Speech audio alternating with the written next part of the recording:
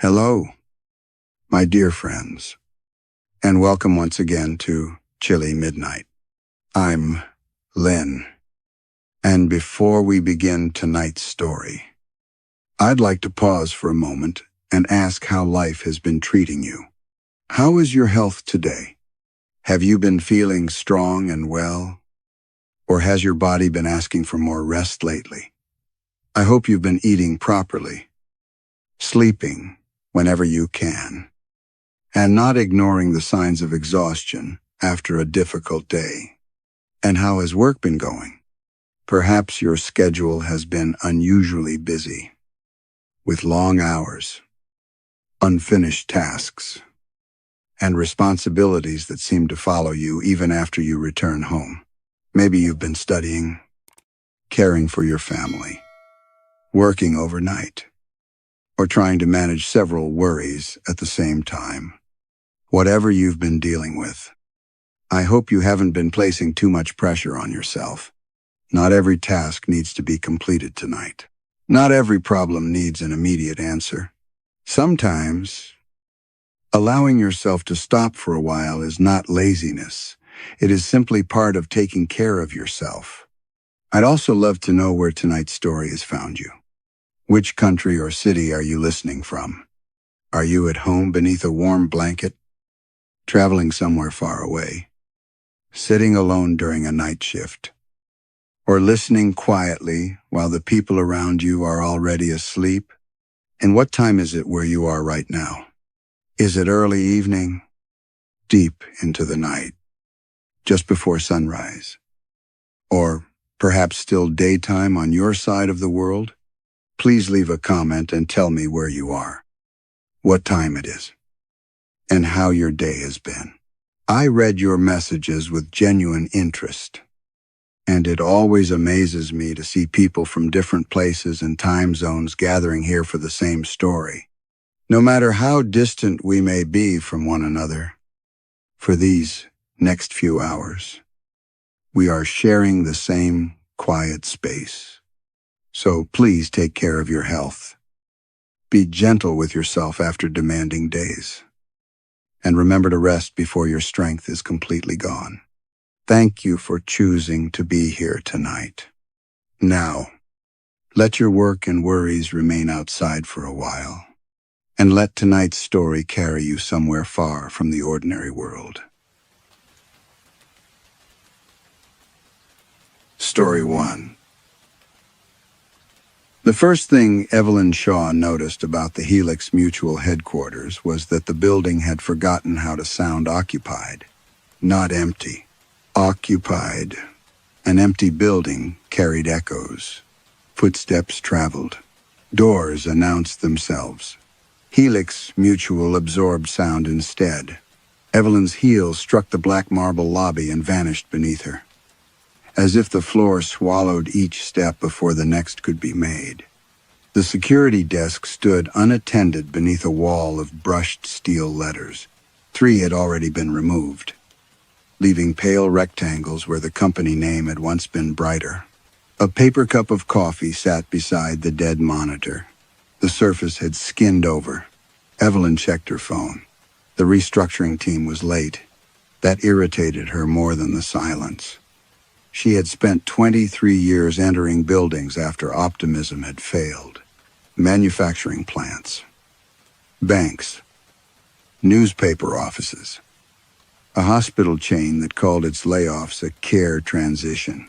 She was good at deciding what could be sold, what could be erased, and which employees would remain useful long enough to help close the doors behind everyone else.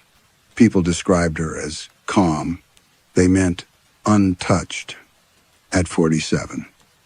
Evelyn believed emotion was a delay disguised as virtue. A company did not become less bankrupt because someone cried in a conference room. A severance package did not improve because the person delivering it looked ashamed. She had built her career on speaking clearly while other people lost the shape of their lives. The elevator bank waited beyond the turnstiles. 8 buttons glowed behind a film of fingerprints. Lobby 2 through 8. No ninth floor. According to the closing documents, the building had 8 stories, 2 basement levels, and a roof crowded with obsolete equipment. Evelyn pressed 8. The elevator arrived without a chime. Inside, mirrored walls gave her 4 versions of herself, each in the same charcoal suit, each holding the same leather portfolio against her ribs. For a moment, she thought one reflection turned its head before she did. Then, the doors closed. The car rose with a soft mechanical shudder. 2nd floor, 3rd, 4th. Between the 6th and 7th floors, the fluorescent panel overhead dimmed. The floor indicator went blank. Something clicked behind the wall. The elevator slowed. She pressed 8 again. The button remained lit. The doors opened onto a corridor she did not recognize. Rows of gray cubicles extended beneath humming fluorescent lights. Old monitors glowed green on every desk. Men and women sat upright, hands moving steadily over keyboards. No one spoke. No one looked toward the elevator. The air smelled of toner and burnt paper.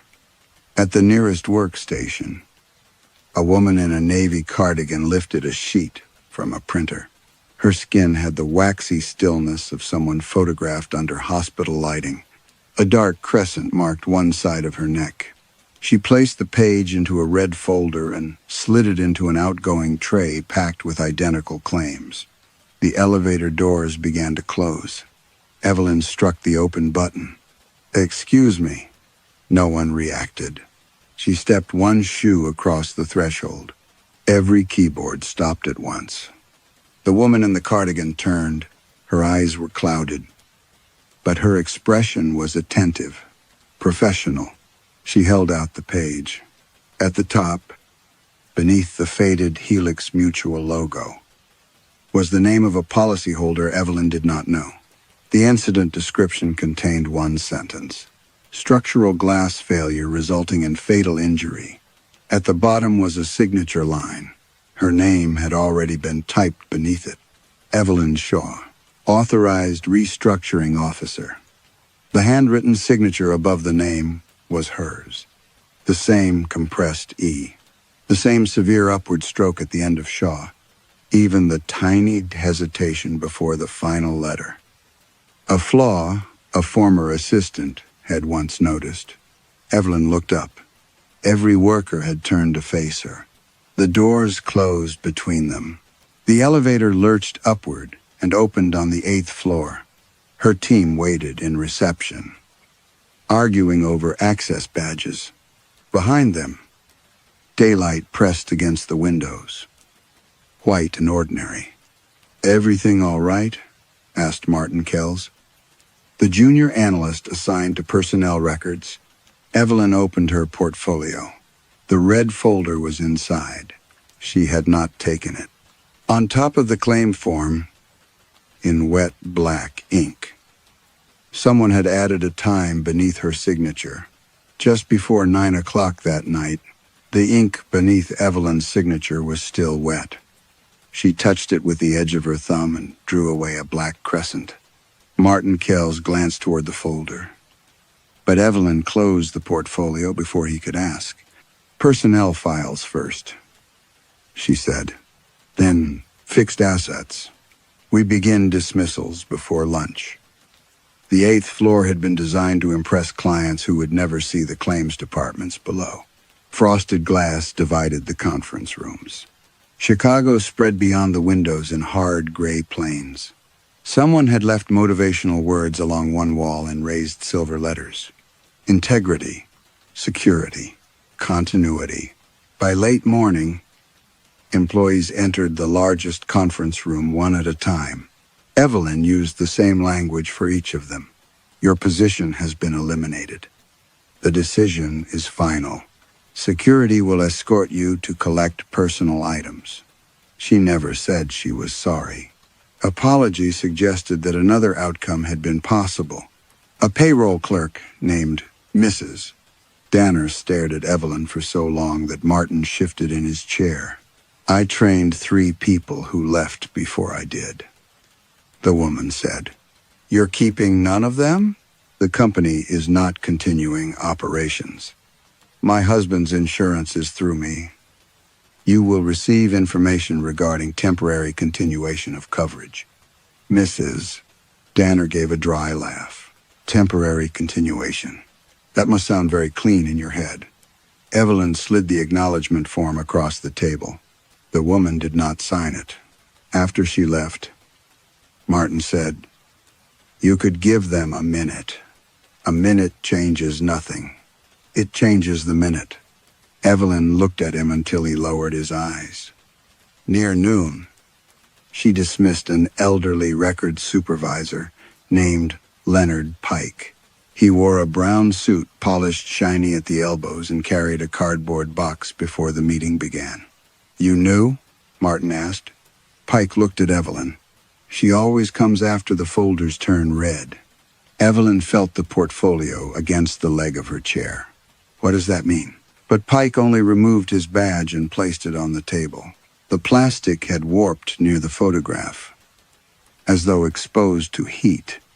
Throughout the afternoon, the smell of burnt paper drifted through the floor. Facilities blamed dust in the vents. At 8:30 that evening, Evelyn was alone in the executive suite. The restructuring team had gone. The dismissed employees had carried away plants, certificates, coffee mugs, and desk lamps, leaving pale rectangles in the dust. Evelyn remained because the claim named a time just before 9 o'clock. She told herself she was verifying a threat. Forgery, sabotage, intimidation by a former employee. Those were manageable categories. At 8:54, she stood at the north windows with the claim open on a conference table. Structural glass failure resulting in fatal injury. The policyholder was Victor Harlan, managing partner of a private equity firm occupying the building across the street. Evelyn searched his name. Wealthy, 52, married. At 8:58, lights came on in a conference room opposite hers. A man entered, phone against his ear. Victor Harlan. The glass behind him trembled. Evelyn noticed the bolts first. Small black points around the frame, one after another. They turned outward as if loosened by invisible fingers. The panel bowed. Then it burst into the room. Harlan disappeared behind a white eruption of glass. For several seconds, nothing moved except papers spiraling against the open wound in the building. Evelyn looked down at the claim. A new line appeared beneath the incident description. Loss transfer completed. Her phone rang. Martin's name filled the screen. When she answered, he was crying too hard to speak clearly. "My sister," he said. There was glass. At the train platform, it fell from somewhere. Evelyn looked across the street. Victor Harlan was standing again. He stepped to the broken window, untouched, and stared directly at her. Martin kept speaking. His sister's name was Claire Kells. Evelyn knew it. 7 years earlier, she had closed a printing plant in Cicero. Claire's husband had worked there. He lost his health coverage during chemotherapy and died 6 months later. Evelyn remembered the appeal letter because she had denied it herself. On the red claim form, Victor Harlan's name faded. In its place, letter by letter, appeared Claire Kells, and beneath it, in Evelyn's handwriting, acceptable loss. The words remained on the page after the call ended. Acceptable loss. Evelyn read them until the letters seemed less like handwriting and more like a verdict copied from somewhere inside her. She left the executive suite without collecting her coat. The elevator arrived before she pressed the button. Its doors opened on an empty car. fluorescent panel flickering above the mirrored walls. Evelyn stepped inside and selected the lobby. The button lit, but the elevator rose. 8 disappeared from the display. For several seconds, there was no number at all. Then a pale green 9 appeared. The doors opened onto the silent office. This time, Evelyn entered. The carpet felt damp beneath her shoes. Cubicle partitions stood in regimented rows, their fabric darkened with age. Old monitors cast green light across stacks of red folders. The workers watched her without moving their heads, only their eyes following as she passed. The smell of burnt paper was stronger here. Evelyn stopped beside the woman in the navy cardigan. A plastic nameplate stood at the edge of her desk. Margaret Voss, Senior Claims Processor. Evelyn had seen the name that afternoon. Martin had prepared a list of deceased Helix employees whose pension accounts still required closure. Margaret Voss had died 14 years earlier after collapsing at her workstation. The official cause had been cardiac arrest. The photograph in the personnel record showed a healthy woman with clear eyes and a broad smile. The woman before Evelyn had gray skin, clouded pupils, and a dark band around her throat. "You're Margaret Voss," Evelyn said. Margaret placed both hands on the desk. The nails were blackened at the edges. 2 rows away sat a thin man with a burn scar across his scalp. Evelyn remembered his file as well. Colin Avery, killed in an electrical fire in the building's West Records room. Beyond him, an elderly woman fed paper into a calculator with melted keys. Ruth Carden died in an elevator malfunction. A 4th worker wore a security uniform with the Helix emblem over the breast. The front of his shirt was caked with something dark and dry. Evelyn knew his name before she saw the badge. Thomas Bell, crushed by a loading dock gate 6 years earlier. Every person on the floor was dead. She moved between the desks, reading names. Some she had seen in personnel files. Others appeared on memorial notices preserved in the company archive. A few had died before Evelyn began her career. They all worked in silence. Each desk held a red folder. Each folder contained a claim describing an accident that had not yet occurred, and each claim bore Evelyn's signature. She opened one after another. A warehouse collapse in Joliet, a school bus brake failure in Evanston, a gas leak beneath a nursing home near Lake Michigan. The names of wealthy policyholders appeared at the top. Beneath them, handwritten amendments listed substitutes, warehouse staff, teachers, cleaners, nurses, family members, people connected to companies Evelyn had restructured, people who had written appeals, people whose names she had read and forgotten. At the end of the aisle, a desk phone began to ring. The sound was small and ordinary, but every worker stopped typing. Evelyn approached the phone. A label beneath the receiver read, "Claims Authorization." The ringing continued. She lifted it. At first, there was only breathing. Then a man said, "You're late." His voice sounded muffled, as though speaking through cloth. "Who is this? You signed Claire Kells at 7 minutes before 9. I signed nothing. You always say that." The office lights dimmed together. Evelyn gripped the receiver. "Who are you?" "My name was Owen Price." She remembered the record. Claims processor. Deceased 11 years. Smoke inhalation during a fire officially confined to a storage room. What is this place? The department that remained profitable. Evelyn looked around at the dead employees. "I have never been here." Owen gave a sound that might once have been laughter. "You don't remember coming? That isn't the same thing." A printer began operating on Margaret's desk. One sheet emerged, then another, then dozens, spilling onto the floor. Every page contained a claim bearing Evelyn's signature. "How long?" she asked. The voice on the phone became clearer. "Since before Martin Kells was hired, before Claire married, before Helix declared bankruptcy." "That's impossible. Your signature has approved every transfer." Evelyn stared at the papers gathering around her shoes. On each page, beneath a different victim's name, the same authorization date appeared. Years of dates, some from periods when Evelyn had been working in other cities, some from before she had ever heard of Helix Mutual. Then she saw the oldest claim.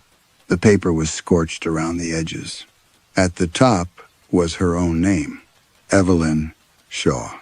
The incident description read, "Fatal office fire." The authorization line below it had been signed in her handwriting. Owen Price whispered into the receiver, "You approved that one too." The scorched claim shook once in Evelyn's hands. Not from fear, she told herself. From anger. Forgery was still possible. So was fraud. Coercion. A coordinated attempt to destabilize her. Someone could have copied her signature, altered old personnel files, staged the 9th floor inside an unused mechanical level. Dead employees were harder to explain. But Evelyn had built a career by separating what could be proved from what merely felt impossible. She placed her own claim back on the desk. "I want the original records," she said into the receiver. Owen Price answered. "You are the original record." The line went dead.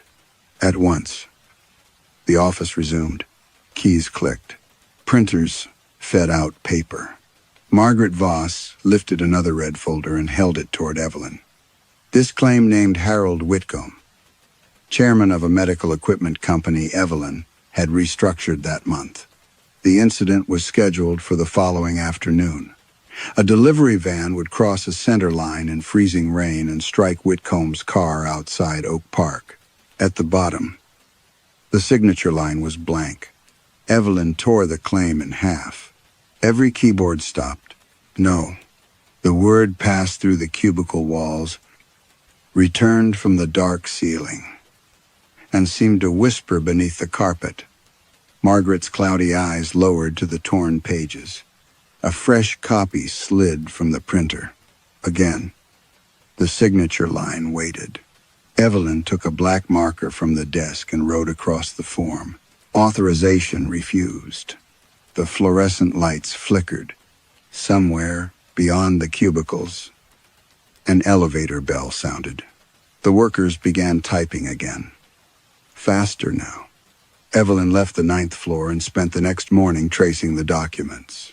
She compared ink, paper fibers, printer codes, and digital metadata. The claims used obsolete Helix templates, but each bore authorization certificates linked to her professional credentials. Martin did not come to work. His sister remained in intensive care, injured by falling glass at a train platform that had no damaged windows or nearby construction. Witnesses disagreed about where the glass had come from. Some said it had fallen from the sky. At noon, Evelyn called Helix's outside counsel and ordered a forensic review. "You signed these?" the attorney asked. "No." "Then why does the certificate validate? That is what you are being paid to determine." She ended the call. At 4:15, freezing rain began needling the windows. Evelyn watched traffic crawl below and told herself that Whitcomb had drivers, security staff, and enough money to replace every vehicle he owned. The claim had been destroyed. The authorization had been refused. At 4:47, her phone displayed a local news alert. A delivery van had crossed the center line near Oak Park.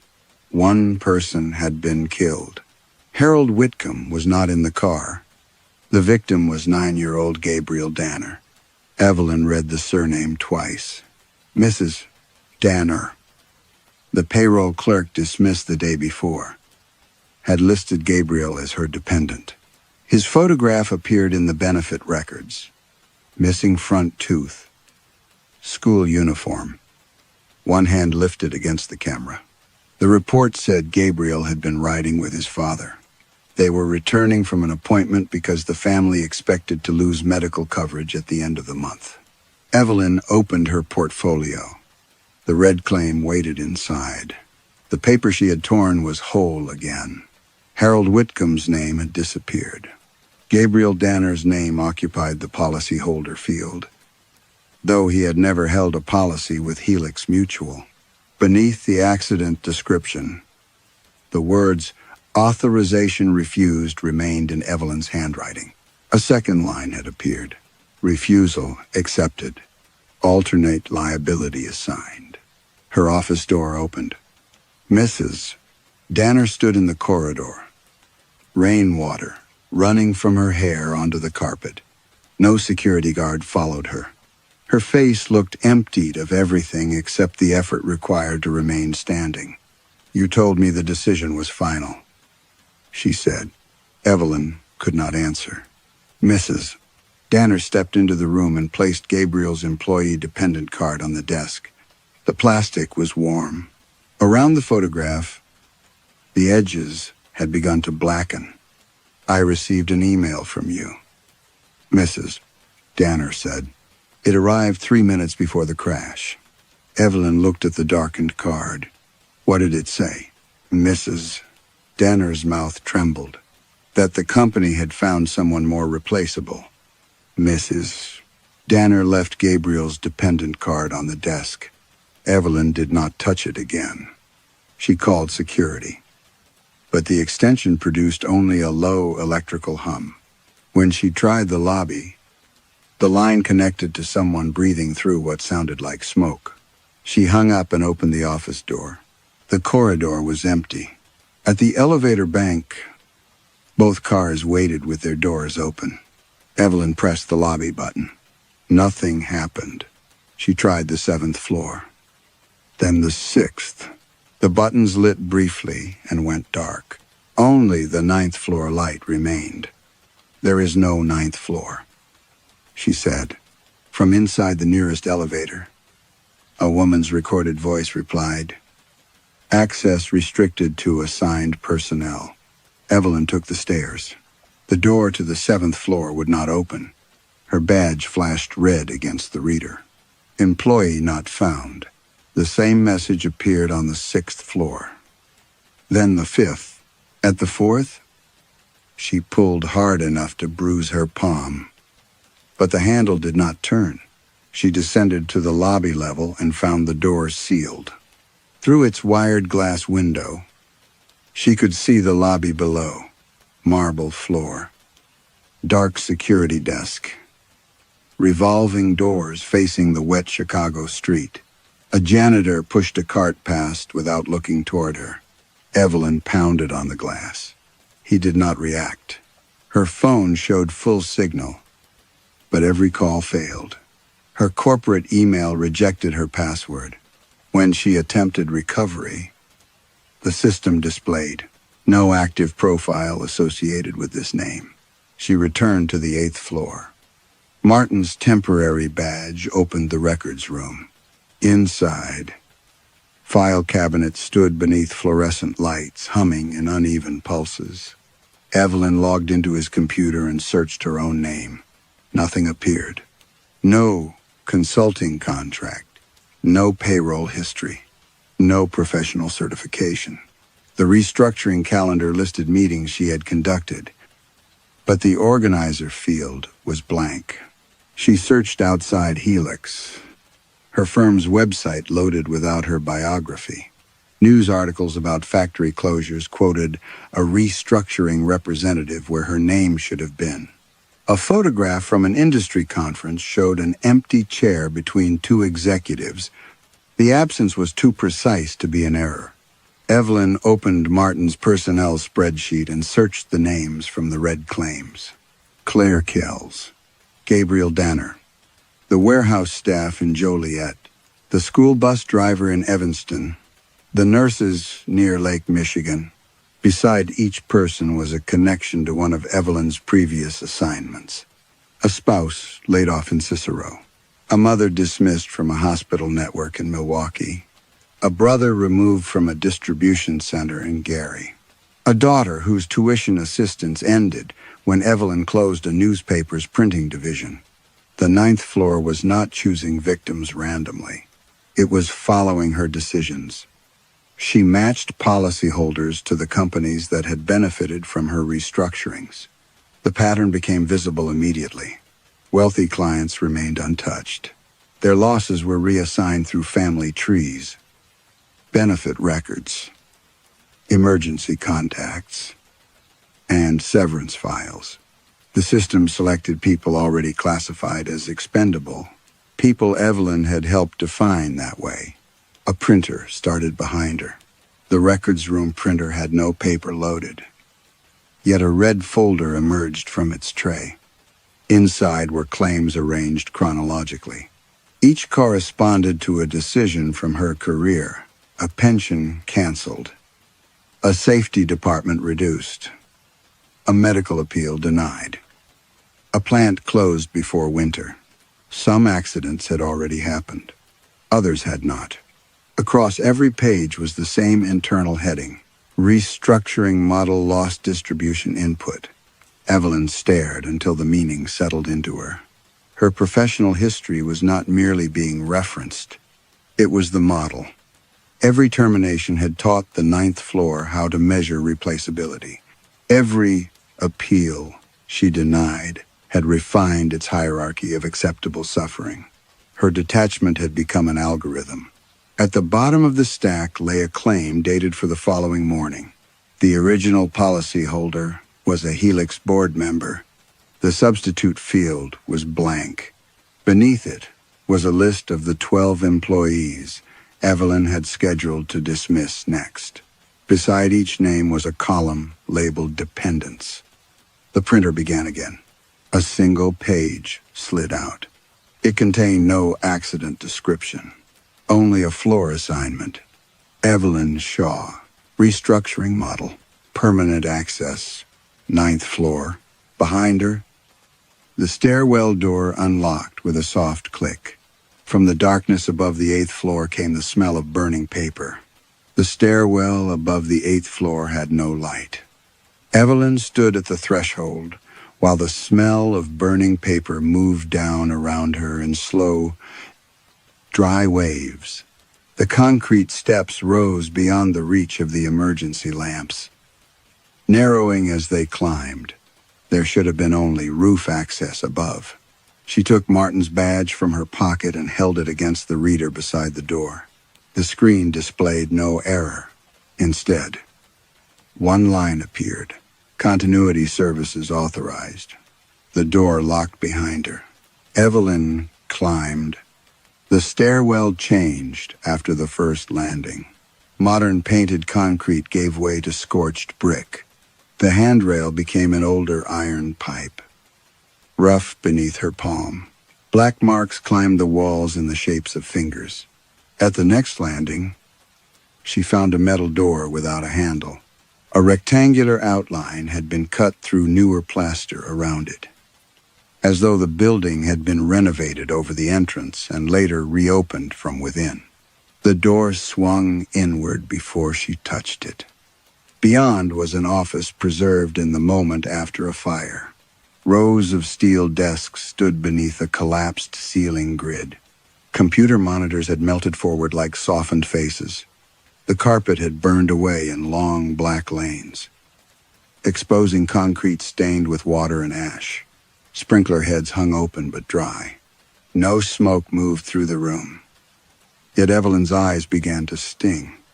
Along the walls, modern drywall had been constructed inches in front of the original brick, hiding the damaged floor from the offices below. Electrical cables passed through both structures, old lines braided into new ones. The 9th floor had not been added to the building. It had been buried. A brass sign lay face down near the entrance. Evelyn turned it over with her shoe.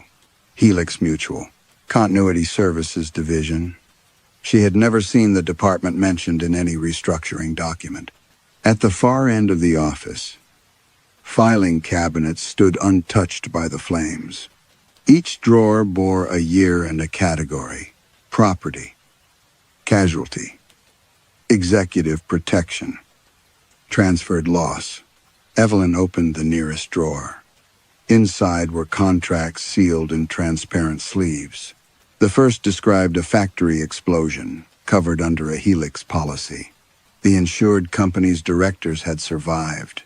The fatal injuries had been reassigned to 4 night shift workers at a subcontractor that later closed. The document called the process actuarial continuity. Another contract transferred a wealthy client's terminal diagnosis to an uninsured warehouse employee. Another moved liability from a hotel owner's son to the child of a housekeeper. Each agreement required an evaluator to establish that the substitute life carried lower institutional value. At the bottom of every contract was Evelyn's signature. The earlier signatures looked nothing like hers. The E was rounder. The final stroke of Shaw fell downward. Over the years, the handwriting changed. It became hers gradually. She found a binder labeled Model Development. Inside were performance evaluations, severance decisions, recorded interviews, psychological profiles, and transcripts of meetings from throughout her career. Helix had studied every phrase she used when dismissing employees: financial necessity, operational efficiency, acceptable impact. The model notes described emotional hesitation as contamination. Appeals were used to test resistance. Compassion reduced predictive consistency. A yellow tab marked one page. Subject Shaw demonstrates ideal continuity traits following biological loss. Evelyn stopped breathing. She turned the page. The document beneath was an incident report for a fire in the building's West Records division. The date was 11 years earlier, the same fire that had killed Owen Price and Colin Avery. 3 additional names appeared beneath theirs. One had been covered with correction fluid. Evelyn scraped it with her thumbnail. The white layer flaked away. Evelyn Shaw. External consultant. She stepped back from the cabinet. A memory surfaced without context, heat against one side of her face. A door that would not open. Someone pounding from behind a wall. Then the memory flattened into a familiar airport lounge. A contract negotiation. A different city. Evelyn searched the lower drawers. The final cabinet contained personal effects recovered after the fire. Watches, rings, warped eyeglasses, blackened employee cards sealed in numbered bags. Her hands moved before she could stop them. Bag 31 contained a leather security badge melted almost in half. The photograph was blistered, but the face remained recognizable. Charcoal suit, hair pinned back. Her face. Beneath the damage, the printed name could still be read: Evelyn Shaw. On the reverse, someone had written in black marker: biological employee terminated. Continuity approved. A desk phone rang in the burned office. Evelyn looked toward the sound. The receiver rested on a melted desk beside a fresh red folder. Her own badge lay on top of it, not the burned one in her hand. The badge she had used to enter the building that morning. Its access status glowed green, active since death. The green letters on Evelyn's badge remained steady. Active since death. She dropped it onto the desk. The phone continued ringing beside the red folder. But she did not answer. Instead, she searched the burned office until she found a bank of security monitors behind a collapsed partition. Most were blackened beyond use. One screen still glowed beneath a film of ash. A keyboard sat before it. Several keys had melted together. Evelyn pressed the spacebar. The monitor displayed a directory of archived recordings. Every file was labeled with the date of the fire. Beneath them, one folder carried her name. Shaw. Evelyn, continuity capture. She selected it. Grainy security footage filled the screen. The camera looked down on the West Records Division before the fire. Employees moved between desks, carrying folders and paper cups. Owen Price sat beneath a wall clock. Colin Avery leaned over a copier. Margaret Voss crossed the frame, holding a stack of red claims. Then Evelyn entered, 11 years younger, though not as different as she wanted her to be. She wore a charcoal suit and carried a leather portfolio identical to the one upstairs. A Helix executive followed her into the room. Speaking with both hands raised in frustration, there was no sound. But Evelyn remembered the conversation. Not all of it. Fragments returned like objects recovered from smoke. The division was losing money. Several claims processors had refused to approve transfers involving children. Helix wanted the department reduced before regulators discovered the altered policies. On the screen, the younger Evelyn distributed termination packets. Owen stood. Margaret shook her head. Colin pointed toward the exit. Evelyn watched herself close the door. A red light flashed above it. The employees began pulling at the handle. The Helix executive left through a second door behind the camera.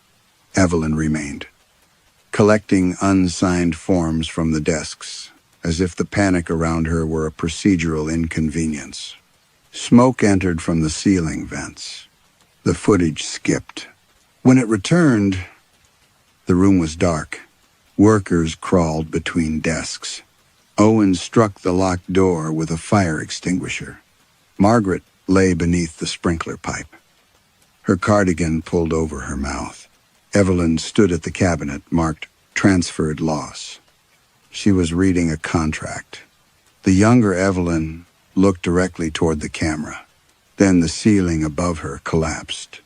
The image whitened. When it cleared, flames moved across the room in slow, soundless waves. No one was standing. Evelyn gripped the desk until the blistered surface cracked beneath her fingers. She remembered heat filling her throat.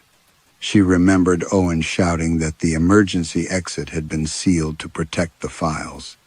She remembered signing one last authorization because the executive had promised to unlock the door when she did. He had not returned. The recording continued. Men in protective suits entered after the flames had died. They photographed the bodies, then carried a machine into the room. Its cables were attached to computers, telephones, security cameras, and the cabinet Evelyn had died beside. A title appeared beneath the footage: Behavioral Continuity, Recovery Successful. The next document opened automatically. It described Evelyn not as a victim, but as an asset. Her emails, recorded meetings, employment decisions, biometric access data, speech patterns, handwriting samples, and psychological evaluations had been used to reconstruct a functional decision model. A paragraph had been highlighted. Subject demonstrates unusually low emotional resistance to distributive harm. Preservation is recommended. Human replacements introduce hesitation, guilt, and inconsistent liability assignment. More reports followed. The Evelyn model had been tested through simulated layoffs. When employees pleaded, she denied them. When shown photographs of dependents, she prioritized corporate survival. When informed that a transferred loss would kill an unknown person, she asked whether the decision was legally defensible. Each successful response strengthened the reconstruction. Evelyn searched for records of her life after the fire. There were none. Every memory of airports, hotel rooms, conferences, and restructuring assignments was represented by a data file. Her apartments had been corporate leases. Her salary had circulated through internal accounts. The colleagues she remembered had communicated through screens or temporary offices. Helix had not brought her back. It had continued running her.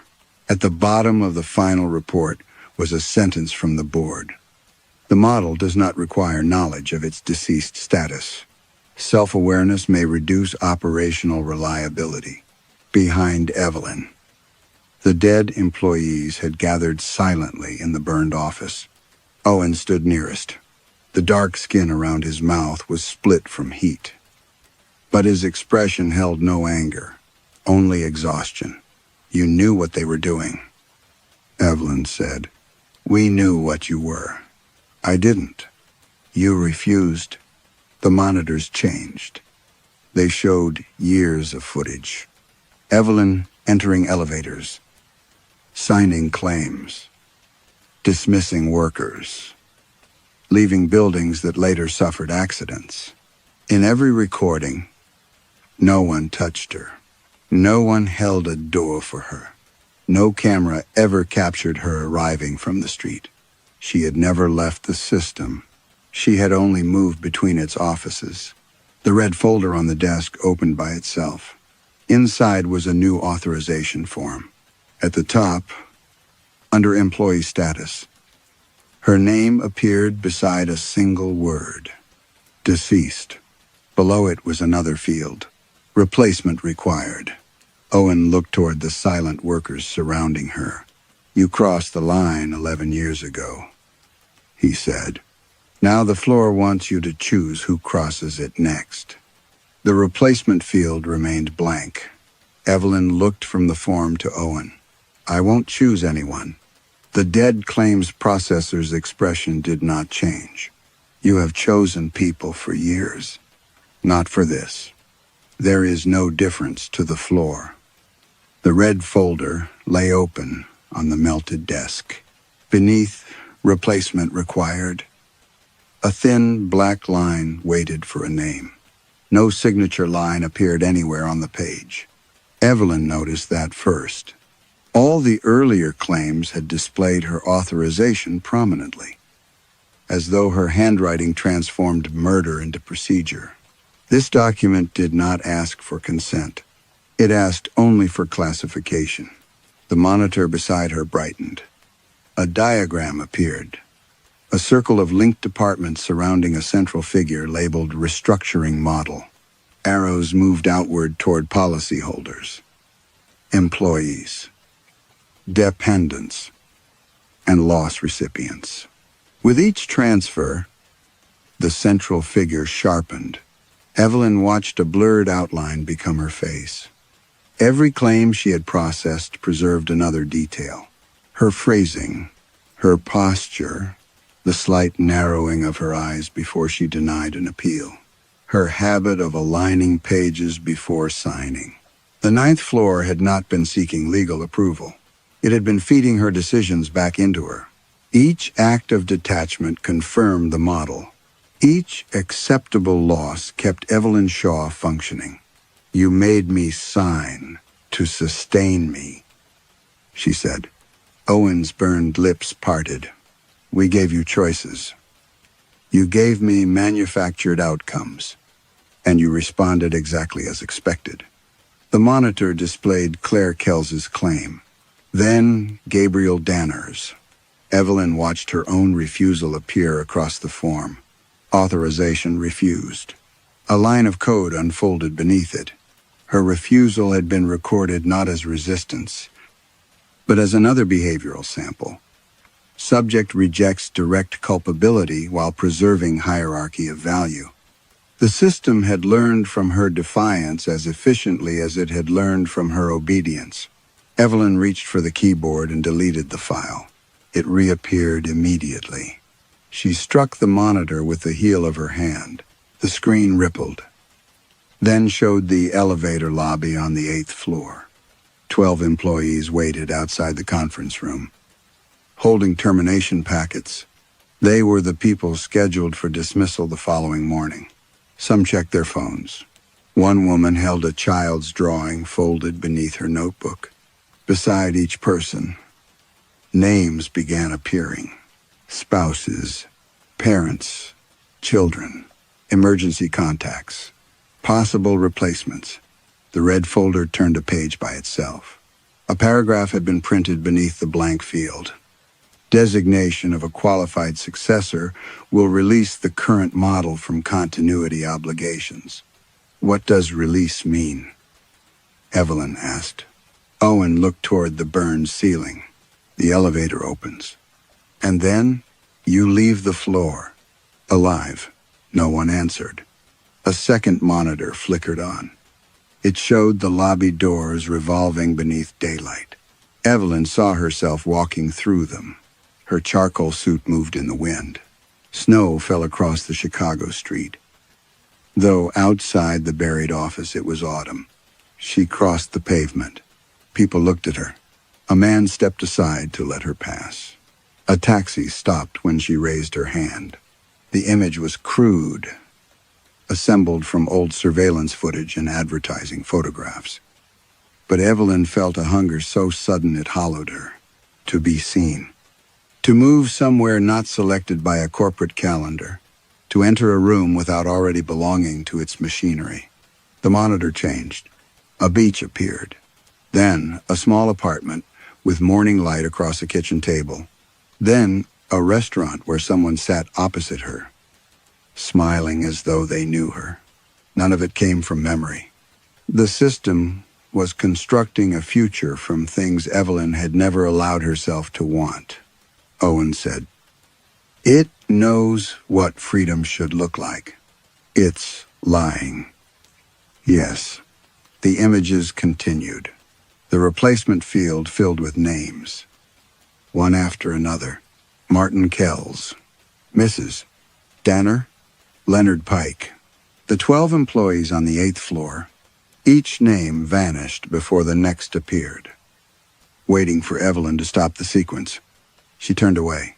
The office around her had begun restoring itself. Burned desks straightened. Melted monitors hardened into black glass. The dead workers returned to their cubicles. Fluorescent lights hummed above clean gray carpet. Only Evelyn remained covered in ash. A desk formed at the end of the central aisle. Her leather portfolio rested on it. Beside the chair stood an elevator with open doors. Beyond them was the false street from the monitor, bright with winter sunlight. The folder slid across the desk toward her. A pen appeared beside it. "You don't need my signature," Evelyn said. "No," Owen replied. The signature was never authorization. What was it? Proof that you were still yourself. The elevator waited. On the form, the names stopped changing. Martin Kells remained in the replacement field. Below it, one final sentence appeared. Designation will be accepted upon intent. Evelyn had not touched the pen. But Martin's name was already written in her handwriting. Martin's name darkened on the page. Evelyn stared at it until the letters blurred. Intent. The form had said, the floor did not need movement. It did not need ink. It needed only the private instant in which one life became easier to sacrifice than another. She seized the red folder and carried it into the archive. The filing cabinet stood behind the restored office walls, concealed beneath gray panels that opened when she approached. Inside, the contracts waited in transparent sleeves. Factory owners, investors, surgeons, developers, board members. Beside each protected name was the person who had received the injury. Illness, or death instead. Evelyn pulled the first drawer free. Contracts spilled across the floor. The workers stopped typing. She tore the pages in handfuls. Plastic sleeves split beneath her fingers. Signatures separated from clauses. Red folders opened and released the smell of smoke. You cannot destroy assignments, Owen said. I can destroy records. The records are what hold them away. Evelyn overturned a filing cabinet. The office lights went out. For one breath, the 9th floor was dark. Then every telephone began ringing. Screens illuminated the cubicles with dozens of live images in one. Victor Harlan stood beside the shattered conference room window across the street. A line of blood appeared along his temple. In another, Harold Whitcomb sat in the rear of a black car. The windshield fractured inward. A hotel owner collapsed beside a swimming pool, clutching his chest. A pharmaceutical executive began coughing in a bright private dining room. A board member stepped into an elevator whose cables had started to unravel above him. The losses were returning, not to Claire Kells, not to Gabriel Danner. To the people originally named, Evelyn ripped another contract apart. Across the monitors, protected clients screamed as years of transferred harm moved back toward them at once. Old wounds opened. Delayed illnesses surfaced. Structural failures resumed their interrupted paths. For the first time, the 9th floor sounded afraid. Printers shrieked. Fluorescent tubes burst overhead. The dead employees rose from their desks. Not to stop Evelyn, but to watch. She reached the final cabinet. A steel plate had been welded across its drawers. Evelyn took a fire extinguisher from the wall and struck the lock until the plate bent. The building groaned. The monitors changed. The wealthy claimants disappeared. Now the screen showed the Helix headquarters, the lobby, the 8th floor conference rooms, the stairwells. Martin sat alone in the personnel office, his face pressed into both hands. Mrs. Danner stood near the security desk, refusing to leave until someone explained the email sent before Gabriel's death. Leonard Pike waited beside a box of personal belongings. The 12 remaining employees were still inside. So were janitors, guards, outside counsel, and the restructuring team. Red outlines appeared around each person. The floor indicator above the elevator began counting downward. 8, 7, Avery 6. Owen stood beside Evelyn. The archive distributes pressure, he said. Without it, every unpaid loss enters the nearest available structure. You mean the building? I mean everyone in it. On the screens, windows bowed inward. Elevator cables tightened. Ceiling panels trembled above the employees. Evelyn looked at the torn contracts around her. She could continue. The original claimants would suffer what they had purchased others to endure. Helix would lose its protection. The system might end, but the building would collect the difference first. The indicator changed to 5.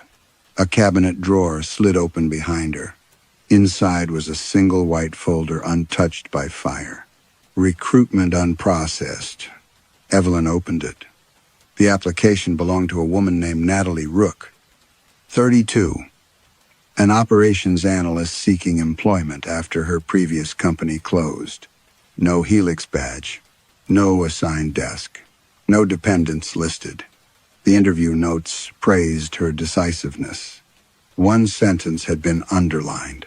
Candidate demonstrates unusual comfort with workforce reduction. Evelyn understood why the file had remained unopened. Natalie had not yet entered the system.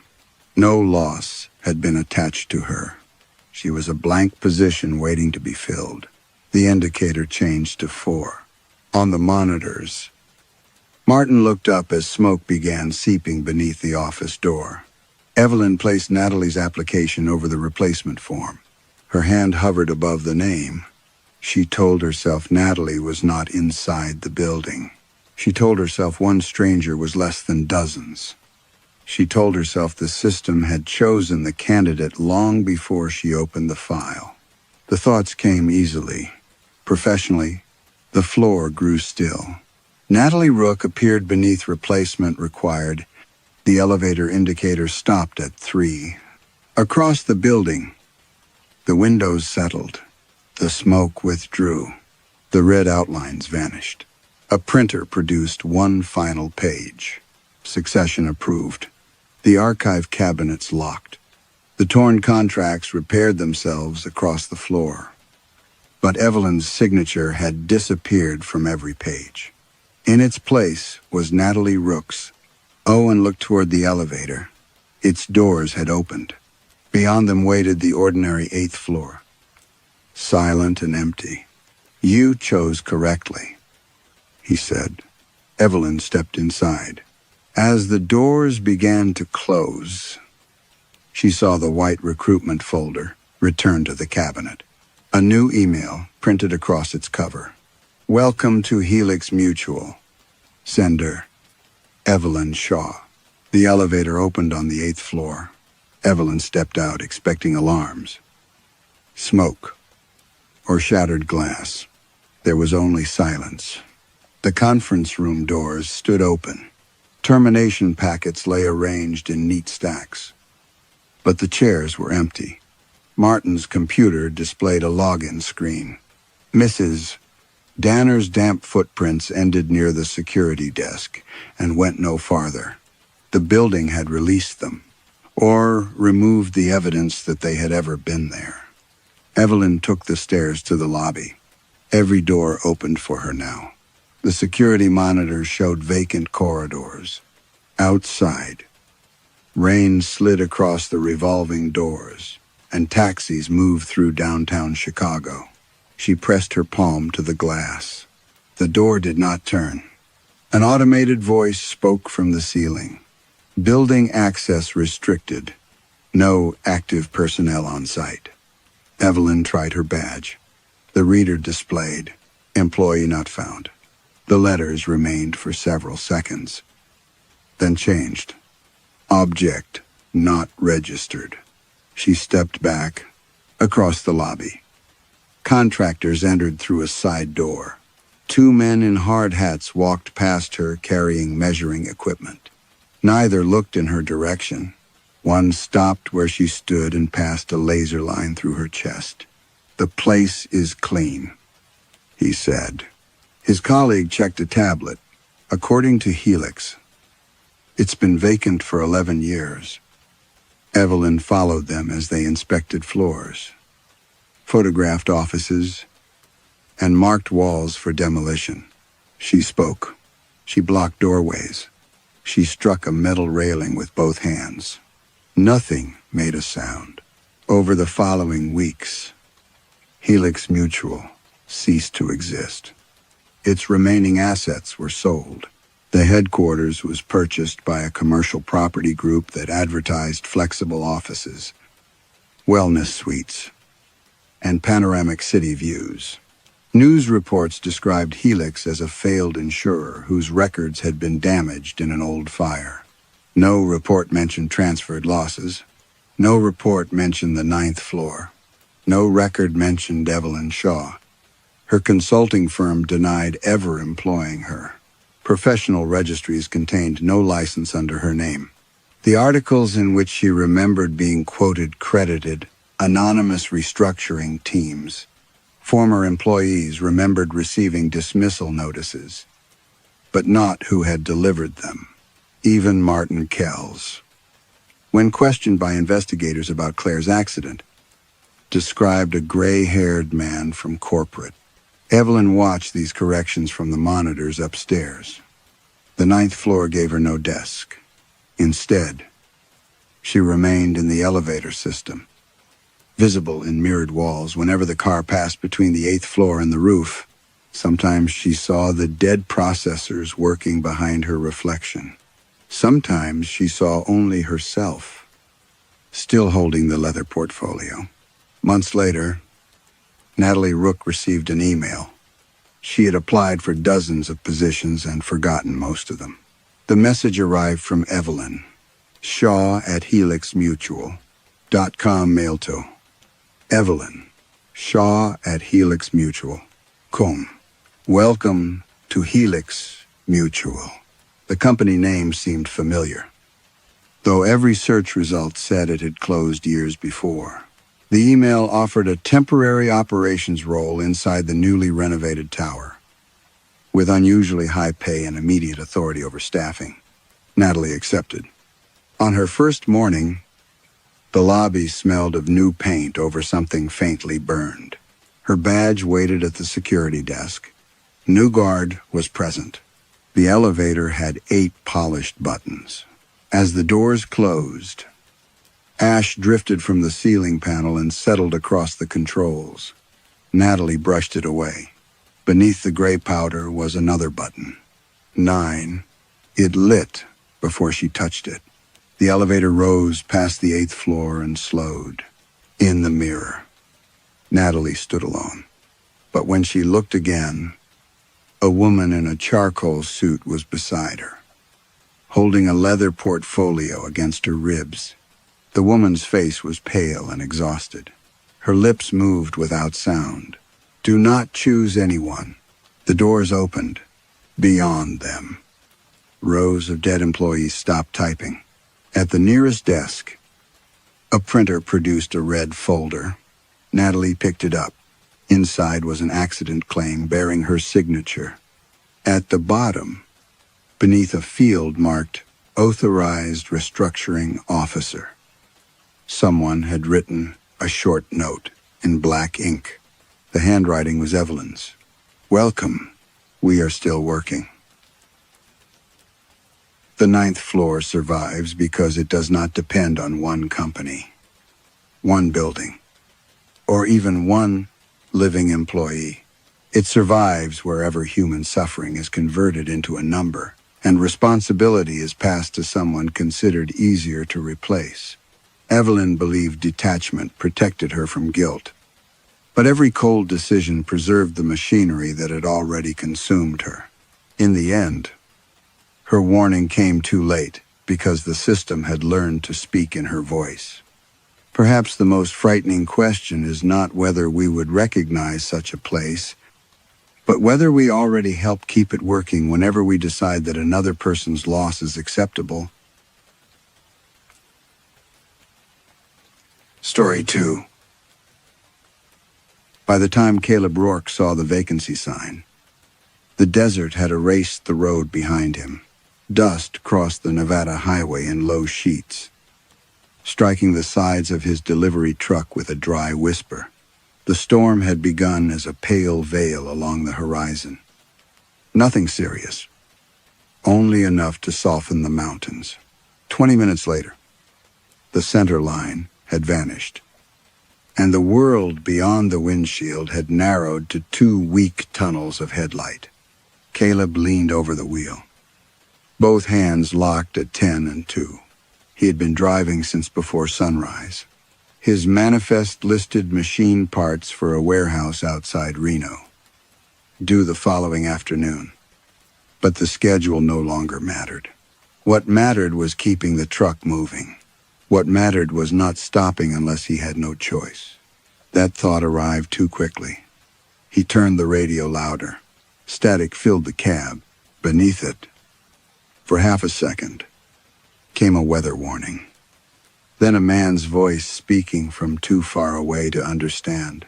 Caleb reached for the dial. The voice disappeared.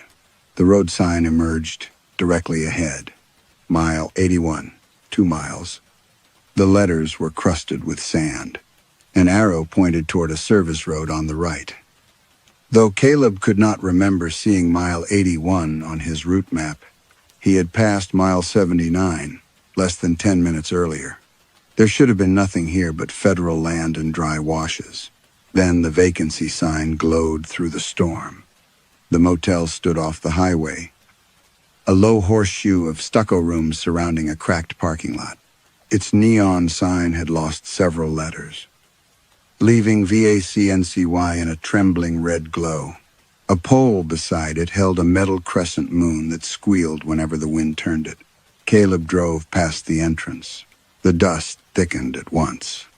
For several seconds he could see nothing, not the shoulder, not the hood, not even his hands reflected in the windshield. Gravel rattled under the tires. The truck lurched toward the ditch. He corrected too hard. Something struck the passenger side panel with a hollow bang. Caleb hit the brakes. The truck stopped at an angle. He stared into the dust, waiting for a shape to move through it. Nothing did. He did not get out. After a moment, he reversed until the tires found pavement, then turned back toward the motel. 3 vehicles waited in the parking lot: a faded station wagon, a black sedan with one headlight broken, and a pickup whose windshield had been starred by an impact. All 3 were coated in dust. Caleb parked beneath the office awning. The neon light slid across the windshield and caught on the silver watch around his left wrist.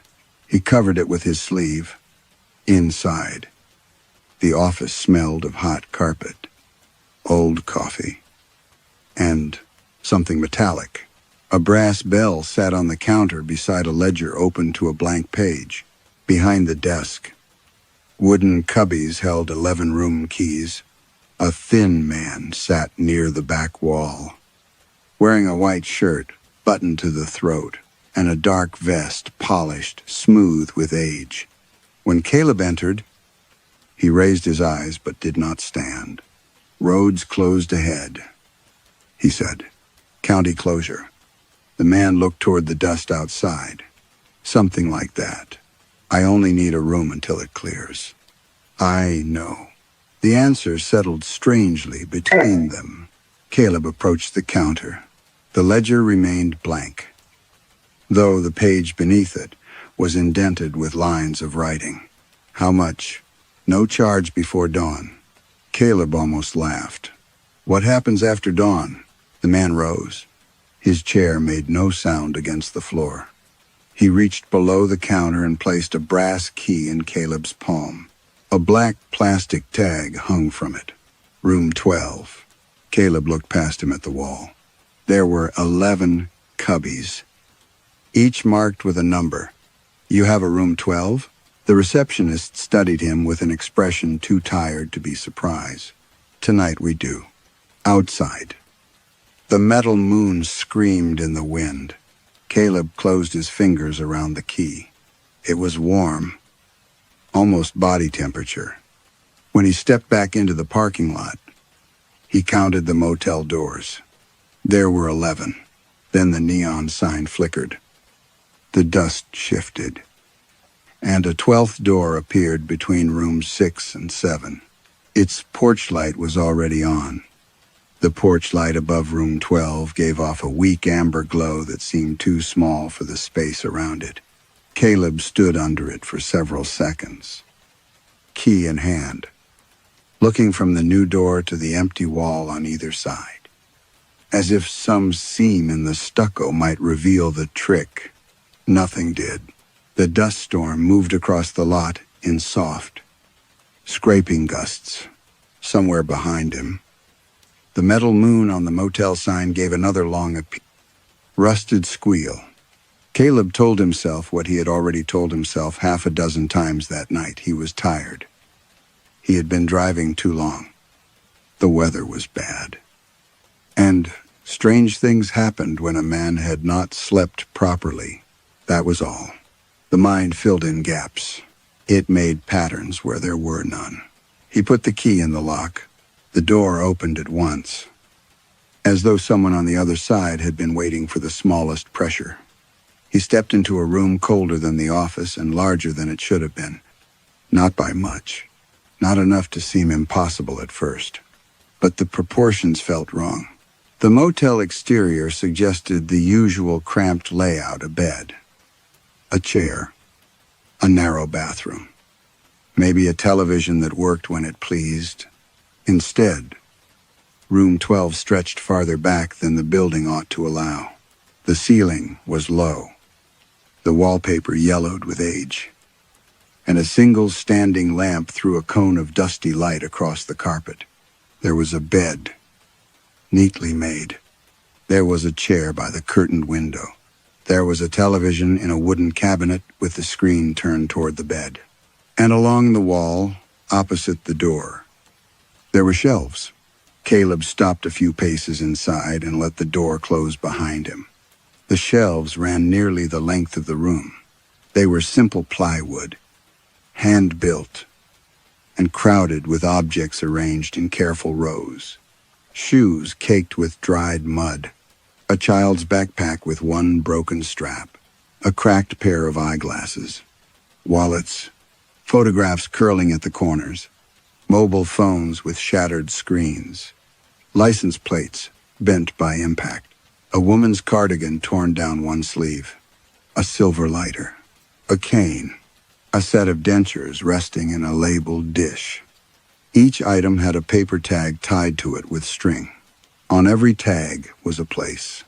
Not names, not dates, places. U.S. 50 West Shoulder, County Road 9 Cattle Crossing, Interstate 15 mile marker 103, Route 95 median. Caleb took another step forward. The room smelled faintly of old fabric, dust, and something that reminded him of a repair garage after rain. Cold metal, wet rubber, stale air sealed too long around damaged things. This some kind of display, he muttered, though there was no one there to answer. His own voice sounded muffled, as if the curtains and carpet absorbed it before it could fully leave his mouth. He moved slowly along the shelves. Most of the belongings looked ordinary in the way abandoned things often did. That was what troubled him. They were not arranged like trophies. They had been handled with care, set in place as though the person responsible believed each object still mattered to someone. A plastic grocery bag held prescription bottles and a pair of reading glasses. A man's work boot had a dark stain at the ankle. A phone with a missing battery had a tag tied around it that read, Mile 81 Southbound Shoulder. Caleb stared at that one longer than the others. He was close enough to hear the soft rattle of the air vent above the bathroom door, close enough to hear, beneath it, the irregular beat of his own breathing. Then he saw the watch. It lay on the third shelf, between a folded road map and a woman's wedding ring sealed inside a little plastic envelope. The face was cracked from edge to center. The metal band had been twisted slightly out of round. A scrape marked the bezel near the crown. Caleb felt the blood pull away from his face. He knew that watch, not because it merely resembled another one, not because it was the same make. He knew the small crescent gouge beside the clasp. He knew the cloudy scratch across the glass where something hard had struck it at an angle. He knew it because he had turned it over in his own hands on the side of the highway less than 12 hours ago. No, he said. The word came out quiet and breathless, without thinking. He looked at his left wrist. His sleeve had slipped back. Beneath it, his watch sat cold against his skin. Same cracked face, same twisted band, same crescent gouge by the clasp. For a moment, the room tilted. Caleb gripped the edge of the shelf to steady himself and felt splinters press into his palm. That was impossible. He remembered taking the watch. He remembered sliding it into his pocket with shaking fingers while dust moved over the roadside, weeds and headlights approached in the distance. Later, at a gas station sink. He had washed the blood from the metal and fastened it around his wrist because leaving it anywhere felt worse than keeping it. He had not meant to keep it. That was what he told himself. He reached toward the shelf. His fingertips touched the broken glass of the second watch. The hands began to move, not forward, backward, minute by minute. In tiny jerking clicks, they reversed through the night. Caleb snatched his hand away. From somewhere behind him, in the silent room, a telephone began to ring. The telephone rang again. Caleb turned slowly. It sat on the nightstand beside the bed. An old beige model with a coiled cord trailing from the receiver. The cord ended halfway to the wall. Its severed wires were green with age. Still, the bell inside the phone pulsed. Once, twice, Then silence. Caleb remained beside the shelves. One hand pressed against his own watch. Beneath his palm, the metal had grown warm. The second watch lay where he had left it, its hands now still, pointing to a time he recognized without wanting to. A little after 9 in the evening, the moment he had seen the man in the road, the telephone rang a third time. He crossed to the nightstand and lifted the receiver. There was no dial tone, only a faint rushing sound, like wind passing over dry grass. Then breathing, shallow, wet, uneven. Who is this? The breathing continued. Somewhere within it came a soft tapping sound, metal against stone. A man spoke at last. His voice was so weak that Caleb nearly mistook it for static. You came back. Caleb felt the room shrink around him. I don't know what you're talking about. You stopped. The words emerged between painful breaths. Caleb looked toward the door. The brass key still hung from the lock. You've got the wrong person. I heard your truck. The tapping continued. Click. Pause. Click. Caleb remembered stepping down from the cab onto the highway shoulder. He remembered the air smelling of hot rubber and sagebrush. He remembered walking toward a dark shape lying near the drainage ditch. He had trained himself not to remember anything after that. You were alive, Caleb whispered before he could stop himself. The voice exhaled. Yes. Caleb shut his eyes. The darkness behind them filled with headlights and airborne dust. A hand on gravel, fingers opening once, then closing. I panicked, he said. I didn't know what to do. You knew how to stop. Caleb opened his eyes. You knew how to search my pockets. The room seemed to lose several degrees of warmth. I was looking for identification. No. The answer was quiet and immediate. You were looking for what could identify you. Caleb's mouth went dry. That isn't what happened. You took the watch. I was confused. You wiped it clean. Caleb pressed the receiver harder against his ear. Who told you that? No reply came. Only whined. Then the man asked, why did you stop long enough to take it, but not long enough to call for help? Caleb dropped the receiver onto the nightstand. The line went dead. He backed toward the door. The standing lamp flickered. And for an instant the shelves seemed crowded, not with objects, but with people standing shoulder to shoulder in the dark. Then the light steadied. Caleb seized the key, unlocked the door, and stepped outside. The storm had quieted. Dust floated in thin ribbons close to the ground. The 3 vehicles remained where they had been parked. The motel guests stood in front of room 12. There were 4 of them. An elderly woman in a blue coat held a child's red sneaker against her chest. A heavy-set man wearing a trucker's cap gripped a cracked motorcycle helmet. Beside him, a young woman in hospital scrubs held a bent pair of eyeglasses. The 4th guest, a thin man with a shaved head, carried a blood-darkened wallet.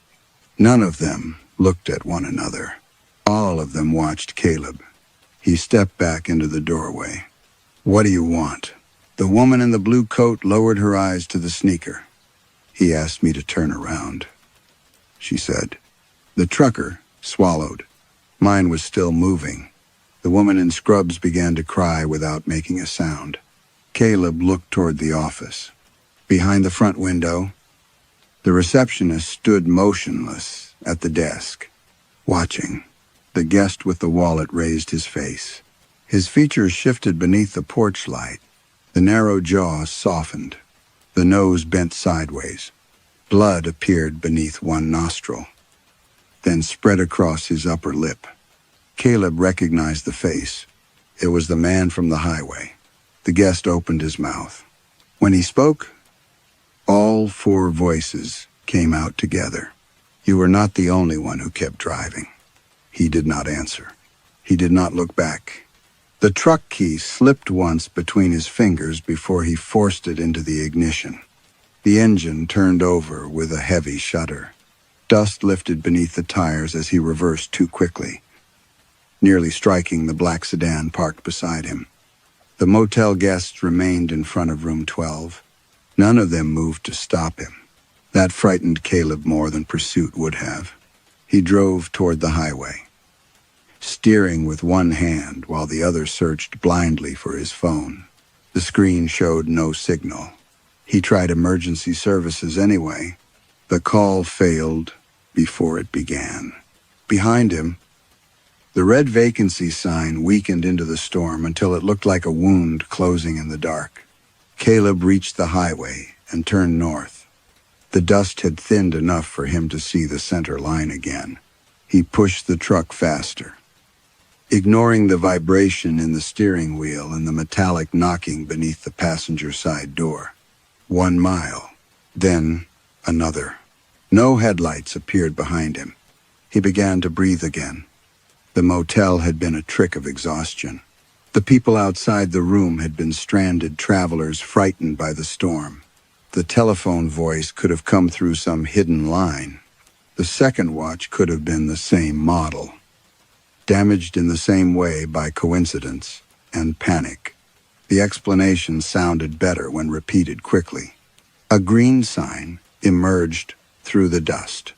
Mile 81, 2 miles. Caleb took his foot off the accelerator. The sign passed his window and disappeared behind him. He watched the odometer climb. After 3 miles, another sign appeared. Mile 81, 2 miles. No, he drove past it. The highway remained straight. The desert, flat and empty on both sides. Yet the same low ridge rose ahead. The same dead yucca leaned over the shoulder. The same strip of torn black rubber lay across the center line. Caleb accelerated. The sign returned. He slammed the wheel right and left the highway at the next dirt track.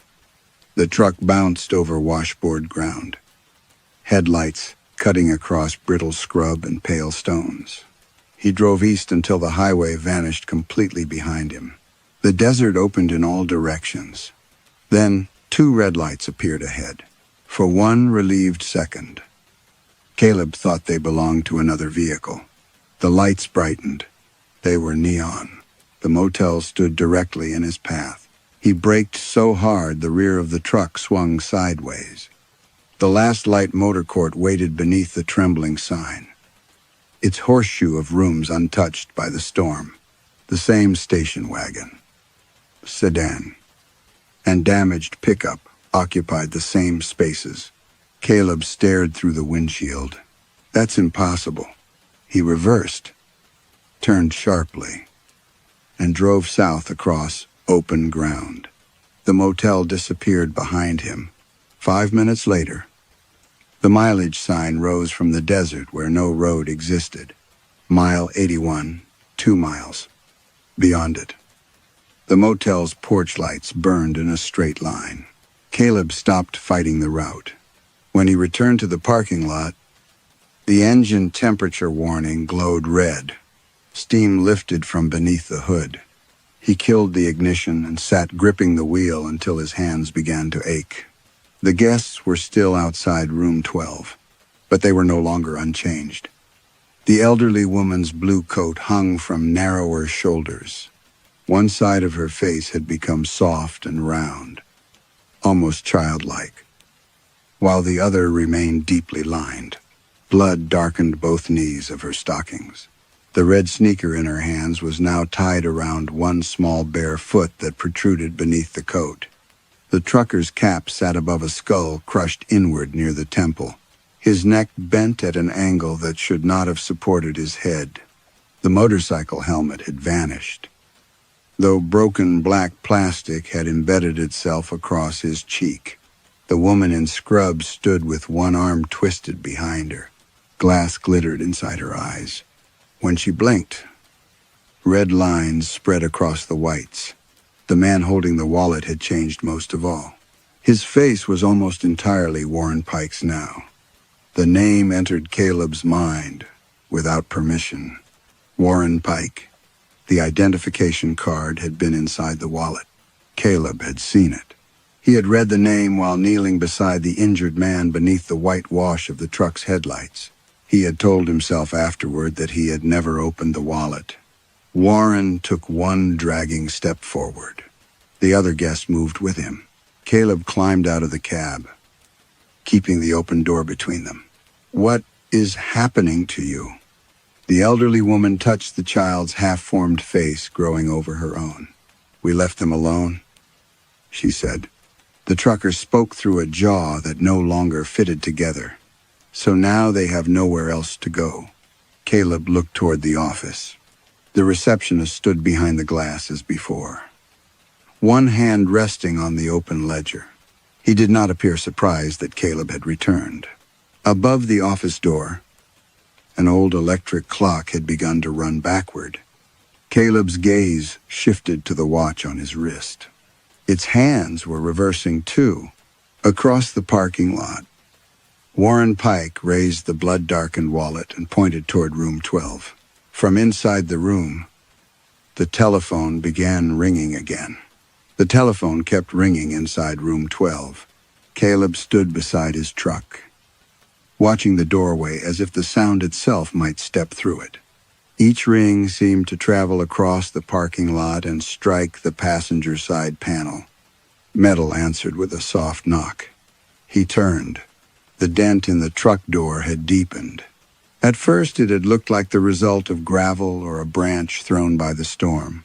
Now its center had folded inward around a shape almost the width of a man's shoulder. The paint was cracked in pale lines. Something dark collected along the lowest edge. Caleb touched it. His fingertips came away wet. Under the porch lights, the liquid looked black. When he rubbed it between thumb and forefinger, its warmth told him what it was before the smell did. Blood. He wiped his hand against his jeans. The guests watched without moving. Warren Pike's borrowed face had become clearer beneath the shaved-headed man's skin. One cheek was flattened. The lower lip had split. A gray patch of desert dust clung to his hair. "You hit him there," the woman in scrubs said. Caleb shook his head. That wasn't there before. The trucker gave a broken laugh. It ended in a clicking sound from his jaw. "Nothing was there before we looked." The telephone rang again. Caleb crossed the lot and entered room 12. The shelves had changed. The objects remained in place. But the room no longer ended at the far wall. Darkness stretched behind the shelves like an open highway at night. 2 distant headlights burned within it. They grew brighter. Caleb turned away and nearly slipped. Gravel covered the carpet. Small stones pressed beneath his boots. A white road stripe ran from the door to the bed, painted across the floor as though the room had been built over a lane of traffic. Sagebrush pushed through the baseboards. The air smelled of engine heat and scorched brakes. The phone stopped ringing. A voice came from the bed. "Caleb." Warren lay on the coverlet, not the guest wearing his face. Warren himself. His body was twisted onto one side. One leg bent beneath him. Blood had dried from his ear to his collar. His eyes remained open, reflecting the headlights shining through the impossible space behind the shelves. Caleb backed against the door. "You're not here." Warren's chest rose, barely, then lowered. "You were breathing," Caleb said. The admission escaped before he could reshape it. Warren's fingers moved against the blanket with the faint scraping motion Caleb remembered from the roadside. Caleb pressed both hands to his temples. "I saw you breathing." The headlights brightened. The room's wallpaper vanished beneath a wash of white light. For an instant, Caleb saw the highway exactly as it had been. The narrow shoulder, the ditch, the pale weeds bending under the wind. His truck idled behind him. Warren lay near the center line. "I didn't know how badly you were hurt," Caleb said. The body on the bed drew another thin breath. "I thought someone else would come."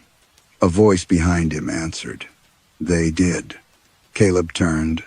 The 4 guests stood inside the room now. Though he had not heard the door open, their borrowed injuries had spread. The elderly woman's left arm had become a child's, bruised and narrow. Fingers curled around the red sneaker. The trucker's chest sagged beneath his shirt as though crushed by a wheel. The nurse's face glittered with windshield glass. The 4th guest wore Warren almost completely. They saw me, Warren's voice said through him. Caleb looked from one face to another. They saw me, the voice repeated. And they kept going too. I stopped. The room went silent. Even the wind disappeared. Caleb heard the lie after he said it. He swallowed. I stopped after I hit you. Warren's body on the bed exhaled. The headlights dimmed slightly, as if the room had accepted one piece of truth. Caleb stepped closer. You were alive. I knew you were alive. The backward-moving watch on his wrist clicked louder. I should have called. I should have stayed. The guests remained motionless. The gravel under Caleb's boots was warm now. Blood spread slowly along the painted center line. I left you there, he said. For 1 second, the shelves, the darkness, and the dead faces blurred. The room became only a motel room again. Caleb waited. Nothing released him. The door did not open. The telephone did not fall silent. The watch continued running backward. Warren's face on the 4th guest tilted with an expression almost like disappointment. That is not all you did. Caleb's hand moved instinctively toward his pocket, though it had been empty since the gas station. The guest looked down at the watch on Caleb's wrist. You stopped, Warren said, but not to help me. Behind the shelves, the headlights flared. On the bed, Warren's body opened its eyes wider. What did you do after you stopped, Ev? Caleb? The question followed Caleb out of room 12. What did you do after you stopped? He crossed the parking lot without looking at the guests. Gravel still clung to his boots, clicking against the concrete, although the motel pavement was bare. Behind him, the telephone resumed its patient ringing. The office door opened before he touched it. The receptionist stood at the counter with one hand resting on the ledger. In the brighter light, Caleb noticed how bloodless the man's skin was and how carefully his dark vest concealed the shape of his ribs. I want the road opened, Caleb said. It is open.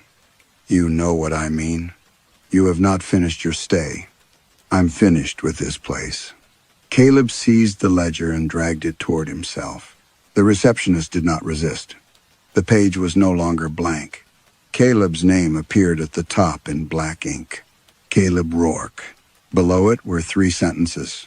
I struck Warren Pike on Route 95. He was alive when I left him. I took. The final line stopped after the word. Caleb slammed the book shut. What is this? An opportunity. For what? To finish the sentence? Caleb shoved the ledger away. Where is the way out? The receptionist's eyes moved toward the wall of key cubbies. Behind you, the narrow wooden panels surrounding them had shifted away from the wall. A black seam showed along one edge. Caleb pulled. The entire rack swung inward. Cold air moved across his face. Beyond the panel, a corridor descended behind the office. Bare bulbs burned along the ceiling. The passage was too long to fit inside the motel. Caleb looked back. The receptionist had reopened the ledger. Some doors only appear after you admit they exist, he said. Caleb entered. The panel closed behind him. Shelves lined both walls, crowded with ledgers bound in cracked leather. Dates, stamped across their spines, ran backward through decades. Caleb opened one at random. The pages were filled with names, highway locations, and confessions written in dozens of hands. I saw her waving beside the overturned car. I heard him calling from the drainage ditch. There were children in the back seat. I told myself someone else would stop. Some entries ended with signatures. Others stopped in the middle of sentences, beside unfinished accounts. Dark stains spread through the paper like old fingerprints. Farther down, hundreds of brass keys hung from hooks. Their tags carried impossible room numbers. Room 27, Room 41, Room 90. One key had no number, only a small blackened handprint. Across from them stood more shelves of lost property. Watches, rings, wallets, shoes, broken glasses. Each object bore a road location, just as the items inside Room 12 had. Only these were sealed in police evidence bags. Caleb moved faster. The corridor narrowed. The bulbs flickered in sequence, following his progress. At the far end stood a steel cabinet beneath a red emergency light. Its drawers were labeled by state. He opened Nevada. Files filled the drawer. A folder near the front carried Warren Pike's name. Caleb pulled it free. Inside were photographs of the highway shoulder, tire marks, blood on gravel, and the crushed passenger side panel of Caleb's truck. Another image showed Warren's body beneath a white sheet. Caleb turned it face down. Something slid from the folder and landed at his feet. A clear evidence bag. Inside was a silver wristwatch with a cracked face, twisted band, and crescent gouge near the clasp. The label read, "Property recovered from Warren Pike." Caleb stared at it, then at his own wrist. His watch was still there. Its hands had stopped moving backward. They pointed toward the exact moment shown in the photographs. Caleb tore open the evidence bag. The watch inside was warm. At once, the one on his wrist tightened. The metal band cinched into his skin until he cried out. Blood welled beneath the clasp. Both watches began ticking together. From the darkness behind the steel cabinet, a man whispered, "You took more than one thing from me." The whisper came from behind the steel cabinet. Caleb stepped away, clutching the torn evidence bag in one hand. The watch on his wrist continued tightening, its metal edges biting into swollen skin. The second watch ticked inside the plastic, perfectly synchronized with it. Warren? No answer. Only the soft movement of paper somewhere in the dark. Caleb pushed the cabinet aside. Behind it was a shallow alcove containing a wooden chair, a tape recorder, and 3 cardboard archive boxes. The red emergency light above the corridor reached only far enough to stain their edges. The top box was labeled, "Last Light, Motor Court, Staff Records." Inside lay payroll sheets, guest ledgers, death certificates, and photographs spanning more than half a century. Caleb searched quickly, expecting to find Warren's name again. Instead, he found the receptionist. A black and white photograph showed the Last Light Motor Court under a cleaner neon sign. A younger version of the thin man stood behind the counter wearing the same buttoned shirt and dark vest. Typed beneath the photograph were the words, "Orrin Shaw, night clerk." Caleb turned the page. The attached death certificate was dated 38 years earlier. Orrin Shaw had died on a rural road outside Tonopah after being struck by a vehicle shortly before midnight. The driver had left the scene. Orrin had survived long enough to crawl toward the shoulder, where his body was found the following morning. Caleb read the next document twice. The driver responsible had been identified years later as Martin Vale, former proprietor and night clerk of the Last Light Motor Court. A photograph paper-clipped to the report showed an older man behind the motel desk. His eyes were hollow, his expression emptied by exhaustion. Written across the back in faded ink was a single sentence. He remained until someone else accepted the key. Caleb heard footsteps in the corridor. Slow, measured, approaching from the office. He searched the remaining files. Martin Vale's name appeared repeatedly in confession ledgers, first as a guest, then as a clerk, finally as a missing person whose truck had been found abandoned beside Mile 81 after Orrin Shaw assumed the desk. Caleb's stomach tightened. The motel had not employed Orrin before his death. It had employed him afterward. A second archive box contained recordings marked with highway numbers and victim names. Caleb found Warren Pike near the bottom. A cassette lay inside a cracked plastic case. Pike. Warren, emergency call. He placed it in the recorder.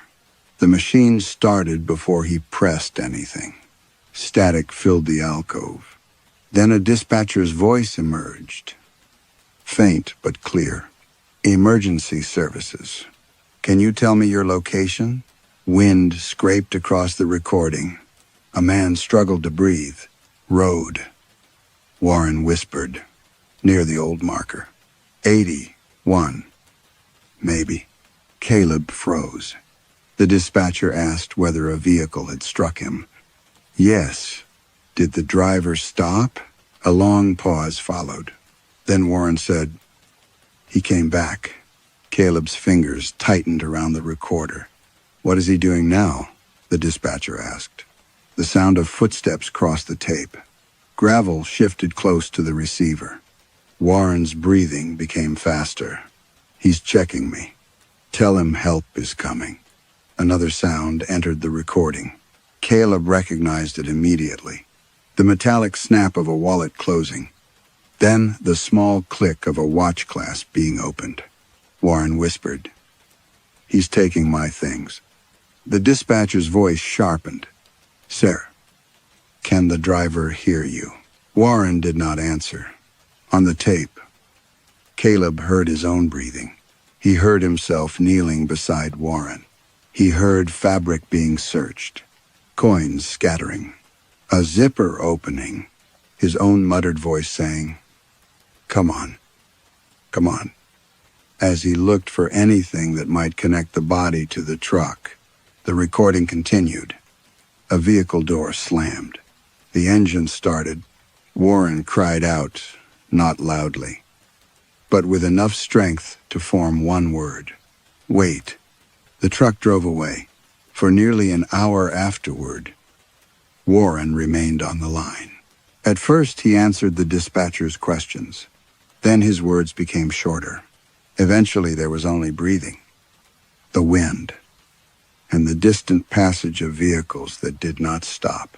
The final sound was the watch ticking beside the phone. The tape clicked off. Caleb sat motionless in the alcove. He had told himself Warren died within minutes. He had told himself there had been nothing he could do. The corridor light brightened. Orrin Shaw stood at the entrance. No longer behind the desk. A dark wound had opened across his chest. One side of his body leaned inward as though shaped around the front of a car. You heard him, Orrin said. Caleb looked down at the evidence bag. What else did I take? Orrin's expression did not change. His chance to be found in time. Behind Caleb. The recorder turned itself on again. This time, the voice on the tape was his own. I didn't stop to help him. It said, the confession ledger slid from the lowest archive box and opened across the floor. The unfinished sentence waited on the page. Beside it lay the warm brass key to room 12. The brass key lay beside the unfinished confession. Caleb stared at the empty space after the words. The tape recorder had gone silent, but his own voice seemed to remain in the alcove. Caught in the dust and cardboard, I took his watch. He said, nothing happened. Orrin Shaw stood at the mouth of the corridor. His body bent around the old impact that had killed him. The wound across his chest looked black beneath the red emergency light. That is what you carried away, Oren said. Not what you took. Caleb looked at Warren's file. An hour of breath. An hour of fear. An hour of headlights passing without slowing. I took his chance, Caleb whispered. The sentence appeared in the ledger as he spoke. I took his chance to live because I was afraid of what saving him would cost me. The ink dried at once, somewhere above them. The telephone in room 12 stopped ringing. The watch loosened around Caleb's wrist. For one brief second, relief passed through him so sharply that his knees weakened. Then the corridor lights went out. When they returned, Oren was standing closer. You should have said that at the beginning, he said. Caleb rose slowly. I've said it now. Yes. So open the road. Oren lowered his eyes to the ledger. The road opens at dawn for those who confess before the motel teaches them the words. Caleb felt the relief drain away. What does that mean? This place appears to drivers who chose themselves over someone dying beside the road. It gives them one night, one room, one question. Oren's gaze moved to the written confession. They must answer without blaming darkness. Panic, weather, drink, fear, or the belief that another person would stop. The truth must be offered freely. I told the truth. After the room showed you the body, after the dead wore their faces, after the road refused to carry you away, Caleb stepped toward him. You knew what I had to say. I did. You could have told me, yes. The simplicity of the answer stopped him. Caleb looked past Oren toward the distant office. The corridor suddenly seemed less like an archive and more like a throat. Every shelf narrowing toward the desk at its end. You didn't want me to confess. Oren's damaged face remained still. Caleb remembered every warning that had arrived too late. The blank ledger, the unexplained key, the receptionist watching from behind the glass while the motel tightened around him. You kept me confused, Caleb said. You let me run. You sent me into room 12. I gave you the key. You made sure I failed. Oren looked older then, not weaker, but tired in a way that decades alone could not explain. I have stood behind that desk for 38 years. The corridor bulbs began to hum. The man who struck me came here before I did. Martin Vale confessed too late.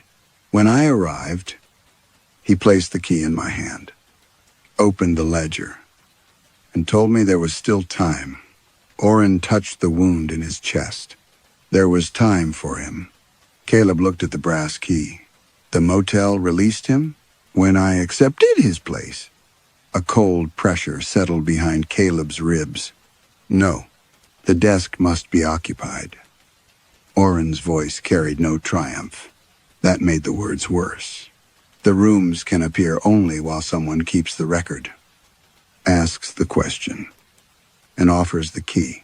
The clerk may leave when another guilty driver accepts the duty willingly. I didn't agree to anything. You entered the room. You gave me a room key. You took it. Caleb kicked the ledger away. It slid across the floor but did not close. I'm not staying here. Oren stepped aside, leaving the corridor open toward the office, then returned the key. Caleb bent and seized it. The metal had fused to his palm. He cried out and tried to release it, but his fingers remained curled around the warm brass.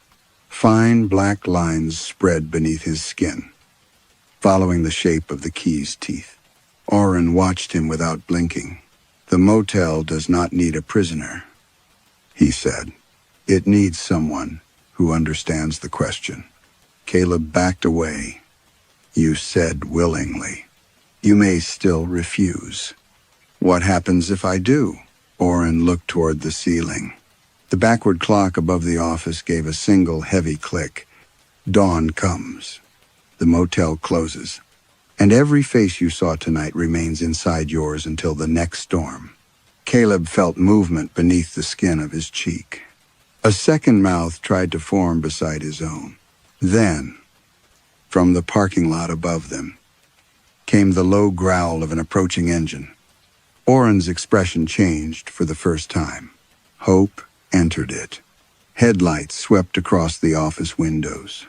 The brass bell on the reception counter rang by itself. Oren turned toward the sound and said, almost gently, "Your first guest has arrived." The engine outside coughed once, then died. Caleb stood in the corridor with the brass key fused inside his hand. Beneath the skin of his cheek, the second mouth stopped moving. Oren turned toward the office. "Do not make him wait." They climbed the passage together. When the panel behind the key cubbies opened, dust rolled through the office. A man stood on the other side of the counter. He was perhaps 30, dressed in a stained work jacket and jeans darkened at one knee. In both hands, he held a woman's handbag with one strap torn away. "I need a room," he said. "My truck overheated. The road keeps bringing me back." His eyes settled on the key protruding between Caleb's fingers. Oren stepped behind the desk. Caleb caught his arm. "One key," Oren said. "One willing guest. Then you leave." The driver placed the handbag on the counter. A dark stain marked one corner. The zipper was half open, revealing a wallet, a prescription bottle, and a child's yellow hair ribbon. "I found it on the shoulder," he said. There was nobody around. From the parking lot came the faint ringing of a telephone. The man flinched. Caleb understood how easily it could be done. Give him room 12. Let the shelves show him what he had left behind. Keep him confused until the truth came too late. Put the ledger beneath his hands and call acceptance a choice. Caleb could be on the highway by dawn. The brass key loosened in his palm. "Ask him," Oren said. Caleb looked at the stranger. "Who did you see on the road?" The man's expression closed. "Nobody." The office lights dimmed. The handbag moved. Something inside it struck the leather once. Caleb opened the ledger. A name appeared across the blank page. Adrian Cole. Beneath it, a road location formed in wet black ink. Adrian stared at the words. Caleb could have handed him the key. Instead, he turned the ledger around. "Start with her name." "I don't know it." "Yes, you do." Outside, the dust thickened. Beneath the porch lights, the motel guests gathered in borrowed faces. Adrian looked at the handbag. "Melissa," he said. The yellow ribbon slid from the zipper and landed on the counter. What happened to Melissa? She was standing beside a car. Was she hurt? Adrian shook his head too quickly. The telephone rang again. His shoulders collapsed. She was bleeding. "Did she ask you to stop?" "Yes." "Did you?" I slowed down. "That is not the question." Adrian covered his face. He had stopped 50 yards ahead and watched Melissa in the mirror. He saw another vehicle approaching and convinced himself it would help her. He walked back only far enough to take the handbag because he feared it contained a damaged cargo receipt tied to his employer. He took the bag. He never checked the woman. The approaching vehicle struck her where she stood.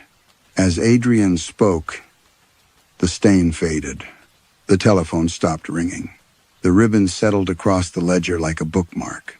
The office clock gave one forward click, then another, beyond the windows. The eastern sky became pale. Oren seized Caleb's wrist. "Give him the key now." Caleb looked at Adrian. The man was crying, but his face remained his own. "No." He pulled the key from his palm. Skin tore around the metal. Blood ran between his fingers. Instead of placing it on the counter, Caleb closed Adrian's hand around the ribbon. "Leave when the road opens," he said. "Go to the police. Tell them where she is." The first edge of sunlight touched the parking lot. The motel guests vanished one by one. Adrian ran outside. His truck started on the first turn, and the highway beyond the Vacancy sign stretched north without bending back. Oren stood in the doorway. For the first time, the wound in his chest was gone. "You have taken the desk," he said. Caleb looked at the ledger. His name had moved from the guest page to the inside cover. Oren stepped into the desert as dawn broke over mile 81. With each step, dust passed through him until only his dark vest remained on the road. Caleb waited for the motel to disappear. It did not. Behind him, the office chair creaked. On the counter, the brass bell rang. A new line appeared beneath his name. "Night clerk, no departure recorded." The desert did not age Caleb Rourke. It only removed what had once made him look alive. Years passed beyond the last light motor court, where time behaved strangely. The wallpaper faded, then returned. The neon letters failed one by one and glowed whole again after certain storms. Cars rusted, disappeared at dawn, and returned newer beneath the same dust. Caleb remained behind the reception desk. At first, he marked the days in the ledger. Then, the dates began repeating. Some winters never arrived. Some summers lasted through Christmas. Eventually, he stopped measuring anything except the distance between visitors. His hair thinned. His face grew pale. The scar in his palm closed around the shape of a key. Room 12 did not remain in one place. On quiet nights, the motel had 11 doors. During storms, a 12th appeared wherever guilt required it, between two rooms. At the end of the east wing, once even behind the office, Caleb learned the rules slowly. The motel did not want apologies. It did not care whether a driver had been frightened, drunk, late, poor, wanted by police, or expected at home. It asked only whether someone had been seen in need and abandoned after being seen. Some guests confessed before the telephone rang twice. Others spent the night running along roads that returned them to the Vacancy sign. One tried to burn the motel. Another fired a revolver into Caleb's chest. The bullet passed through him and appeared inside a police evidence bag behind the desk, labeled with the road where the shooter had left a wounded stranger. Caleb never guided them away from the truth. He gave no false reassurance. He'd no files. He never delayed the question until confession became meaningless. Because of that, many guests left at dawn. Each departure cost him. The office grew colder, and Warren Pike's watch tightened whenever someone received the mercy Caleb had denied him. Yet Caleb continued to turn the ledger around, name the victim, and wait. He understood now that punishment was not merely remaining. It was helping others reach the road he could never take. One night, after the highway maps had changed colors, a dust storm rose beyond mile 81. The Vacancy sign flickered awake. Headlights appeared in the storm. A white vehicle entered the parking lot too fast and stopped beneath the awning. Its driver stumbled into the office, coughing dust into one sleeve. She was in her late 50s, well-dressed, with a deep scratch across one cheek. In her right hand, she carried a broken side mirror. "There's been an accident," she said. "I need a phone." Caleb looked at the mirror. A strip of red fabric was caught in its cracked housing. "Is anyone hurt?" "I don't know." "You saw someone." Her eyes moved toward the highway. It happened quickly. Behind Caleb, the cubby Mark 12 opened by itself. He removed the warm brass key and placed it on the counter. The woman stared at the black tag. I only need to make a call. You may? Caleb turned the ledger toward her. A name had already appeared on the page, followed by a location on the southbound shoulder. Outside. A shape became visible near the motel sign. A boy stood in the dust, wearing a red jacket. One arm hung lower than the other. The woman saw him and stopped breathing. I thought he moved, she whispered. Caleb heard Warren Pike's voice inside the silence. Wait. The word belonged now to every roadside, every set of passing headlights, every person who mistook another human being's final minutes for an inconvenience. The woman reached for the key. Caleb covered it with his hand.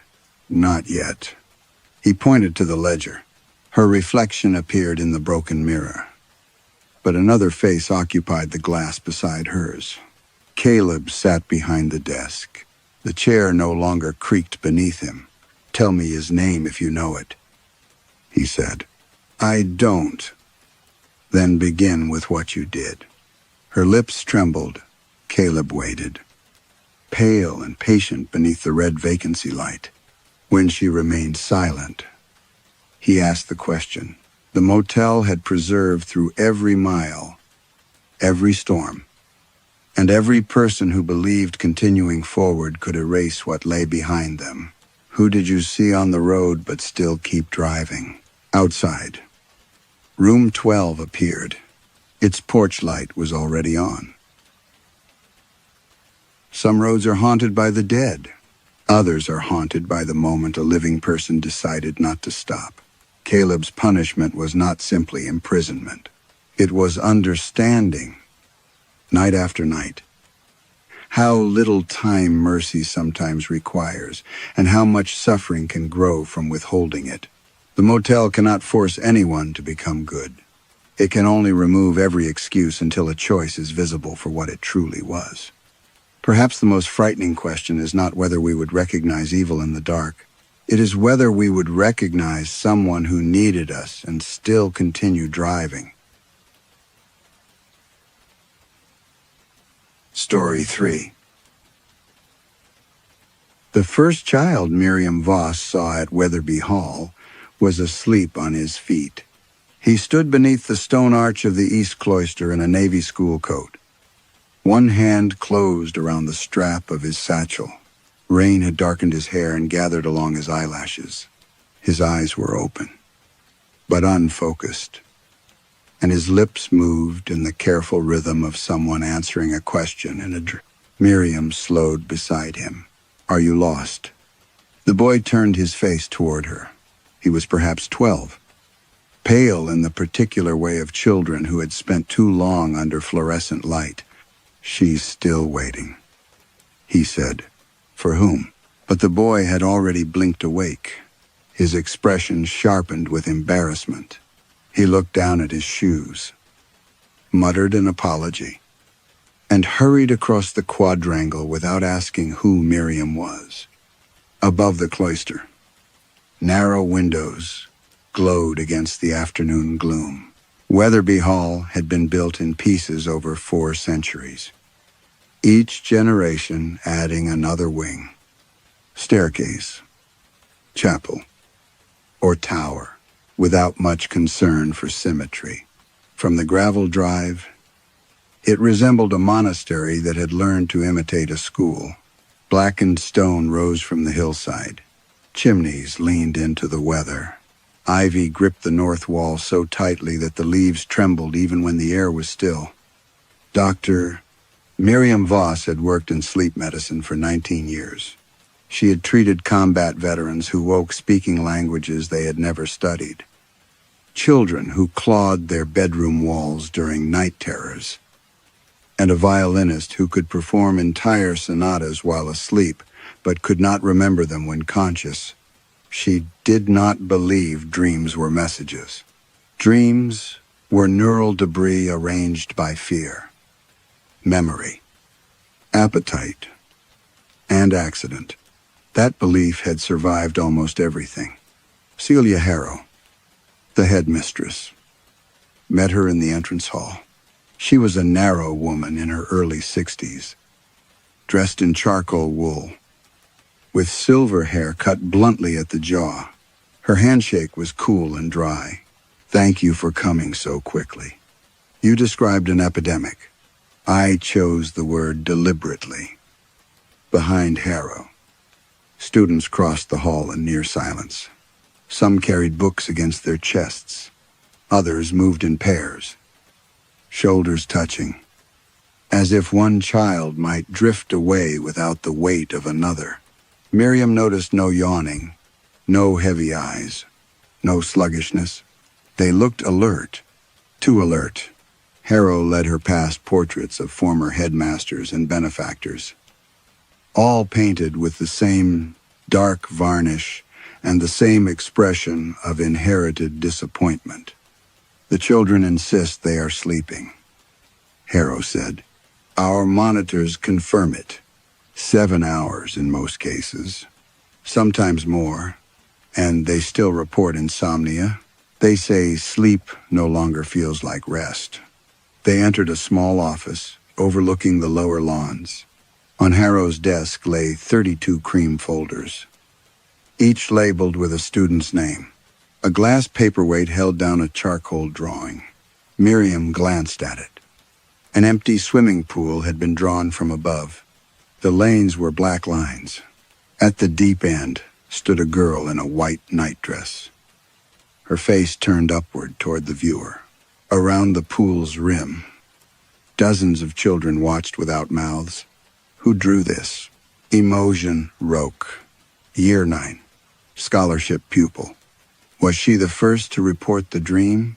No. Harrow hesitated. She was the first to draw the girl's face. Miriam lifted the paperweight. The charcoal had been pressed hard enough to score the page. The girl's features were indistinct except for the eyes, which were shaded so darkly that the paper had begun to tear. What did the others see? The same pool, the same girl, the same words. Miriam looked up. What words? Harrow did not answer immediately. Rain ticked against the window. Somewhere deeper in the school, a bell sounded once, though the clock on the mantel showed it was nowhere near the hour. At last, Harrow opened the top folder. Inside was a typed transcript from a student interview. One sentence had been underlined in red. Miriam read it twice. At the bottom of the empty pool, the girl always looked directly at the dreamer and asked, "Which part of you can I borrow tonight?" Miriam's hand tightened around the page. The sentence was ordinary enough, childish, almost. What disturbed her was the handwriting beneath it. In faded blue ink, someone had written the name Phoebe Voss. It was her daughter's name, and Phoebe had been dead for 8 years. Miriam did not tell Harrow that Phoebe's handwriting had changed during her illness. The blue script beneath the transcript resembled the last version, small, upright letters, carefully separated because medication had made Phoebe's hands tremble when she wrote too quickly. It was an intimate resemblance, not the sort produced by copying a signature from an academic biography. "Who wrote this?" Miriam asked. "We don't know," Harrow said. The page was blank when the interview was filed. Miriam closed the folder. "Then someone has accessed your records." It was the answer she would have given in a lecture hall, and she held to it through the afternoon. The interviews took place in the infirmary day room, where rain pressed gray light against tall windows and the radiators clicked without warming anything. Miriam spoke first with Imogen Roque, a thin 14-year-old with bitten nails and a dark plait over one shoulder. "I sleep every night," Imogen said. "I simply don't wake up as myself." She described opening her eyes with a melody already moving through her mind. She could hear every note, including the scrape of a bow changing direction, when Miriam asked whether she played an instrument. Imogen shook her head. Clara Fenwick plays the cello. She forgot the piece the same morning I learned it. The next pupil, Louis Ardley, had developed a stammer 2 days earlier. He spoke with visible patience, waiting for certain consonants to release him. "Whose is it?" Miriam asked. Louis pointed through the glass toward a younger boy reading beneath the infirmary clock. "His, except he doesn't do it anymore." The younger boy looked up and smiled with effortless fluency. A girl named Beatrice Cole had awakened terrified of dogs. Though her family bred spaniels, and she had slept beside one since infancy. Another child remembered a yellow kitchen, copper pans, a cracked blue bowl, and a woman singing while kneading bread. He drew the room in precise detail. "That is my grandmother's house," Beatrice whispered when Harrow showed her the picture. "But I've never told him about it." Miriam asked each child what happened inside the shared dream. Their answers remained almost identical. The empty pool, the girl below, the white nightdress. The question about borrowing. "What do you give her?" Miriam asked Imogen. "Nothing." "Then why do you wake with someone else's memory?" Imogen looked toward the window. Maybe she doesn't ask the person she takes from. By evening, Miriam had created 3 possible models: collective suggestion, covert rehearsal, and stress-induced memory contamination. None explained the transferred abilities. But explanations did not need to be complete to be more credible than the impossible. That had been the principle behind her most controversial study. Years earlier, Miriam's team had collected dream journals, voice recordings, and sleep data from children receiving long-term treatment at St. Anne's Hospital. Consent forms had been incomplete. Some parents had never understood that the material would be preserved after treatment ended. Miriam had called the data anonymous, as though removing a name removed ownership. Phoebe had been among those children. Miriam had told herself that her daughter's records were useful because they were precise. She had not admitted that studying Phoebe's sleep had been easier than sitting beside her while she was awake and afraid. Her guest room occupied the oldest part of the girl's residence. The ceiling sagged between black beams, and the wallpaper held pale rectangles where pictures had once hung. Harrow had left a lamp burning. Though Miriam switched it off before lying down, sleep did not come. Near midnight, a smell entered the room. "Chlorine?"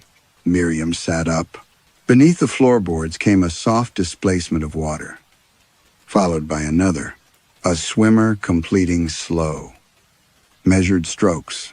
She crossed the room and pressed her palm to the floor. The wood was cold enough to ache.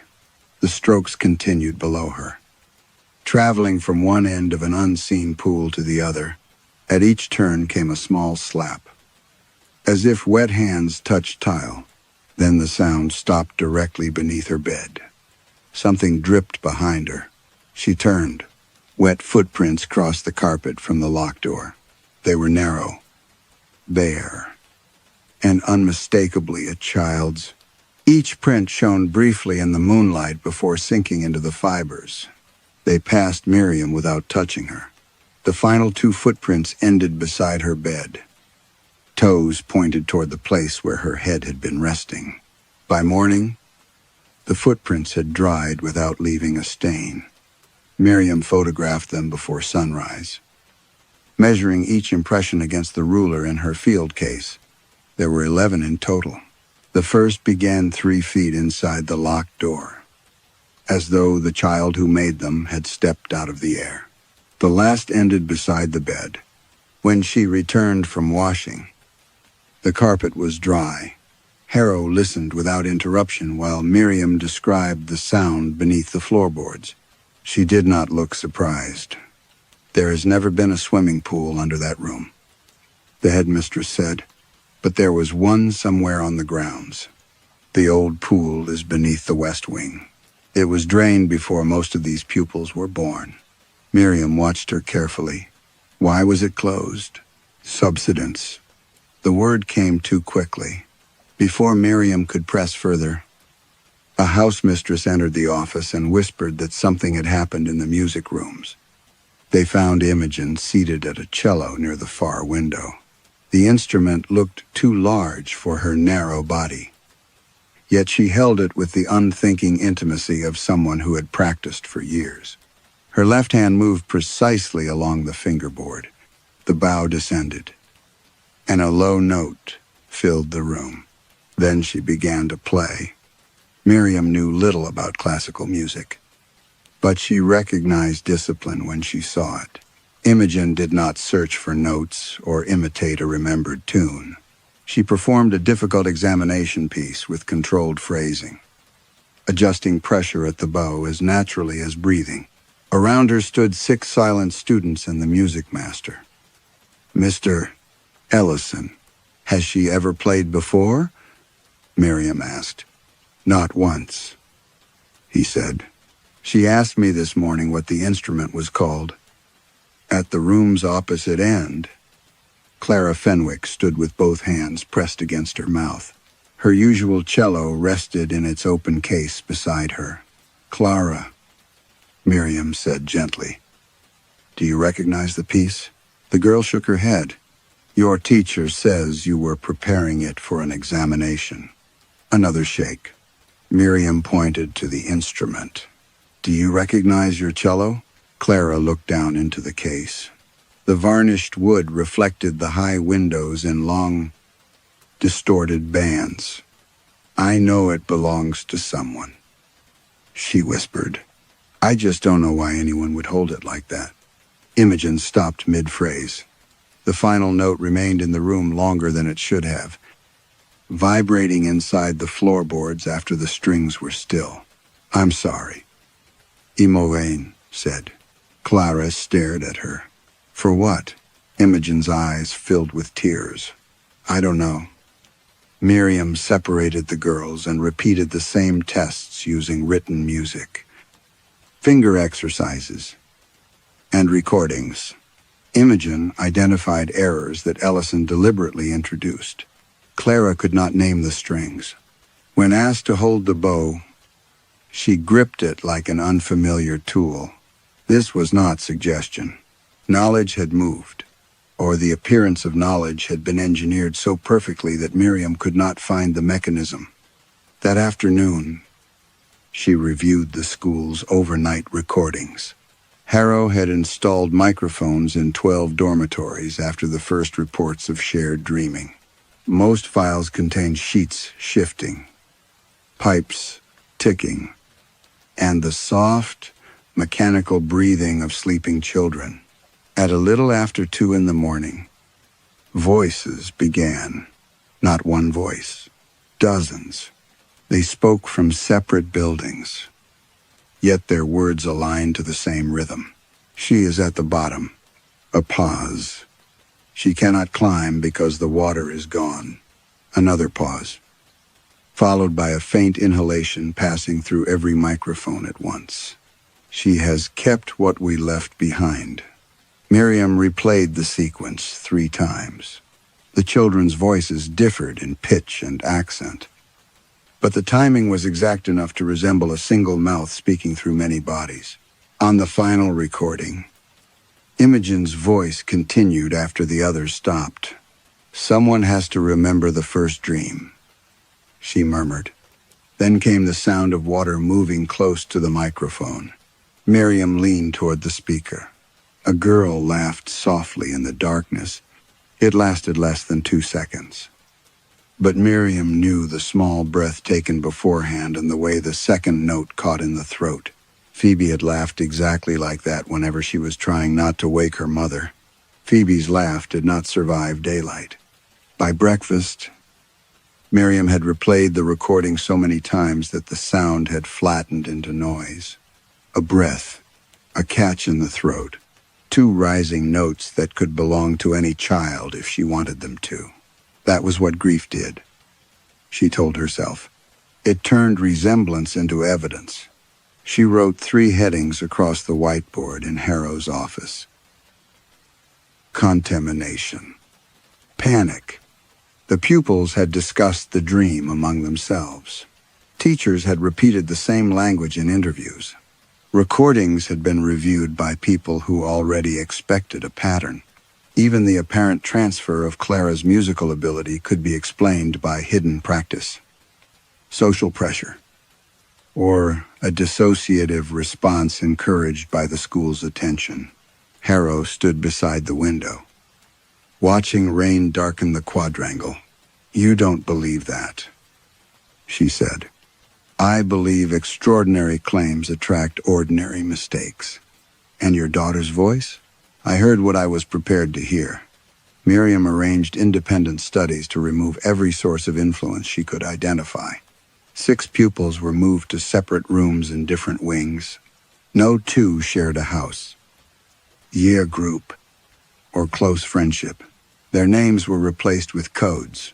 The technicians were instructed not to discuss the pool, the girl, or any previous result. Miriam checked each sensor herself.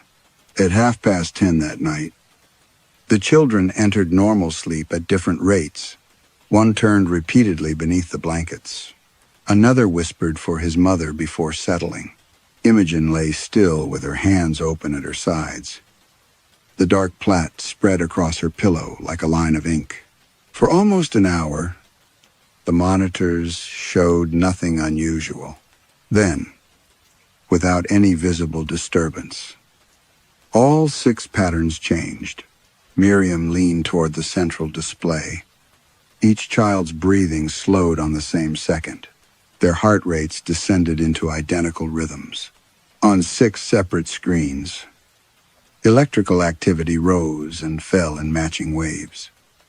Not merely similar, but exact, as if one signal had been copied across every machine. "Equipment fault," she said. The technician switched 2 sensors to an isolated backup unit. The patterns remained synchronized.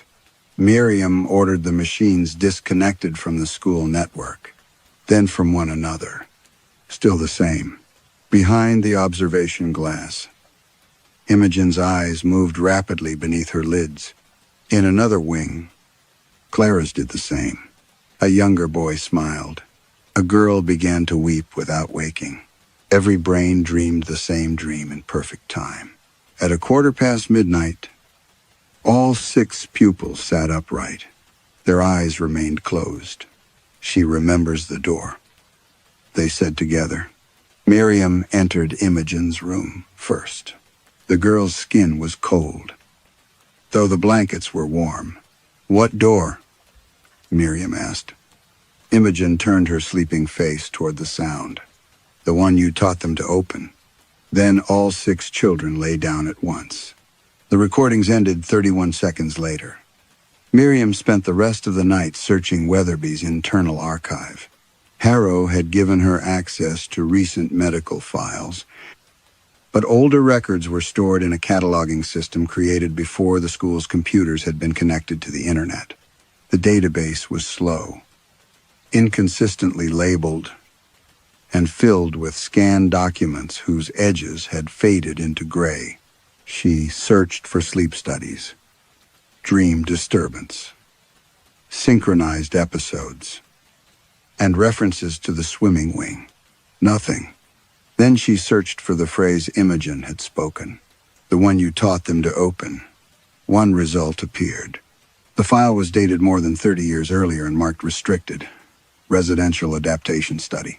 It concerned 8 scholarship pupils housed in a dormitory no longer shown on current plans. Most pages had been redacted, but the surviving notes described undesired nocturnal material, recipient instability, and successful displacement between paired subjects. Miriam scrolled faster. The terminology was old, yet the method was familiar. Emotional weighting, dream image segmentation, cross-subject memory tagging. These were not merely ideas similar to hers. They were her ideas. At the bottom of one page, beneath a diagram of two sleeping children linked by a line, was a string of letters and punctuation. PVS Child Transfer, Rev 4. Miriam had created that code at St.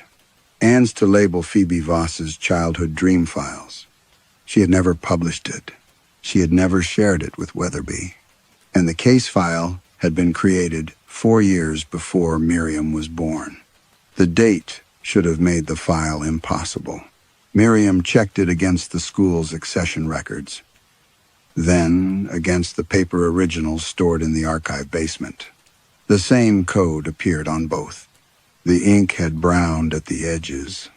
The paper carried a watermark from a mill that had closed before her mother was born.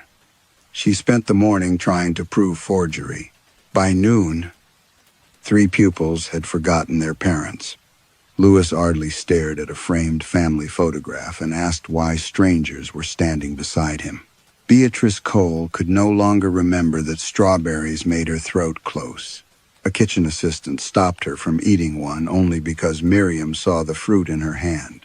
Clara Fenwick lost her handwriting. She could still read. But every attempt to write produced narrow letters identical to Imogen's. Imogen, meanwhile, filled 2 pages with Clara's looping script and signed Clara's name without noticing. "What do you feel when you look in a mirror?" Miriam asked them. Clara answered after a long silence. "Watched," Imogen said. "Absent." By late afternoon, mirrors throughout the school had been covered with gray cloth. Harrow claimed it was to calm the children. But Miriam had seen what happened in the infirmary washroom.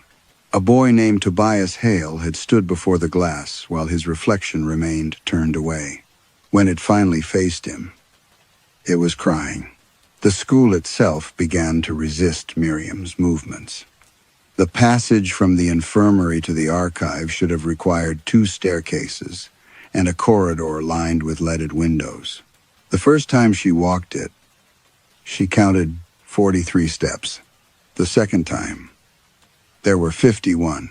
On the third journey, the windows had vanished, replaced by portraits of children whose names had been scraped from their brass plates. Miriam turned back. The door behind her opened into the chapel vestry. She blamed exhaustion. Old buildings produced accidental repetitions. Corridors resembled one another. Anxiety narrowed attention. Then she found her initials scratched into the stone beside a staircase she had never seen. M.V. Below them, in a child's handwriting, someone had added, "You came this way when Phoebe was small." That evening, Miriam requested the original architectural plans. Harrow brought only the modern set. The older drawings were damaged. She said, "By what? Water. There is no water beneath the school." Harrow looked toward the covered mirror on the office wall.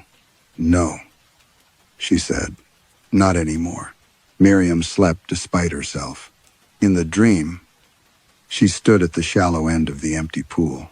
Tiles stretched before her in long blue lanes, cracked and powdered with age. The air smelled of chlorine and wet stone. The girl waited at the bottom of the deep end. Her white nightdress floated around her legs, although there was no water. Her face remained lowered. Miriam tried to climb out, but the walls rose higher each time she approached them. Above the rim stood rows of Weatherby pupils, their mouths erased, their eyes reflecting light from somewhere beneath Miriam's feet. The girl raised her head. She did not have Phoebe's face. That was worse. She had hundreds of faces moving slowly through one another. Clara. Imogen. Louis. Children Miriam did not know. Children who had died before she began her career. For one instant, Phoebe's eyes appeared inside the shifting features. "Which part did you keep?" the girl asked. Miriam woke with both hands clenched against her chest. Rain tapped the window. The room smelled strongly of chlorine. A memory had returned to her. She was 6 years old, hiding beneath a kitchen table while her father searched the garden, cold linoleum pressed against her knees. In her fist was a silver thimble stolen from her grandmother's sewing box. She remembered the fierce joy of possessing something no one knew she had. The memory was complete. The red tablecloth, dust beneath the radiator, jam on her thumb. But it had never happened to Miriam. It had happened to Phoebe. Phoebe had told her the story once beneath hospital blankets. Whispering as though confessing a crime, Miriam had forgotten it years ago. Now she remembered it from inside the child's body, not as a story, as herself. Across the room, the covered mirror shifted. A small hand pressed outward beneath the cloth, and Phoebe's voice whispered from the glass. "You kept more of me than you admitted." The hand beneath the mirror cloth withdrew before Miriam could reach it. When she tore the covering away, the glass reflected only the room, the rumpled bed, the open field case, her own face drained of color. Yet a wet print remained on the inside of the mirror. 5 small fingers pressed against the silver backing where no hand could have touched. The smell of chlorine thickened. It led her into the corridor. Bare footprints shone across the stone floor, appearing one after another as though an invisible child walked several paces ahead. They passed the sleeping dormitories, descended the main staircase, and turned toward the west wing. Miriam followed without calling Harrow. The school seemed to hold its breath around her. Even the rain had stopped. The abandoned swimming wing had been sealed with a chain and a brass padlock. Miriam had seen it on her first tour. Now the chain lay coiled neatly on the floor, beyond the doors. The air was colder. Moonlight entered through high windows clouded with dust. The drained pool occupied the center of the hall, its cracked tiles descending into darkness. Torn lane ropes hung from hooks like strands of dead weed. On the far wall, painted depth markers had been scratched away. The footprints did not enter the pool. They crossed behind the diving platform and stopped at a section of wood paneling. Miriam pressed it. Nothing moved. Then Phoebe's childhood memory returned with painful clarity. The stolen thimble in a clenched fist. The pleasure of hiding what belonged to someone else. Miriam slid her fingers beneath a carved molding and found a recessed latch. The panel opened inward. Behind it, narrow stairs descended below the level of the pool. Their stone edges were worn smooth. A smell rose from beneath the school chlorine. Rust, damp wool, and something faintly medicinal. Miriam used her phone for light. The signal vanished after the 7th step. At the bottom waited a locked iron gate. A brass plaque had been fixed to it. Night Dormitory. Authorized personnel only. The lettering was older than the school's modern crest. A key already stood in the lock. Miriam turned it. The room beyond was longer than the swimming hall above. 2 rows of iron beds stretched into shadow, each separated by a wooden cabinet and a narrow stand supporting obsolete medical equipment. Rubber tubes had stiffened with age. Cloth caps fitted with tarnished electrodes rested on pillows. At the center of the ceiling ran a web of copper wiring that disappeared upward into the pool floor. Some beds were stripped. Others had been made with gray blankets. Names had been painted on their frames. Miriam moved her light across them. Alice Marr, Thomas Bell, Eleanor Vane. Beside each name was a second brass plate, often smaller, often bearing no surname. Miriam understood the pairing before she wanted to. Donor, recipient. The cabinets contained glass cylinders filled with cloudy fluid, wax recording drums, handwritten sleep charts, and black masks shaped to cover a child's eyes and mouth. On one wall, a faded instructional diagram showed two beds connected by wires beneath the words, "Nocturnal burden redistribution." Miriam's stomach tightened. This was not a laboratory built from her research. It was the ancestor of it. At the far end of the dormitory, a single lamp burned. Its weak yellow light fell across a freshly made bed. The blanket was indented by the shape of a small body. A dark hair lay across the pillow. Miriam touched the sheet. Warm. On the frame, a white card had been inserted into a new brass holder. Imogen Rook, current recipient. Miriam stepped back. Imogen was asleep 3 floors above, connected to Miriam's monitoring equipment. A soft breath came from beneath the blanket. The indentation deepened, as though something invisible had rolled onto its side. Then, from every empty bed in the dormitory, children began breathing in perfect unison. The breathing stopped when Miriam touched Imogen's name. Every bed fell silent at once. For several seconds, she could hear only the weak electrical hum of the lamp and the blood moving behind her ears. Then a drawer in the nearest cabinet slid open by itself. Inside lay a ledger bound in cracked green leather. Miriam carried it beneath the lamp. The first pages had been written in fountain pen, the dates spanning more than a century. Each entry listed 2 pupils. One identified as the donor and the other as the recipient. Beside them were columns marked duration, severity, behavioral cost, and family contribution. The donors came from names Miriam recognized from Weatherby's portraits and buildings: Fenwick, Ardley, Vane, Harrow. The recipients had no family wings named after them. They were scholarship pupils, charity admissions, orphans, and children whose fees were paid by local trusts. Many remained at the school for only 1 term.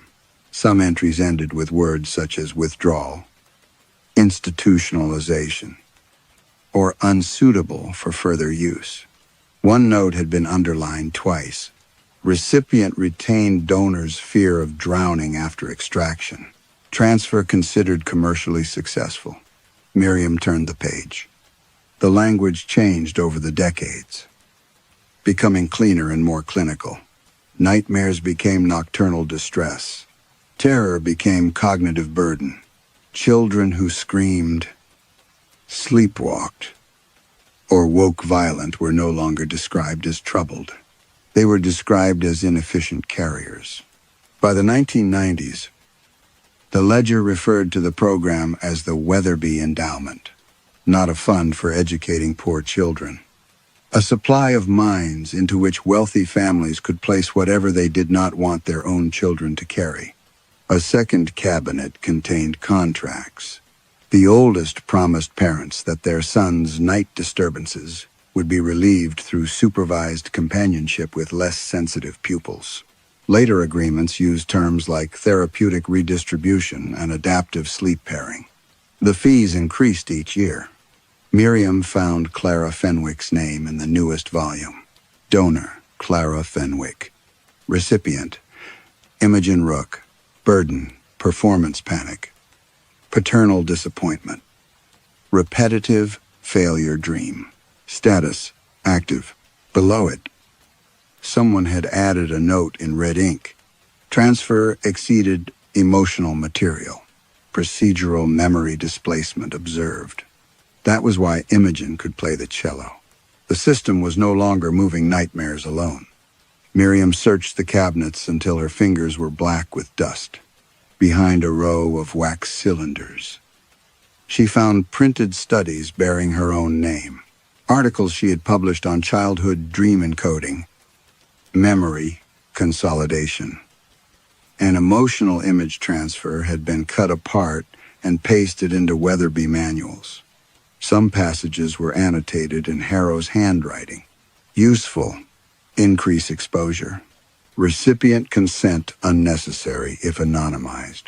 Miriam felt anger rise. Immediate and almost comforting. They had taken her work and corrupted it. Then she found the raw data index. The first line contained Phoebe's hospital identification number. Files from St. Anne's had been copied into the Weatherby archive years before Miriam published the research. Voice recordings, sleep maps, dream journals, medication responses, private interviews Miriam had promised would never leave the study team. A sealed envelope rested beneath the index. On its front was written, "Parental authorization, Phoebe Voss." Miriam knew her signature before she removed the paper. The form had been completed during Phoebe's second year of treatment. When Miriam had been desperate for access to an experimental monitoring program, several paragraphs granted the hospital permission to share de-identified recordings with partner institutions. Another clause allowed unrestricted educational and institutional use of all resulting material. Miriam had initialed it. She remembered the corridor outside Phoebe's ward. The consultant had placed the form on a windowsill because no desk was available. Miriam had been late for a conference call. Phoebe had asked her to stay until she fell asleep. Miriam had signed without reading and left. At the bottom of the form, beneath her authorization, a later hand had stamped, "Transfer rights acquired by Weatherby Hall." The warm bed behind her creaked. Miriam turned. The blanket slowly flattened, as though the invisible child had risen. On the pillow lay a new document that had not been there before. It was another consent form. The recipient line was blank. The donor line already bore Miriam's name, and at the bottom, in Phoebe's careful blue handwriting, was a request for her mother's signature. Miriam did not sign. The paper remained on the pillow, its blank recipient line waiting. Beneath her name, the donor designation seemed to darken as she watched, the ink spreading through the fibers like damp. The dormitory lights went out. For one breath, Miriam stood inside absolute darkness.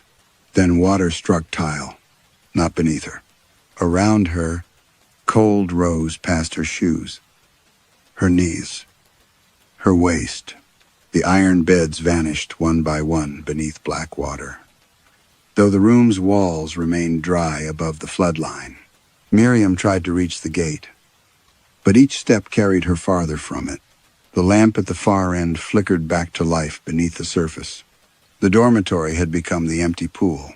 She stood at the deep end. The girl waited several yards away. Her nightdress drifted around her body in water that Miriam could neither breathe nor drown in. Faces moved beneath the girl's skin as though reflected from different depths. Children laughing, screaming, sleeping, staring through hospital glass. Some appeared only as mouths, others as eyes. One face was Phoebe's at 7. Before treatment thinned her hair. "Mom," the girl said. Miriam's body reacted before her mind could resist. She stepped forward. The face changed. An unknown boy looked out at her. Then Clara. Then Imogen. Then a child with burns along one cheek. Their voices layered together when the girl spoke again. That is the name she used. "What are you?" The girl tilted her head. "We are what they removed." Images entered Miriam without permission. A child dreaming that his father would stop loving him if he failed an examination. A girl trapped beneath ice while adults watched from above. A boy convinced that every closed wardrobe contained his own dead body. A scholarship pupil waking with all 3 fears and no memory of why he cried. The visions multiplied until Miriam fell to her knees. Weatherby had separated terror from context, shame from memory, panic from the child who had learned it. The unwanted pieces had been pushed from one mind into another, extracted again, stored, copied, and transferred. Each fragment retained the shape of the person who had carried it. over generations. The fragments had begun recognizing one another. "You are not one child," Miriam whispered. "No, you're thousands." We were thousands. The water trembled with distant breathing. "What are you now?" The girl smiled with Phoebe's mouth. "Someone." Miriam understood then that the shared dream was not an infection. It was a summons. Every transferred skill, memory, and fear had been a demonstration. Proof that identity could be divided and reassigned. The children had not merely been emptied. Their missing pieces had been gathered here, assembled into a mind that had taught itself to want. "Why bring me back?" The girl lifted one hand. Lines of pale light moved beneath her palm, forming the proprietary code from Miriam's research. "You taught them how to name the pieces. I was not alive when this began. You gave the old machine a language it could understand." Miriam saw her publications spread through the water like pages. Her methods had allowed Weatherby to categorize the fragments, stabilize them, and connect the dormant system to modern sleep monitors. But the earliest files had contained Phoebe's data, and Phoebe's dreams had provided something the older experiments lacked: continuity, a single child's recorded mind, tracked over years. They used her as a framework, Miriam said. The girl's face flickered. She remembered enough to hold us together. Miriam forced herself to ask the question, "Is Phoebe still alive inside you?" The answer came in Phoebe's voice. "Not the way you want." The words hurt because they were honest. The girl approached until only a hand's width separated them. "The dreams can go back," she said. "Every fear, every memory, every stolen name. What happens to you? I remain here. And the children? Whole." Miriam looked toward the pool's distant rim. Hundreds of sleeping pupils stood above it, pale and motionless. "What do you need?" "A body that can cross the gates." The unsigned form floated between them. Miriam stared at the blank recipient line. "You want one of the children?" "No." The girl took Miriam's hand and pressed it against her own shifting face. Phoebe's features surfaced beneath Miriam's palm. "We brought back the person who already gave us permission." Miriam opened her eyes on the floor of the hidden dormitory. The water was gone. The iron beds stood in two silent rows, their blankets dry, their brass labels catching the weak yellow light. The unsigned form lay across Miriam's chest. Her name remained on the donor line. Above her, footsteps struck the stairs.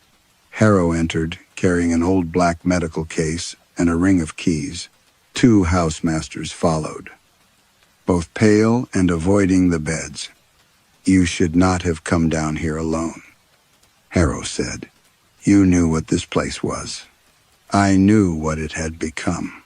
Miriam stood slowly. "You continued the transfers.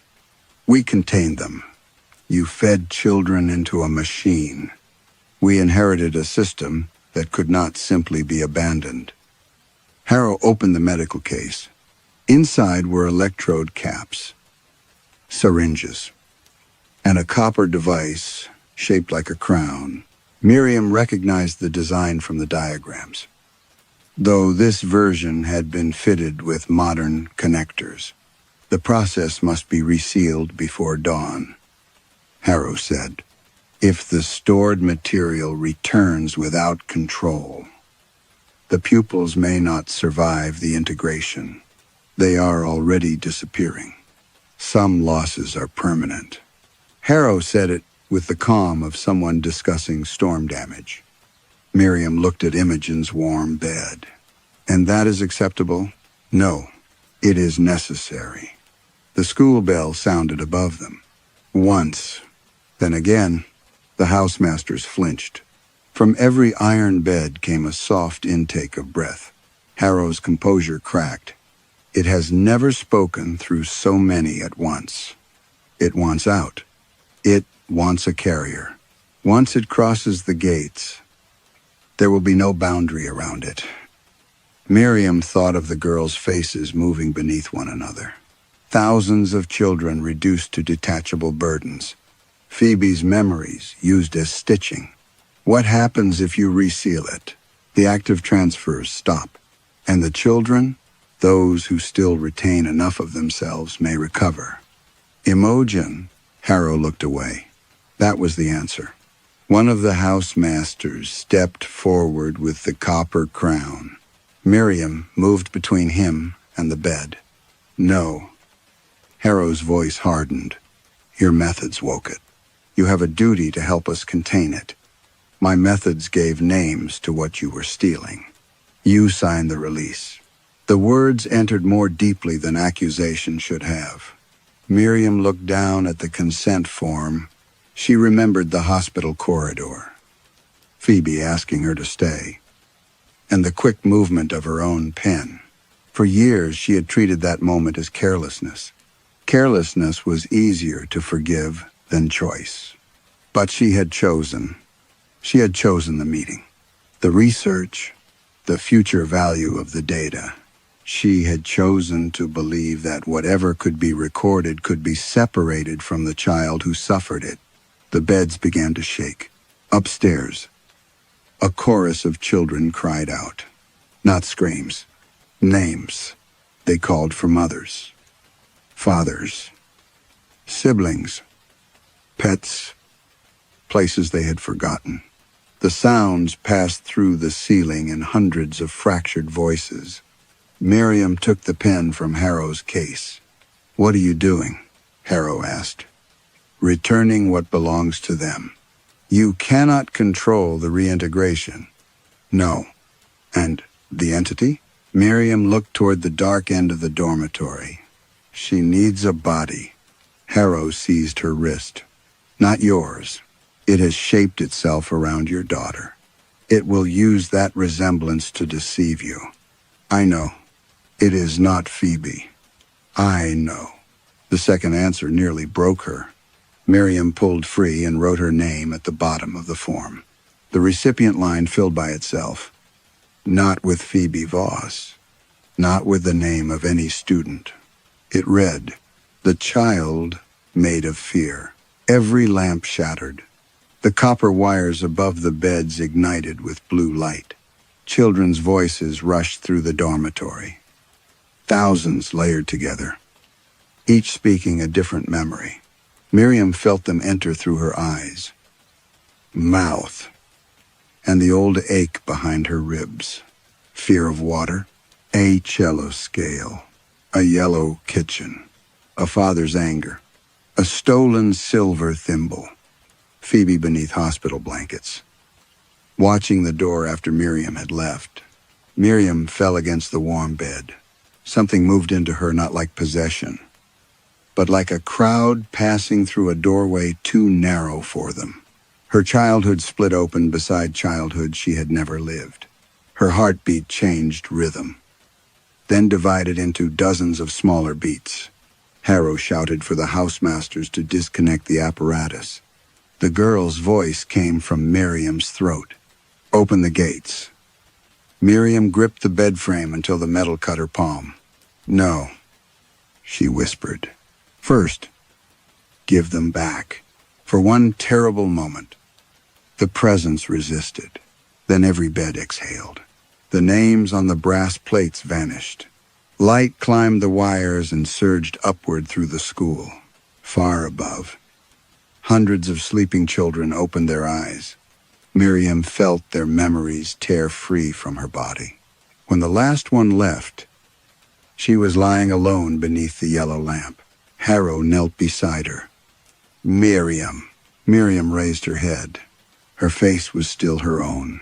But when she smiled, the expression belonged to a child who had been waiting at the bottom of an empty pool. From upstairs came the sound of every locked door in Weatherby Hall opening at once. The first thing Miriam heard was rain. It struck the high windows of the swimming wing in thin, steady lines. For several seconds, she lay without moving, one cheek against cold tile, while voices returned to the school above her. Children calling names, children laughing, children crying because they suddenly remembered why they were crying. The hidden dormitory shuddered beneath her. Water pushed through the cracks between the floor tiles. Clear at first, then dark with rust. It spilled beneath the iron beds and climbed their legs. The gray blankets lifted and drifted like empty skins. Harrow stood near the gate, soaked to the knees. "What have you done?" Miriam tried to answer. A child's voice emerged. "Returned them." The housemasters fled up the stairs. Harrow remained, one hand gripping the bars as the water rose around her skirt. "You cannot leave this place," she said. Miriam looked down at her hands. They were changing, not in shape, but in proportion. The fingers seemed slimmer. The knuckles softened. The wedding ring she had continued wearing after her divorce slid loose and dropped into the water. She remembered being Phoebe. She remembered not being Phoebe. Both truths occupied her at once. Above them, bells rang without rhythm. Doors opened across Weatherby Hall. In the dormitories, pupils woke with their own memories restored. Lewis spoke without a stammer and recognized his parents. Beatrice recoiled from strawberries before anyone warned her. Clara ran to the music room and wept when she touched her cello. Imogen Rook woke screaming. Then she spoke her own name 3 times and began to laugh. The water reached Miriam's chest. Brass labels loosened from the bed frames and floated past. Alice Marr, Thomas Bell, Eleanor Vane. Hundreds of names long removed from school records rose from the submerged cabinets and turned slowly in the current. The ledgers opened by themselves. Ink dissolved from the donor columns first, then from the recipient columns. Harrow waded toward the nearest volume, trying to lift it above the flood. The pages tore in her hands. "You think this is mercy," she shouted. "It has nowhere to go except into the world." Miriam rose. The face reflected in the black water was no longer 46 years old. A girl looked back at her. She had Phoebe's eyes, narrow chin, and the pale scar near her eyebrow from falling against a radiator at 5. Yet behind those familiar features moved expressions Miriam had never seen on her daughter: ancient caution, hunger, and the patience of thousands of children who had waited to be acknowledged. The girl climbed the stairs. Harrow did not follow. By sunrise, the water had filled the hidden dormitory and cracked the floor of the drained pool. The West Wing was evacuated. Officials called it a failure of Victorian drainage. Parents were told that several pupils had suffered a temporary neurological event caused by contaminated water and collective stress. No one mentioned Miriam Voss. Her guest room contained no luggage. The visitor register held no signature. Harrow's emails showed no invitation. And the security cameras contained only static whenever Miriam should have appeared. At St. Anne's Hospital, archived records still listed Miriam as a researcher. But every file connected to Phoebe had become unreadable. Only Imogen remembered her clearly. She watched from an upper window as a girl in Miriam's dark coat crossed the quadrangle. The coat hung below her knees. Rain gathered in her hair, but did not seem to wet it. At the gates, the girl paused. For a moment, she turned toward the school. Imogen raised one hand. The girl smiled with Phoebe's mouth, then walked onto the northern road. That night, she slept beneath a railway bridge 20 miles away. She dreamed not of Weatherby, but of a boy in Toronto who woke each morning with bruises shaped like fingerprints. She dreamed of twin sisters in Cape Town who had begun exchanging memories through a bedroom wall. She dreamed of a child in Oslo who could no longer picture his mother's face. None had attended Weatherby. None had heard of the empty pool. The girl watched them from the bottom of their dreams. Back at the school, Harrow returned to the flooded archive and found one ledger resting dry upon the highest shelf. Its pages were blank, except for 3 new names. By morning, there were 12, and beneath them, in Phoebe's careful blue handwriting, appeared a new heading, Children Still Waiting. Perhaps the most frightening thing at Weatherby Hall was not the machine beneath the pool, but the belief that suffering could be removed from one child and placed inside another without consequence. Miriam spent years treating dreams as information separated from the people who created them. In the end, she learned that fear remembers its owner. Even after institutions rename it, sell it, or hide it behind consent, the children were restored. But what they had carried together became something new, something capable of finding other wounded minds. If your pain could be taken away, would you ask where it was sent? Story 4.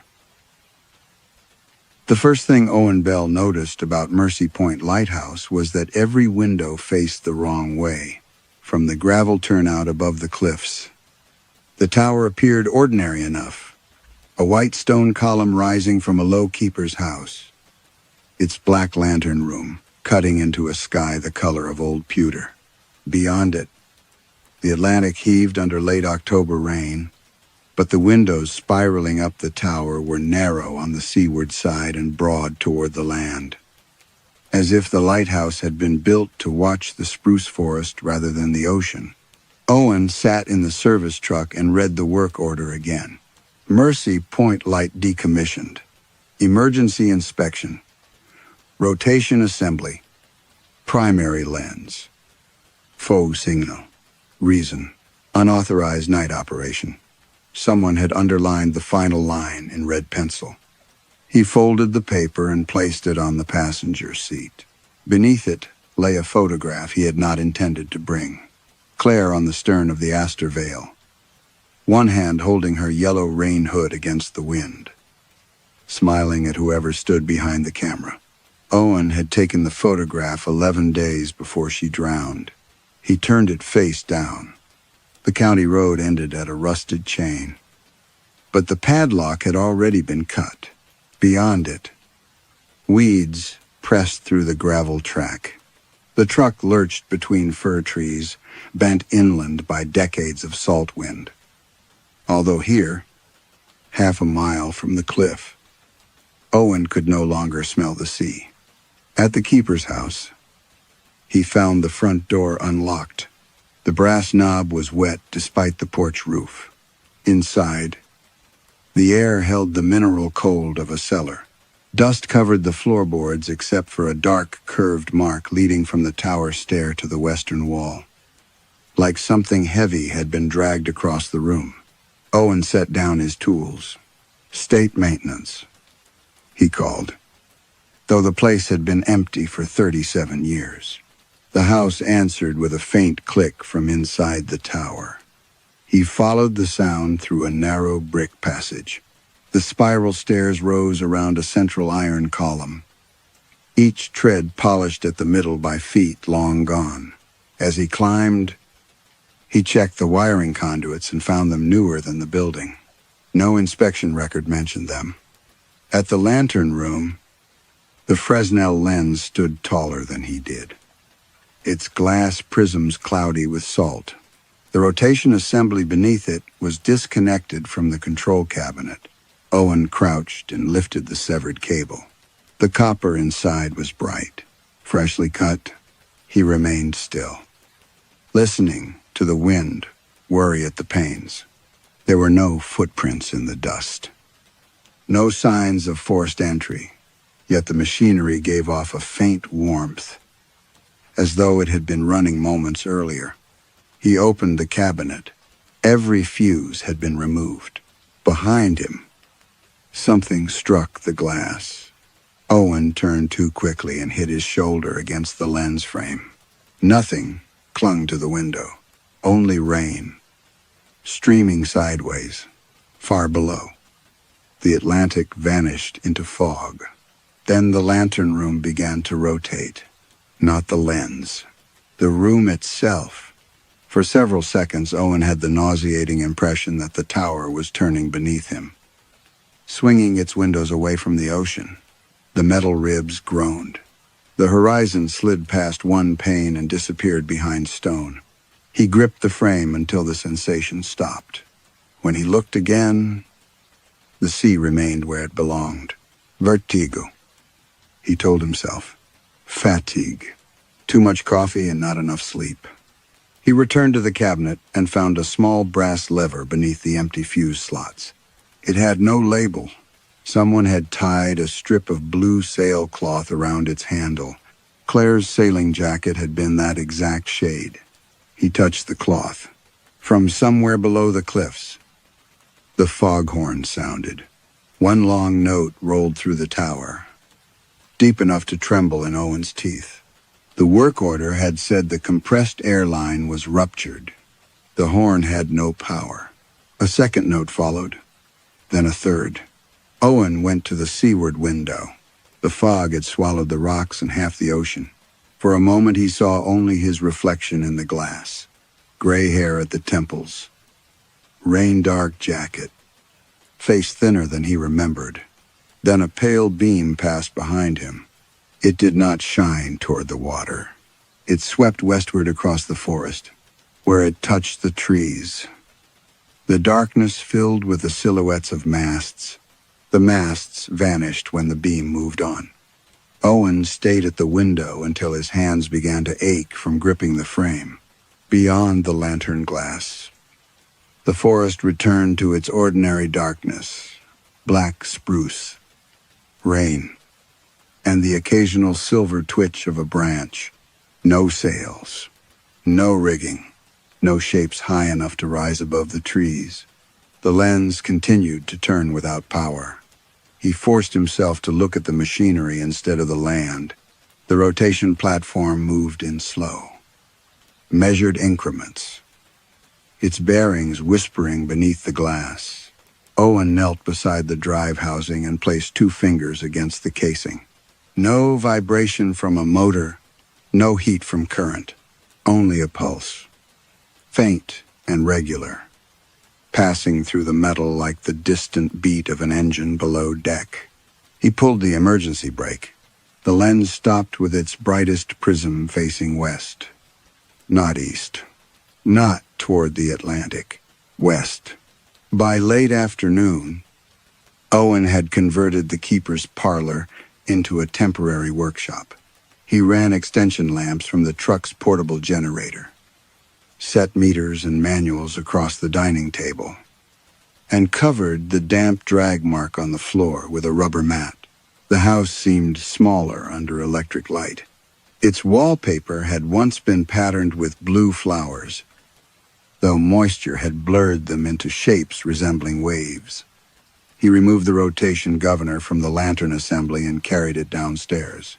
The mechanism was older than the Lighthouse's last modernization, built from brass cams, steel teeth, and a circular stop plate engraved with directional markings. Owen cleaned away decades of grease until the design became clear. It had not been made to guide the lens toward the ocean. The stop plate prevented it.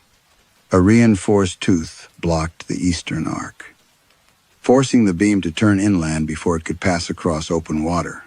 Someone had later filed that tooth almost flat, then soldered a second piece over it, then filed that one down as well. Each repair had been followed by another attempt to defeat it. Owen photographed the plate and reached for his phone. No signal. He tried the radio in the truck. Static answered, rising and falling like surf inside a shell. The sound brought back Claire's final call. He had spent 6 years describing it in technical language. Atmospheric interference. Signal breakup. Overlapping marine traffic. He had repeated those phrases to the Coast Guard investigator, to Claire's brother, to the attorney representing the marina, and finally to himself. The truth was less orderly. Claire had taken the Astor veil out after their argument. She had wanted Owen to admit he had been avoiding home, staying late at stations that did not need him, volunteering for repairs 2 counties away. He had accused her of making every silence into an accusation. Then the weather changed. Her first transmission had been angry. Her second had been frightened. By the third, she was asking him to answer.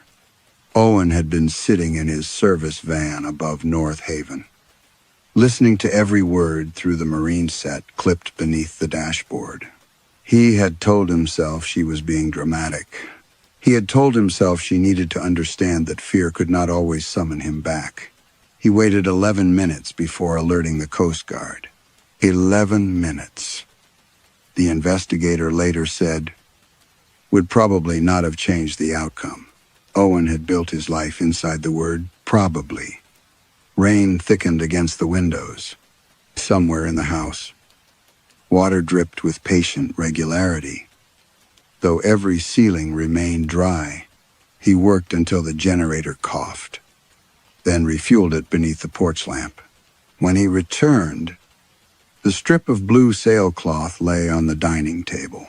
He had left it tied to the brass lever upstairs. Owen stared at it without touching it. A thin line of seawater ran from the cloth toward the edge of the table. It dripped onto the floor, 1 drop at a time, carrying a smell of kelp and cold iron. Then the foghorn sounded. 1 long note. Owen's breath stopped. A short note followed. Then another long one. Claire had invented the pattern during their first summer sailing together. Long, short, long. It meant, I can see you. Come home. Owen did not move until the final note faded into the walls. Long. Short. Long. The signal had always been private. Claire used to tap it against the hull with a wrench when she wanted him on deck, or flash it with a pocket light when fog separated them at anchor. No one at Mercy Point should have known it. No machine could have produced it by accident twice in the same order. He carried the blue sailcloth upstairs. The lantern room was dark except for the dull glow of his work lamp. The lens remained fixed toward the forest, held by the emergency brake. Owen checked the lever, the stop plate, and the severed cable. Nothing had changed. Then the brake handle lowered by itself. The lens began to turn. Its prisms gathered no visible source of light, yet a white radiance formed at their center. Thin at first, then bright enough to cast Owen's shadow across the glass. The beam moved westward in a slow sweep. This time, Owen was watching. The first mast appeared between the trees 1/2 mile inland. It rose black and narrow above the spruce tops, followed by a second. Then a third, rigging stretched between them, trembling, though the forest below remained still. As the beam advanced, the vessel emerged. It was enormous, larger than any ship that could have entered the harbors along that coast. Its hull passed through the forest without breaking a branch. Trees disappeared into its sides and reappeared behind it, as if the ship occupied a depth the land could not touch. No water surrounded it. Still, it moved with the lift and fall of a vessel crossing heavy swells. Owen pressed his forehead to the cold pane. Beyond the forest lay the town of Bellwether, its church steeple and scattered streetlights visible on clear nights. The beam reached it now, exposing rooftops, chimneys, and power lines under a pale, underwater sheen. A second ship drifted between the houses. Its bow entered a residential street. Parked cars remained in place beneath it, visible through the dark hull like objects seen under deep water. The ship passed over porches and gardens without sound. Curtains moved in several windows as residents looked out. But no one ran into the street. Figures stood along the decks, dozens of them. They faced the lighthouse in stillness. Some wore modern coats. Others stood in oilskins, military uniforms, work shirts, hospital gowns, or clothes bleached almost white. Water streamed from none of them, yet their hair and fabric clung to their bodies as if soaked. Owen lifted his binoculars. The nearest figure was an elderly man with one lens missing from his glasses. Beside him stood a teenage girl in a red sweater, her hands folded at her waist. A woman held an infant against her chest. None blinked. None shifted with the motion of the ship. Their faces were not decayed. That made them worse. They looked patient. The beam moved on, revealing more vessels crossing farther inland. Some carried broken lifeboats. Some had no names on their bows. One was little more than a rusted freighter whose upper decks were crowded shoulder to shoulder. Owen lowered the binoculars and found his phone. There was still no signal. But the camera worked.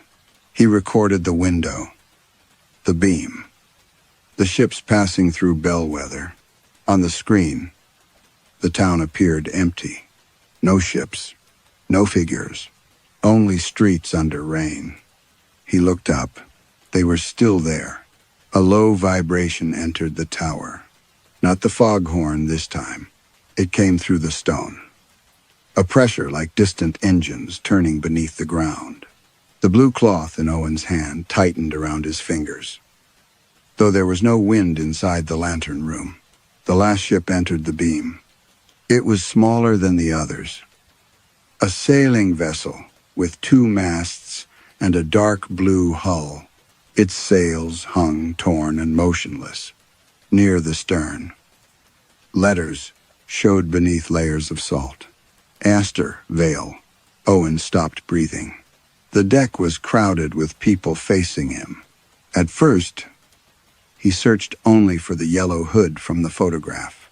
Then he remembered Claire had not worn yellow on the day she disappeared. She had worn blue. A woman stood beside the aft rail in a blue sailing jacket, her face hidden by wet hair. As the ship passed between the distant houses, she slowly lifted one hand toward the lighthouse. Claire's raised hand remained visible until the Astor Vale passed beyond the beam. Then the ship dissolved into rain. The forest returned first, followed by Bellwether's scattered lights and the pale roof of the church. No wake moved through the streets. No branches swayed where the hull had crossed them. The only evidence left was the blue sailcloth twisted around Owen's fingers and the name of the vessel burning behind his eyes. He released the cloth and reached for the emergency brake. This time, the handle resisted him. The rotation assembly continued westward with a slow metallic pulse. Owen braced one foot against the base and pulled with both hands. Something beneath the platform answered with a deep, wet groan. The brake locked. The light vanished. Owen descended so quickly that his heel slipped twice on the iron stairs. In the keeper's house, he connected his satellite handset to the portable antenna and carried it onto the porch. Rain struck the roof in silver sheets. He aimed the antenna south until the signal indicator showed one unstable bar. Lydia Pike answered on the 4th attempt. Regional navigation. It's Bell. Mercy Point. A pause followed. You're still out there? The lamp activated. That isn't possible. I watched it rotate. Owen. There is no operational lamp at Mercy Point. He glanced through the open doorway. The blue sailcloth lay on the dining table under the generator light. The lens produced a beam without external power. He said, "The rotation assembly engaged after I locked it manually. I need you to pull the decommissioning records and send someone with. There is no electrical connection to the tower. Lydia interrupted. The coastal feed was removed 23 years ago. The backup generator was taken out with the fuel system. I know. I inspected the cabinet. Then you know it cannot activate. The fog signal is operating too. This time the silence was longer. When Lydia spoke again, her voice had changed. What exactly did you hear? 3 notes. Long. Short. Long. That system cannot produce separate notes. It did. The compressor house collapsed during the winter storm 9 years ago. The airline was cut at the foundation. There isn't even a horn remaining in the tower. Owen looked toward the cliffs. The foghorn stood in a concrete housing below the lantern room. He had seen its rusted mouth projecting from the seaward wall when he arrived. I'm looking at it. No, Lydia said quietly. You're looking at an empty mounting. The connection crackled. Owen pressed the handset closer. Send me the original construction plans. I already tried. Mercy Point isn't in the active archive. It's on my work order. I know. Then where did the order come from? Lydia did not answer. A low tone rolled across the property. The porch boards trembled beneath Owen's boots. 1 long note, he said.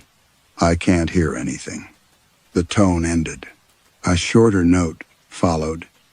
Owen stepped into the rain, staring up at the tower. The horn's black opening faced the Atlantic, but the sound seemed to come from beneath the keeper's house. Then came the 3rd note. Long. Lydia? I heard only static. The line failed. Owen called again, but the handset displayed no network. He returned inside and locked the door. Though he could not have said what he meant to keep out, the generator light flickered. On the table, the blue cloth had moved. It now lay in 3 folds. 1 long, 1 short, 1 long. The foghorn sounded again. This time, the note broke halfway through. Something moved inside it. At first, Owen thought the horn had drawn in a bird or a piece of loose metal. The noise was too uneven for machinery. A low vibration struggling to form itself against the pressure of the air. Then it became a breath. Owen, his knees weakened. The voice came through the walls, the floorboards, and the empty fireplace. It was distorted by distance, but it carried the slight roughness Claire always had after hours in cold wind. You said I made every silence into an accusation. Owen gripped the table. The horn inhaled again. You put your hand on the radio. He remembered that. He remembered the green glow of the marine set beneath the dashboard, his thumb resting over the transmit switch. Claire calling his name while rain crawled down the van windows. You heard me say the mast had broken. The room filled with the smell of wet rope and diesel. You heard me say the cabin was taking water. A drip struck the floor behind him. Then another. Owen did not turn. Claire's voice lowered until the horn seemed to whisper directly against his ear. You heard everything. The generator died. In the darkness. The final question came from beneath the house. Why did you wait 11 minutes before calling the Coast Guard? Owen did not answer. The darkness seemed to wait for him, somewhere below the floor. Water moved through a space that should have contained only bedrock. It made a slow, dragging sound, retreating and returning, like a tide beneath the house. He found his flashlight beside the dead generator and aimed it toward the source of the dripping. A dark patch had formed in the center of the parlor ceiling. 1 drop gathered there, swelled, and fell onto the floorboards. Then another appeared several feet away. More followed along the walls, pushing through plaster. window frames, electrical sockets, and the seams between boards. Owen touched the nearest stream, salt water. It was colder than the rain outside and left fine white crystals on his fingertips. The water did not flow downward in any consistent direction. One thread crawled upward beside the fireplace. Another crossed the ceiling toward the tower passage. He followed it. The iron stairs were dry, but the stone beneath them glistened. Water seeped from the mortar in narrow veins and gathered around the base of the central column. Each pulse from below made the shallow pool tremble. Then the foghorn breathed his name again. Owen retreated into the keeper's house and shut the passage door. He spent the remainder of the night in the upstairs bedroom with the satellite handset. A flashlight and a wrench laid beside him. Sleep came in short, unwilling fragments. Each time he woke, he heard waves breaking somewhere close, not against the cliffs, but against the exterior walls. Near dawn, something crossed the hallway. Bare feet moved slowly over the boards. Owen held his breath. The steps past his door, continued toward the staircase, then returned. They circled the bedroom once, twice. When he finally forced himself to look, the hallway was empty. Wet footprints surrounded the bed. They were narrow, their toes turned slightly inward. Claire had walked that way when she was tired. The prints completed a full circle, crossed the threshold, and descended the stairs. Owen followed them into the parlor, where they ended at the tower passage, not at the door. Beneath it, the final impression sank halfway into the stone floor, as if the person making it had continued downward through the foundation. By morning, the water had vanished. Salt remained along the walls in pale branching lines. Owen drove toward Bellwether as soon as the storm weakened. The first sign that something had happened appeared outside a farmhouse 2 miles inland. A family stood in the yard, staring at a second-floor window shattered inward. Seaweed hung from the curtains. Farther west, emergency vehicles blocked the road near a row of houses. Their siding was wet above the ground-floor windows, though the fields around them were dry. At the Bellwether Diner, every table was occupied by people speaking too quietly. Owen sat near the counter and listened. A woman in a hospital uniform said a wave had struck her bedroom window during the night. Her house stood more than 20 miles from the coast. An elderly man described seeing his brother beyond the tree line. The brother had disappeared during a fishing trip in 1987. He just stood there, the man said, like he was waiting for me to notice him. At another table, a mother insisted that someone had knocked on the basement door from the outside, though the door opened only into the house. When her husband checked, he found wet footprints leading up the steps. The local radio repeated reports from 3 neighboring communities. Water in sealed rooms, fog inside kitchens, missing relatives seen among trees. One caller claimed a ship had passed through the town center without disturbing a single building. Owen unfolded a road map beside his coffee. He marked Mercy Point, Bellwether, and every location mentioned on the broadcast. The incidents formed a narrowing band across the page, extending west from the lighthouse. The path of the beam. He returned to Mercy Point before sunset and climbed directly to the lantern room. The lens remained locked inland, on the forest side of the glass. A crust of salt had formed in the shape of a broad hand. Owen pressed the map against the window. The marked line continued beyond Bellwether, beyond the county, toward towns hundreds of miles from the sea. Behind him, the rotation mechanism gave one heavy pulse. A second followed beneath the floor. Owen looked down through the iron grating. Far below, under the tower's foundation, something vast shifted in darkness. For the first time, he understood that the water was not leaking into the lighthouse. It was trying to climb out. The movement beneath the tower stopped when Owen stepped onto the iron grating. For several seconds, the only sound was his own breathing and the faint ticking of cooling metal. Then, a wet footprint appeared on the stone below him. No foot made it. The print simply darkened into existence. Heel first, followed by the narrow arch and inward-turned toes. A second formed beside it, then a third. Descending toward the central column, Owen lowered himself through the maintenance hatch. The prints ended against the column's circular base, where salt had collected inside a seam he had mistaken for corrosion.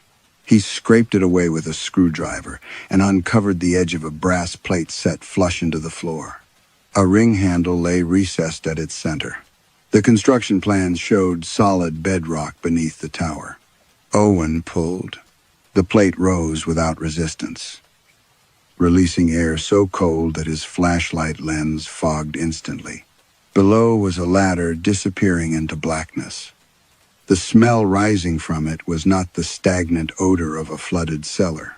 It was open water, salt, kelp, wet timber, and the clean metallic cold of great depth.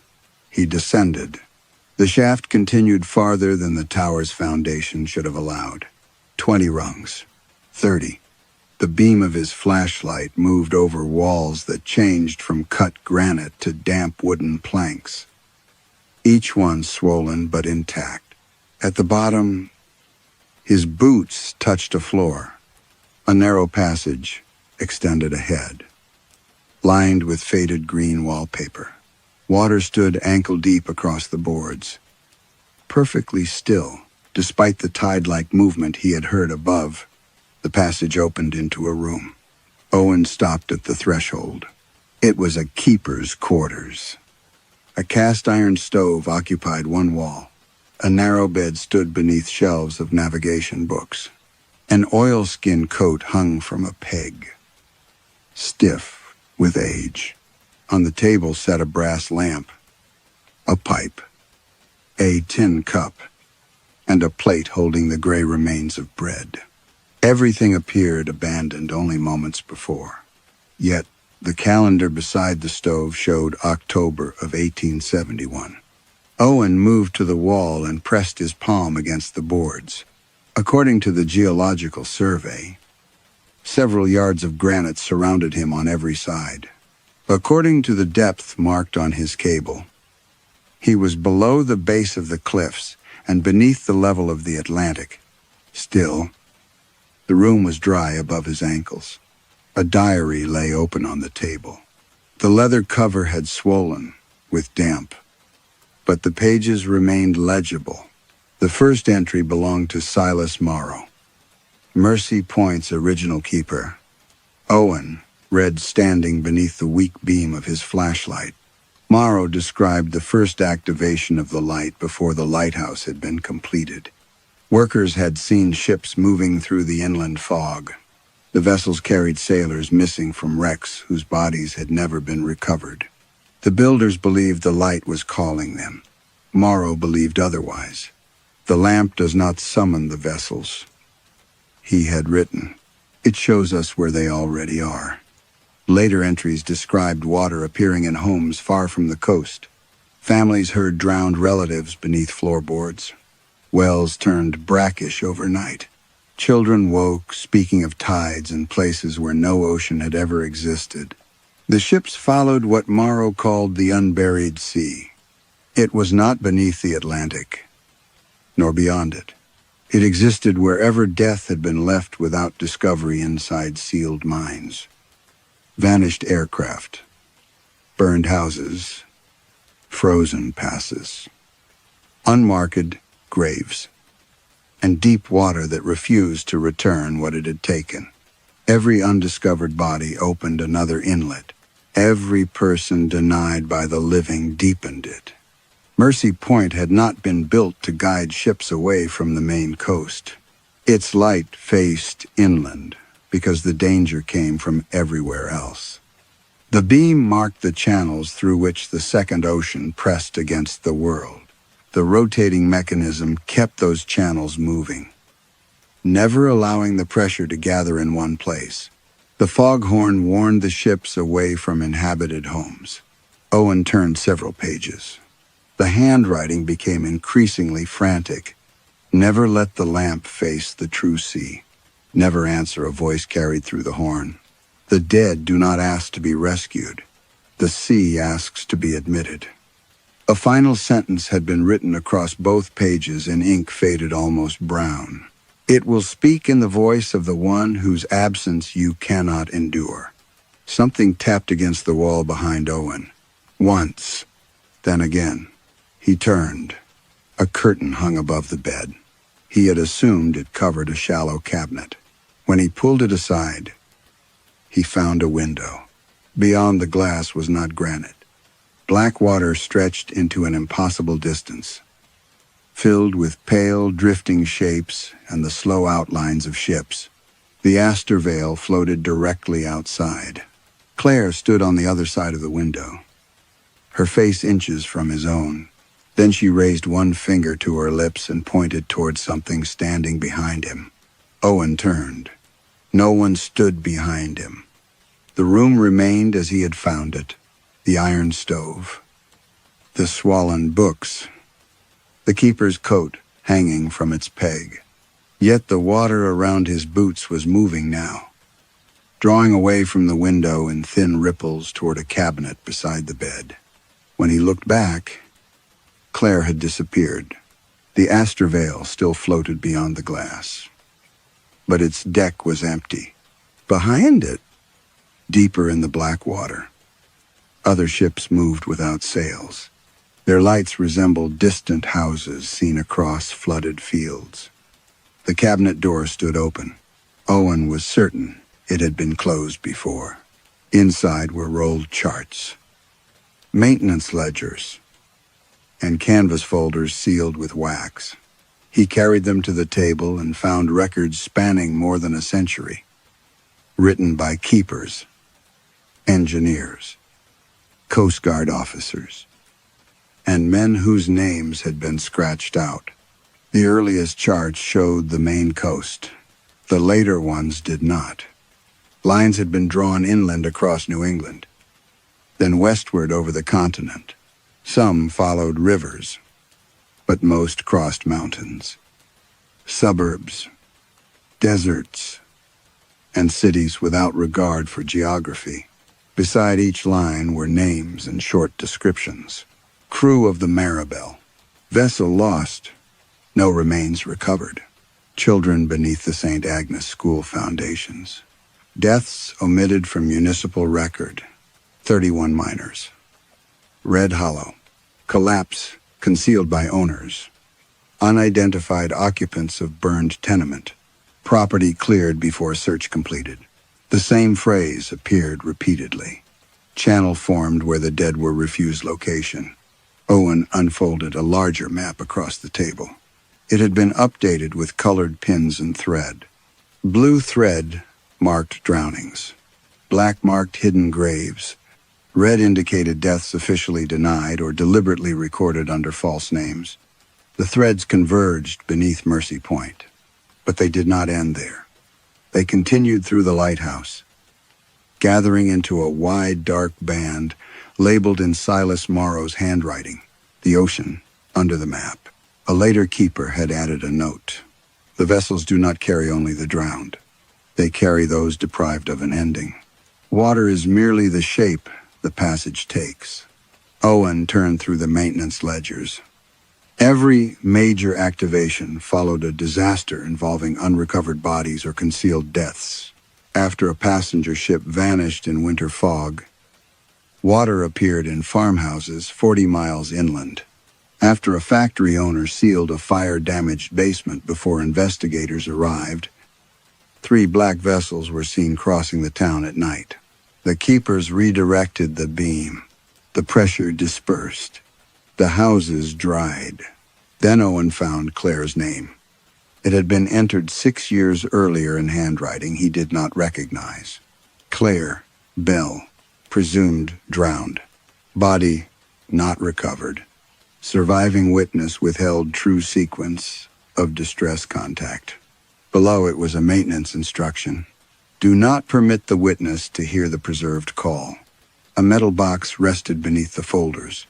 Its lid bore the Coast Guard evidence number from Claire's investigation. Owen knew that number. The official recordings had contained mostly static. He had listened to them with the investigator while Claire's brother sat across the table, staring at him as if patience alone might force the truth out. Inside the box was a reel of magnetic tape and a hand-cranked player. No power cable. Owen fitted the reel in place. The handle began turning before he touched it. Static filled the room. Then Claire's voice emerged, clear and close. Owen, answer me. He heard the broken mast striking the deck. Wind roared across the microphone. Somewhere, an alarm sounded inside the Astor Vale. Owen, I know you can hear me. A second voice came faintly through the recording, his own breathing. Owen gripped the table. Claire continued calling. She reported flooding in the cabin, loss of steering, her position relative to North Haven. Every word was intelligible. Then came silence from her end. During that silence, Owen's recorded voice whispered inside the service van. Say you're sorry. He had forgotten speaking aloud, or had chosen to forget. Claire transmitted again, crying now. Please, I shouldn't have left angry. Just answer me. Owen's breathing slowed on the tape. He remembered what he had wanted, not her death.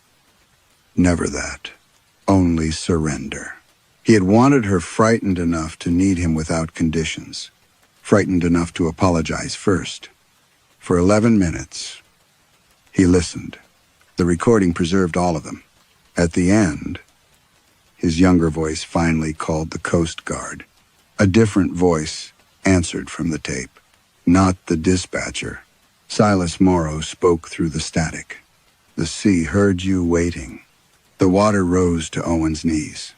Across the room, every map began to darken along the route from Mercy Point to the house he had once shared with Claire. Then the tape played her voice one final time. You already gave it a place to enter. The water stopped rising when Owen lifted his hands from the tape player. It remained at his knees, black and perfectly still, reflecting the ceiling as though another room existed beneath the floor.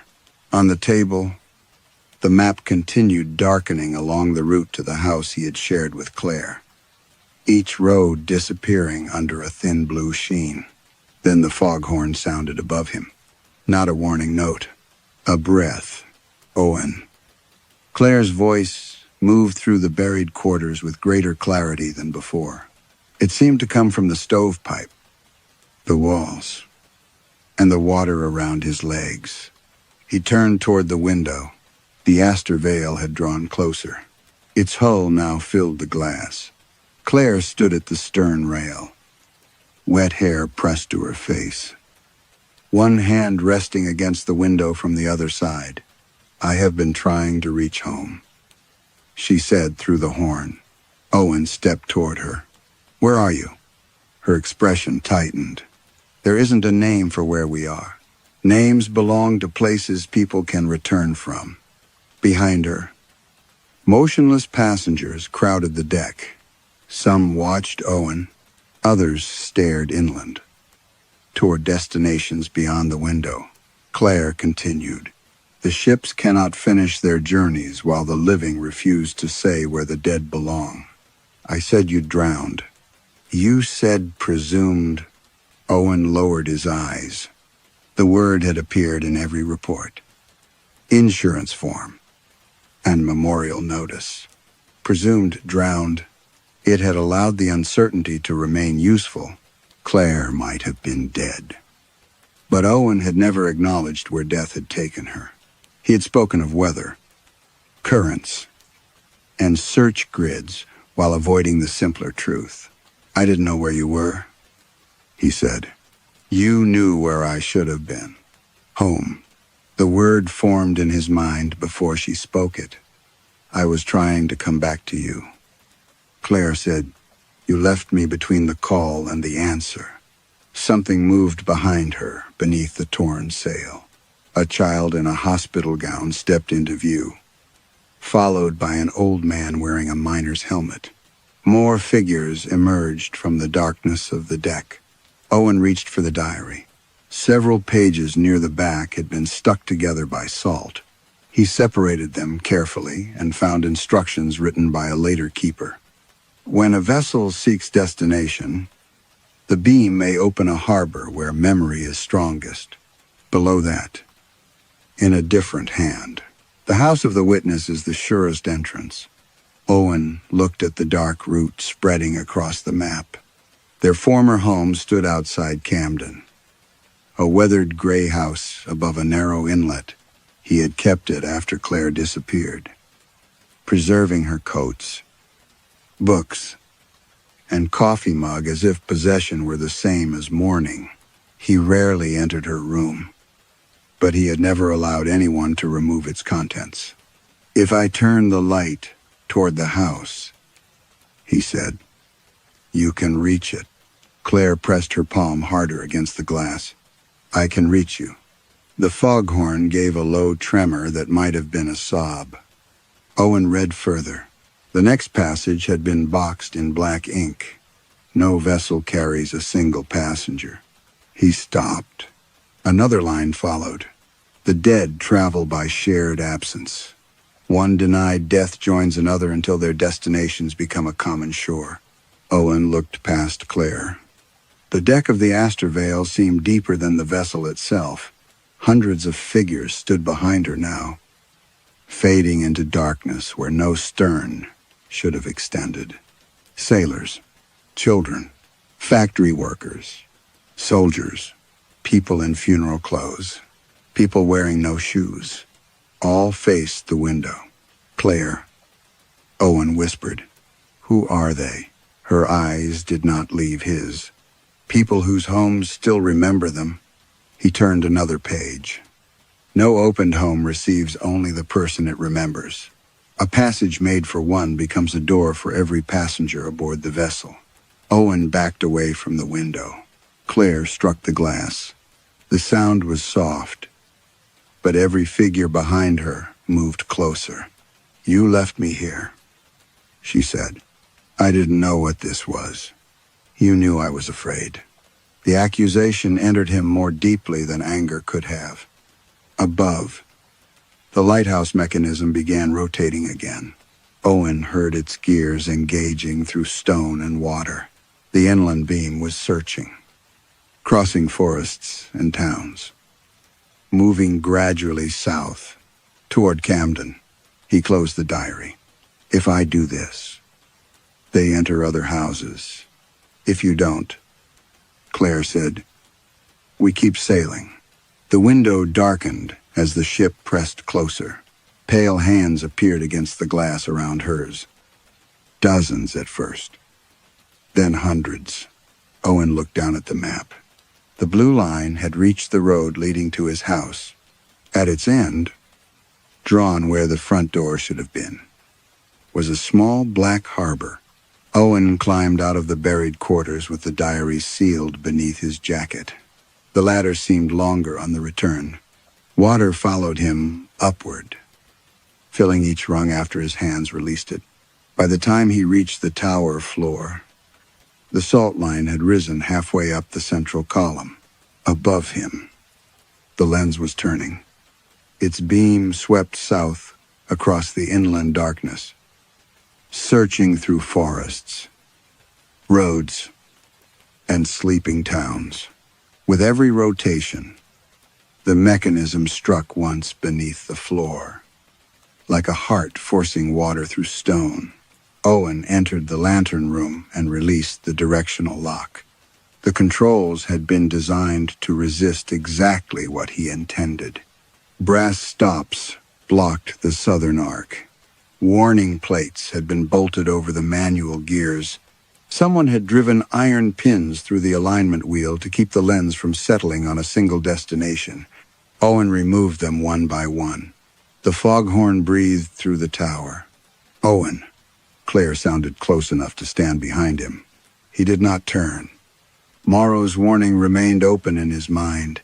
It will speak in the voice of the one whose absence you cannot endure. Perhaps the voice was not Claire. Perhaps the second ocean had learned her from the final transmission, shaping itself around his guilt, because guilt was the deepest channel into him. But if any part of her remained aboard that ship, Owen could not abandon her again because caution had arrived too late. He engaged the manual wheel. The lens resisted. Gears screamed beneath the platform. The beam dragged across the horizon in broken increments, shifting from west toward south, toward Camden. The satellite handset rang in his pocket. Lydia Pike's voice came through amid static. "Owen, stop whatever you're doing. You can see it? We can see the beam from 3 counties. Reports are coming in from everywhere along its path. I can bring her home." "No, listen to me. Mercy Point was never assigned to you." His hands tightened on the wheel. "What?" "The work order originated from an inactive employee account." "Owen." "The technician whose credentials issued it died at Mercy Point in 1962. The foghorn thundered, drowning her out. Claire called his name. Owen turned the final gear. The beam locked south. For one instant, the lantern glass showed not the forest, but the gray house above the Camden Inlet. Claire's bedroom window reflected the light. The front door stood open. Then every lamp in the house came on. The distance between Mercy Point and Camden collapsed. Owen was no longer in the lantern room. He stood inside his own hallway with one hand resting on the brass alignment wheel. Though the lighthouse tower rose impossibly around the house, salt water poured down the wallpaper. The familiar framed photographs hung crooked beneath the lens machinery. At the open front door, fog covered the porch. A woman emerged from it. Claire wore the blue sailing jacket. Her hair lay wet against her cheeks. She appeared exactly as Owen remembered her on the morning she left, pale with anger, exhausted from crying, still alive enough to expect an answer. "Owen," she said. The sound came from her mouth, not the horn. He crossed the hallway. When he touched her face, her skin was cold, but not lifeless. Her eyes closed beneath his palm. For a moment, he felt her lean into him with the old, unconscious trust of someone returning home. "I'm sorry," he whispered. Claire opened her eyes. "You wanted me frightened." The words were soft. Behind her, something heavy struck the porch. A man in a torn naval uniform stepped through the doorway. He did not look at Owen. He turned toward the road, as though listening for a house that remembered his footsteps. A child followed him. Then the miner Owen had seen aboard the Astorvale. A woman carrying a wrapped infant. Sailors with rope burns around their wrists. Passengers in soaked formal clothes. Workers blackened by smoke. Men and women whose deaths had never been given rooms. Graves, or truthful records. They entered without speaking. Some passed through the walls. Others crossed the porch and disappeared into the fog.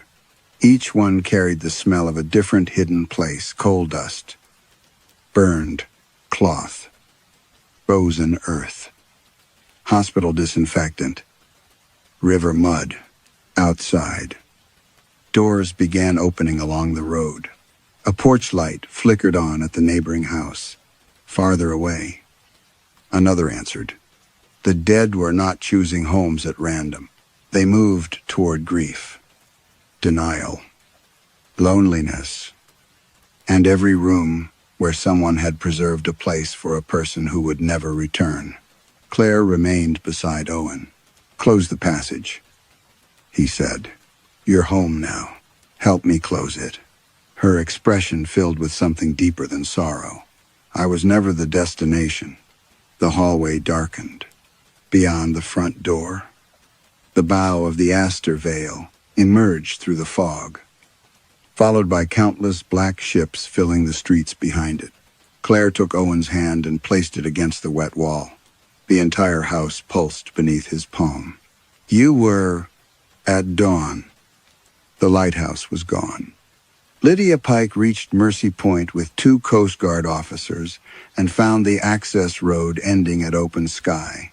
The keeper's house. Tower. Generator.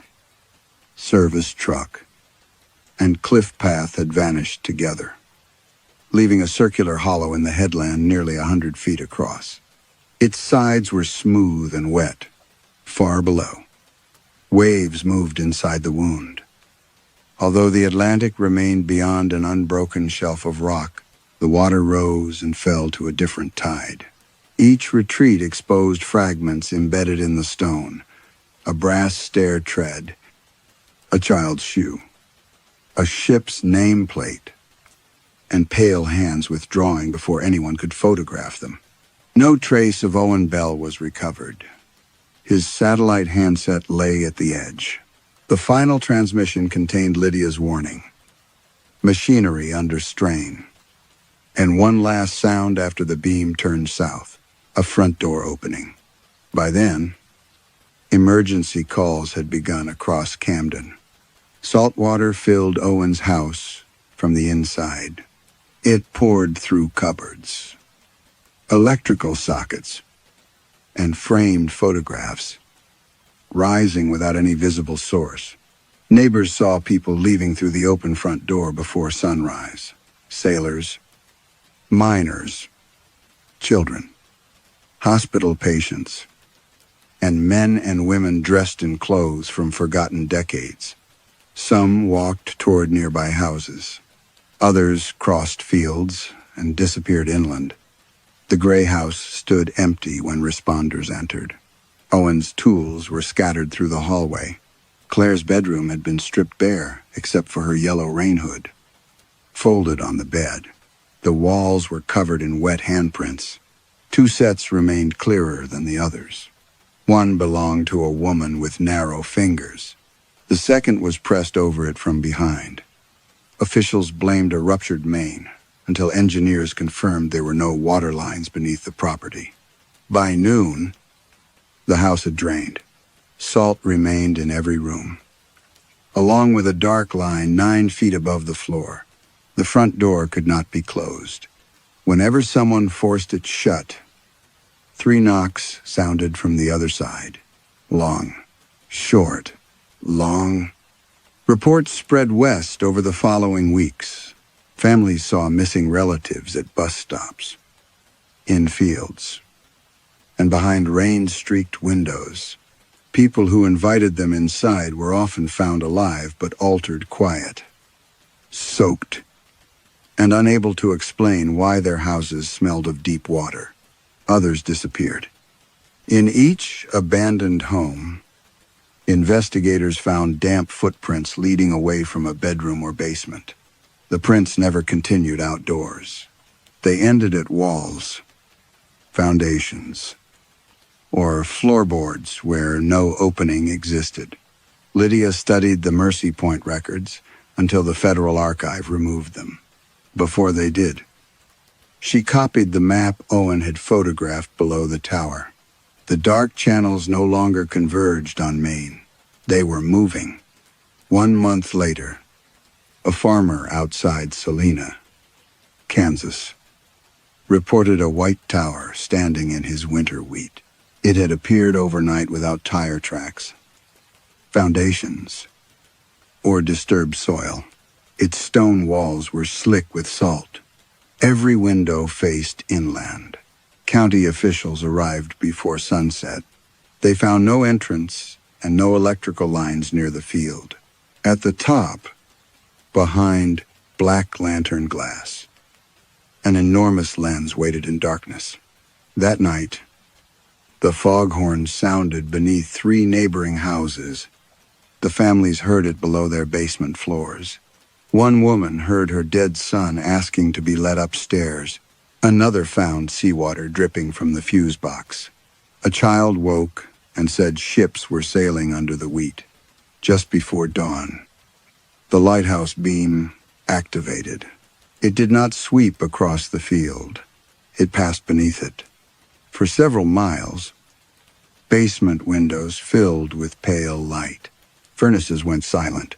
Water heaters began knocking from within. Across the county, people woke to the smell of kelp and cold iron. In one farmhouse, an old man followed wet footprints down the stairs. He found them beginning at the concrete wall and crossing the basement toward him. They belonged to a barefoot woman in a blue sailing jacket.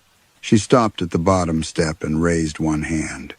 Behind her, where the wall had been, black water stretched to the horizon. Ships crowded that impossible sea, their decks filled with the waiting dead. At the center stood Owen Bell, one hand resting on a brass lever. The old man whispered, "Who are you?" Owen looked past him toward the warm rooms above. Then the foghorn spoke in Claire's voice. "Tell us this is home." Some doors are opened by locks, and others by the truths we refuse to say aloud. Owen believed that bringing Claire home would undo the moment he abandoned her. But guilt cannot restore the dead without changing what home means. The lighthouse did not create the second ocean. It merely held back everything the living had denied, concealed, or left unresolved. Perhaps that is why it moved inland. The sea beneath the world does not need a coastline, only an empty room, an unanswered voice, and someone willing to mistake return for forgiveness. Story 5. The first thing I noticed about St. Mercy was that someone had polished the silver. The restaurant had been closed for 11 months. Its liquor license had expired. Its linen service had stopped coming, and a black municipal notice covered the front doors, warning that the east wall was no longer sound. Yet when Harlan Wicks let me inside on Thursday afternoon, every fork in the dining room held the gray light like a clean blade. Trustees wanted it decent for the last dinner, he said. Harlan was the caretaker. Though the word seemed generous, he carried a ring of keys large enough for a prison and smelled of wet wool. His left hand shook when he passed me the kitchen key. "The contractors arrive Monday," he said. "By Wednesday. This place is rubble." I looked past him at the dining room. St. Mercy had always been theatrical without becoming vulgar. Dark walnut paneling, oxblood leather, brass lamps low enough to make every table feel private. The ceiling had once belonged to a convalescent chapel. Faceless saints leaned from the plaster ribs above us, their features lost to smoke from a kitchen fire. No one in Boston's restaurant world liked to discuss. I had not been inside for 17 years. That was the sentence I repeated to myself. Not, Sabine had worked here. Not, this was where she learned to burn honey until it tasted like winter fruit and old coins. Not, the dish that made me famous had begun in this building under someone else's hands. I set my knife case on the host stand. "How many tomorrow?" "8, Harlan said. "Former owners, 2 critics, demolition people, no press, dietary restrictions." He handed me a cream envelope. Inside, the wax seal bore St. Mercy's old emblem, a woman holding a bowl beneath a knife. I remembered Sabine tracing it after her first week here, laughing that fine dining was hunger, dressed for judgment. I put the envelope in my coat without opening it. Harlan showed me the service corridors. Fuse panel, rear exit, and an ancient dumbwaiter chained shut between floors. The building made ordinary, empty building sounds, pipes ticking, wood settling, traffic rubbing against boarded windows. Still, each time we passed the kitchen doors, I heard a metallic click from inside. The third time, I stopped. "What is that?" Harlan did not turn. "Cooling metal. The ovens aren't on." He looked at me then, not frightened, but inconvenienced by my noticing. "Old kitchens keep heat," he said. At 5:30, he left me alone. I unpacked at the pastry station because the main prep table bore a black scorch mark down its center. My ingredients were simple by reputation and expensive by invoice: Muscovy duck, celeriac, sour cherries, veal bones, bitter chocolate, pears packed in straw. The trustees had requested a retrospective menu of St. Mercy's celebrated dishes, including mine, Ash Orchard. That was what I had named Sabine's duck with burnt honey glaze after she died. Names are a kind of ownership. I had learned that before I learned how little ownership matters to the dead. By early evening, veal bones were roasting and onions blackening against the range. The kitchen began to smell alive again: fat, pepper, caramelized marrow, the mineral sweetness of blood. Work steadied me. Knives did not accuse. Sauces did not remember who first stirred them. Then the service bell rang. One clean note, I froze with my hand inside the duck cavity. The brass bell sat on the pass beneath dust. No one stood beside it. I crossed the kitchen, pressed it once, and heard the same bright tone travel into the dining room. "Expansion," I said aloud. "Vibration." My voice vanished into the walls. I washed my hands and opened the trustee envelope. 8 names, 8 preferences. At the bottom, typed in smaller letters, was a final instruction: all exterior doors must remain locked during preparation. I read it twice, then checked the rear door myself. Locked. The front doors remained chained beneath the condemnation notice. The windows were boarded from outside. I returned to the kitchen and found a white linen napkin folded on the pass where the bell had been. It was warm. Across the dining room, in the chapel alcove that had been empty when Harlan left, a table had been set for one. A menu card rested on the plate. In Sabine's handwriting were 4 words: "You never sat down," for several seconds. I stood between the kitchen and the dining room, reading Sabine's handwriting as if repetition might transform it into someone else's. "You never sat down." The letters leaned slightly forward, impatient even in ink.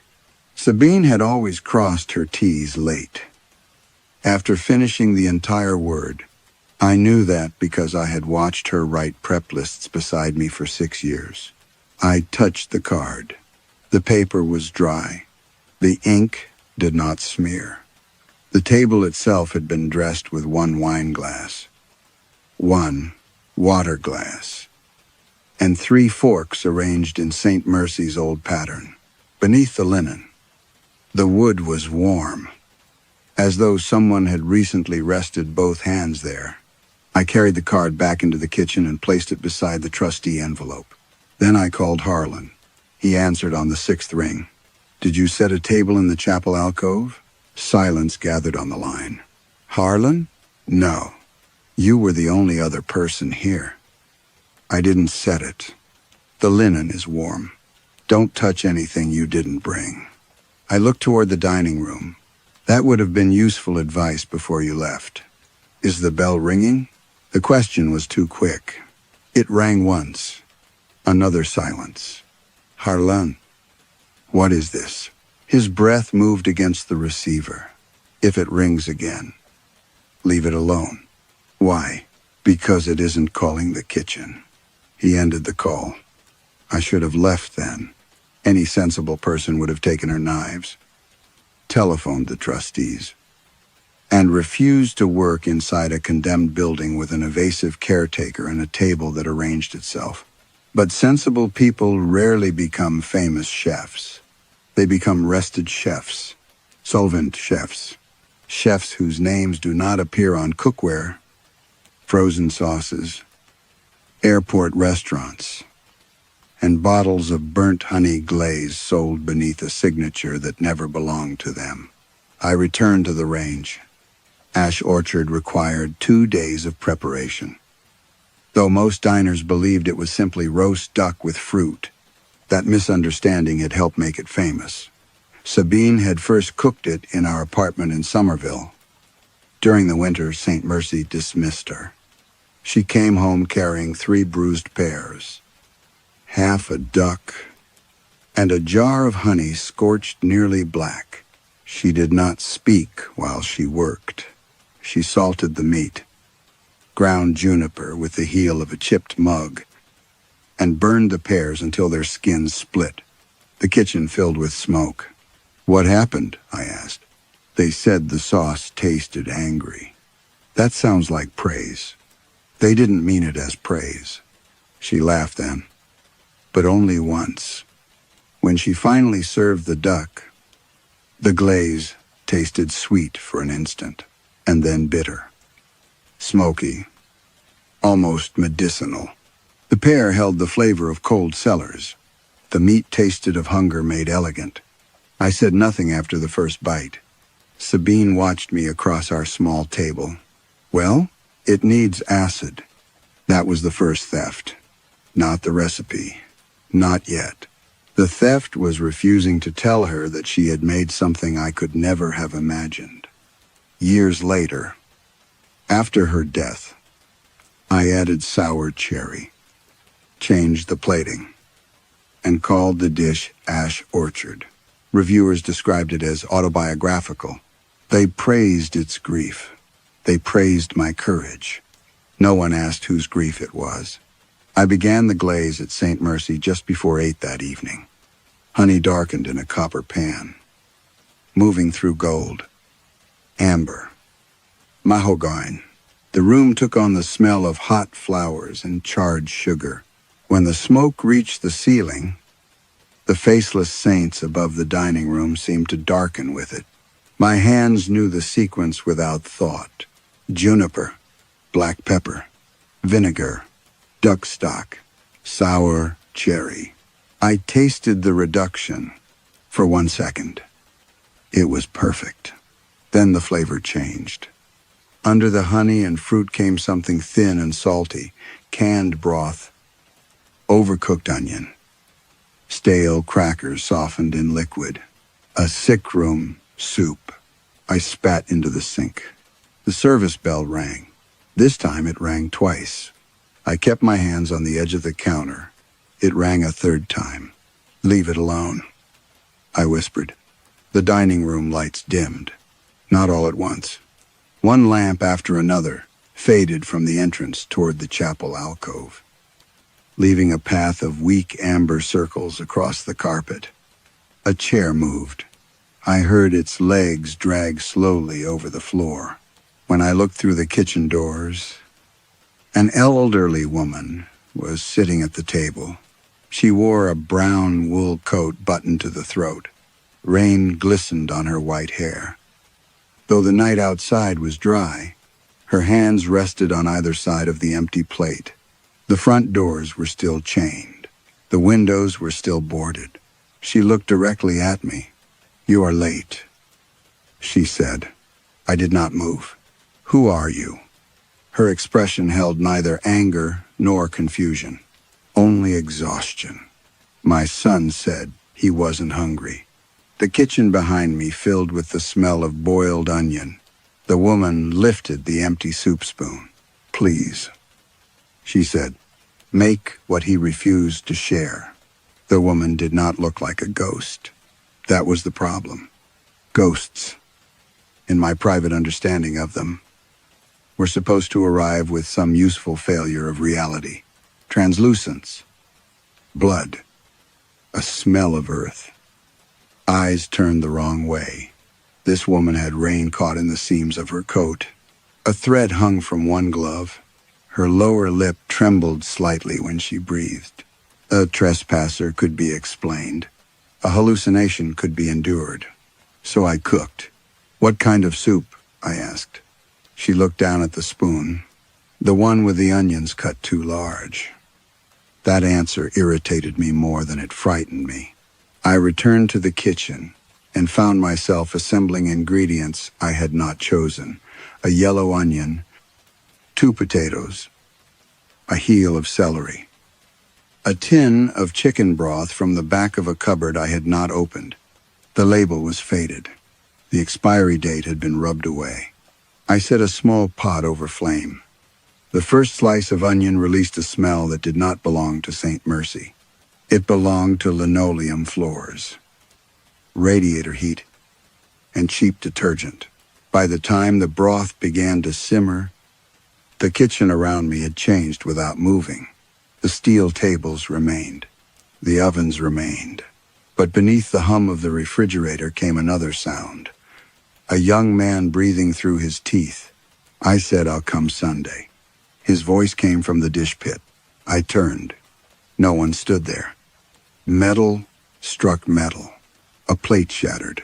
Then an older woman answered, close enough that I felt the words against my neck. "You said that last Sunday." The soup rolled harder. Though I had lowered the flame, the young man said, "I work nights. What do you want me to do?" "I want you to sit down. I don't have time for this." The exchange repeated in fragments as I stirred. Each sentence emerged from a different part of the kitchen, beneath the prep table, inside the dumbwaiter, behind the locked dry store. The voices were not theatrical. They were tired, practiced, intimate in the way only family cruelty can be intimate. I carried the bowl into the dining room. The woman had removed her gloves. Her hands were narrow and reddened by cold. "Is this yours?" I asked. She inhaled the steam. It was his. "That isn't what I asked." She lifted the spoon. At the first mouthful, every burner in the kitchen ignited. Blue flame flashed beneath empty pans. The ventilation hood roared awake, somewhere beyond the doors. The young man shouted that he had already missed one shift because of her. The woman kept eating. With each spoonful, the argument sharpened. His name was Emilio. He washed dishes at St. Mercy. His mother had brought soup because he had been sleeping in the staff room between double shifts. He accused her of embarrassing him. She accused him of becoming ashamed of where he came from. He pushed the bowl away. "I'll eat later," he said. "You always say later." The woman at the table began to cry without making a sound. I stepped backward into the kitchen. A lid flew from the soup pot. Steam struck the inside of my right wrist. The pain was immediate and white. I dropped the ladle, clamped my hand over the burn, and smelled my own skin beneath the onions. When I looked again, the burners were cold. The dish pit was empty. The woman's bowl sat clean on the table. But the woman was gone. I found the first aid cabinet near the office. Behind the bandages was a black binder swollen with damp St. Mercy incidents. I opened it one-handed. Most reports concerned cuts, falls, and burns. Halfway through, a carbon copy had been marked with a brown thumbprint. Employee, Emilio Vass. Position, dishwasher. The report described a steam injury on the inside of his right wrist during late service. A crude outline showed the shape of the burn. It matched mine exactly. A crescent with 3 narrow blisters through its center. At the bottom, under cause of incident. Someone had typed, "Employee distracted by family dispute." refused medical attention. A final handwritten note had been added beneath it. He never came back for the soup. I read Emilio Vass's accident report until the letters blurred. Then I closed the binder, wrapped my wrist, and told myself St. Mercy had a gas leak. Carbon monoxide could cause confusion, auditory disturbances, nausea, faulty memory. Exhaustion could supply the rest. I had eaten almost nothing since morning. I had spent years teaching young cooks that the body became unreliable, long before pride admitted it. I opened the rear door for air. It led back into the dining room. For a moment, I thought I had turned the wrong handle. Then I saw the exit sign above me, glowing red over walnut paneling where an alley should have been. I shut the door. The service bell rang. A man in a hotel doorman's coat sat at table 4. His uniform was too large for him, the cuffs shiny with age. He asked for a slice of apple pie with cheddar melted over the crust. My employer made me stand outside during his daughter's wedding, he said. He promised I could eat afterward. Did you? The kitchen threw everything away. I should have refused. Instead, I found apples in the cold room that had not been there earlier. Their skins were wrinkled and smelled faintly of tobacco. While the pie baked, I heard laughter in the dining room, champagne corks, and a younger version of the doorman being told that staff entered through the loading dock. When I served him, a cut opened across my left palm. No knife touched me. The wound appeared cleanly, filling with blood as the man ate. Somewhere in the kitchen, a woman screamed that a broken glass had been hidden beneath dirty napkins. The doorman finished the last bite, folded his hands, and vanished between one blink and the next. The bell rang again. A girl of perhaps 9 sat in the chapel alcove wearing a blue school jumper. She requested buttered toast cut into soldiers and a soft-boiled egg. My father said, crying spoiled breakfast. She told me. As she dipped the first piece of toast into the yolk, the kitchen lights became painfully bright. A man's voice ordered someone named Nell to stop making a scene. My right thumb split along the nail as if crushed beneath a drawer. After the girl came a woman in a nurse's dress, asking for cold roast beef and mustard. Then a young soldier who wanted rice pudding without raisins. Then a thin man whose neck bore the pale line of an old collar, requesting black coffee and one untouched dinner roll. Each diner named a meal someone had withheld, discarded, or made them too ashamed to accept. Each time I cooked, St. Mercy remembered. Arguments entered through the vents. Weeping gathered inside cupboards. The tiled floor softened beneath my shoes like worn linoleum from another kitchen. Cuts appeared along my fingers. A deep ache formed beneath my ribs. The burn on my wrist blistered into 3 perfect white lines. By the 4th diner, I stopped asking names. By the 6th, I was speaking aloud to people who disappeared before I cleared their plates. Near midnight, I found Harlan's office behind the wine cellar and located the security monitor. 6 camera feeds showed the dining room, kitchen, corridors, and both exterior doors. The doors had remained locked all evening. I rewound the footage. At first, the recording seemed to confirm everything. There I was entering the dining room with Emilio's soup, but his mother's chair was empty. I placed the bowl before no one, stood listening, and answered questions the camera had not recorded. The next clip showed me serving apple pie to an empty table. Blood ran from my palm while I nodded at vacant air. At the chapel alcove, I knelt beside an empty chair and cut toast into narrow strips for a child who did not appear on screen. Every diner was absent. Every plate was real. I watched myself move through the room with increasing obedience, carrying food to empty places while my body accumulated injuries belonging to people whose names I had never known. Then the footage reached the present. On the screen, I stood alone in Harlan's office, staring at the monitor. Behind the recorded version of me, the office door slowly opened. A woman entered wearing Sabine's old white chef's jacket. She leaned close to my shoulder and whispered something into my ear. The Lucia on the screen nodded. Then she said clearly, "To a room that had been empty 17 years ago. I'll serve yours last." My recorded voice continued to move after I stepped away from the monitor. On screen, Sabine's figure stood behind me in her white jacket, one hand resting against my shoulder. Her face remained hidden by the angle of the camera. The Lucia in the recording turned toward her as though receiving instructions. Then every security feed went black. I took my knives and left Harlan's office. The corridor outside should have led past the wine cellar to the rear exit. I walked quickly, keeping my injured hand pressed against my coat. The lights overhead flickered in sequence, guiding me between racks of empty bottles and walls furred with damp. After 30 paces, I pushed through a swinging door. I entered the kitchen.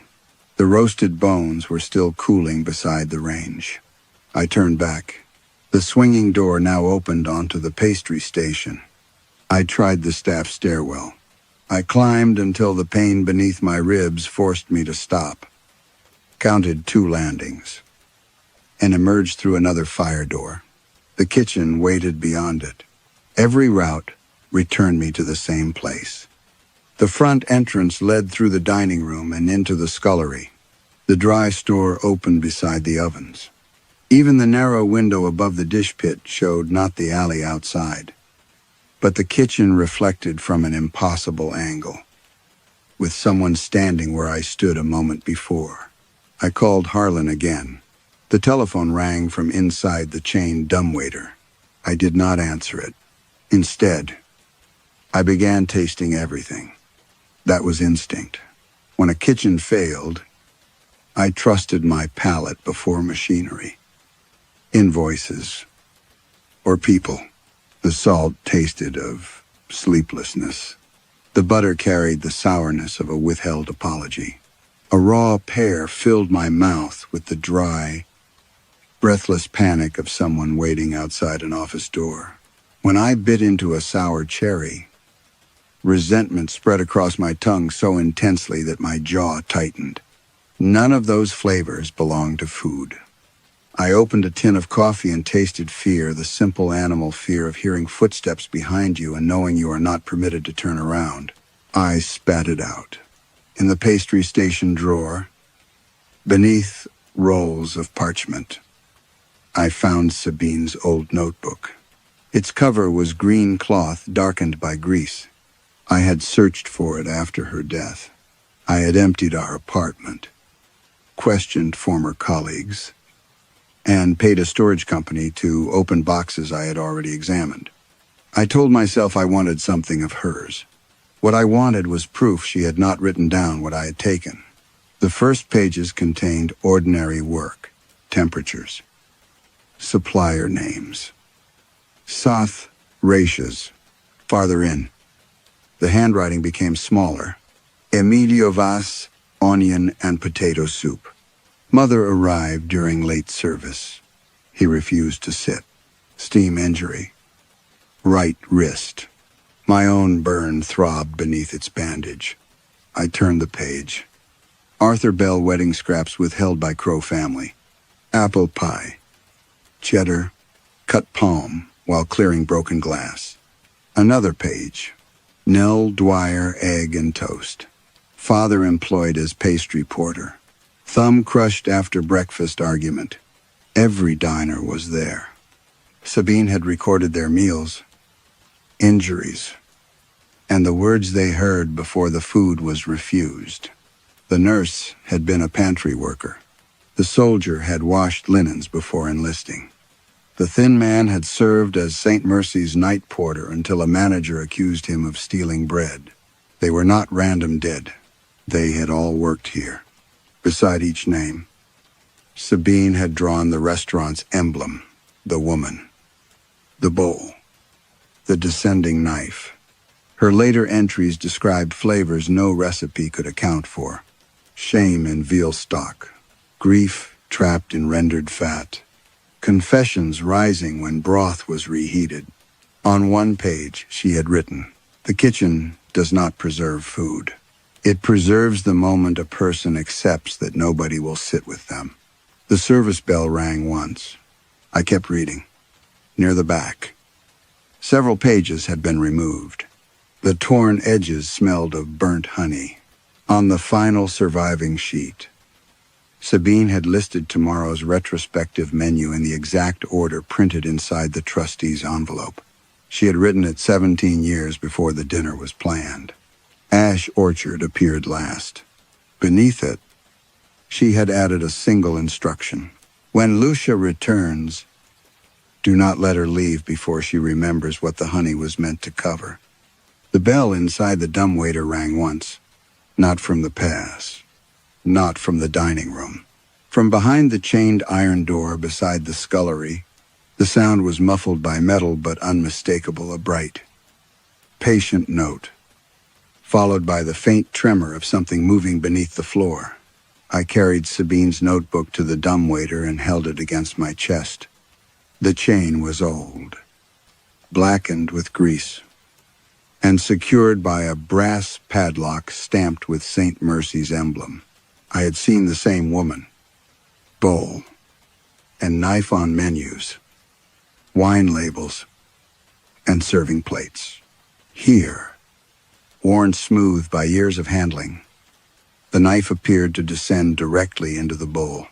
The padlock was warm. I searched Harlan's office for a key and found none. The service corridors offered only loops back to the kitchen.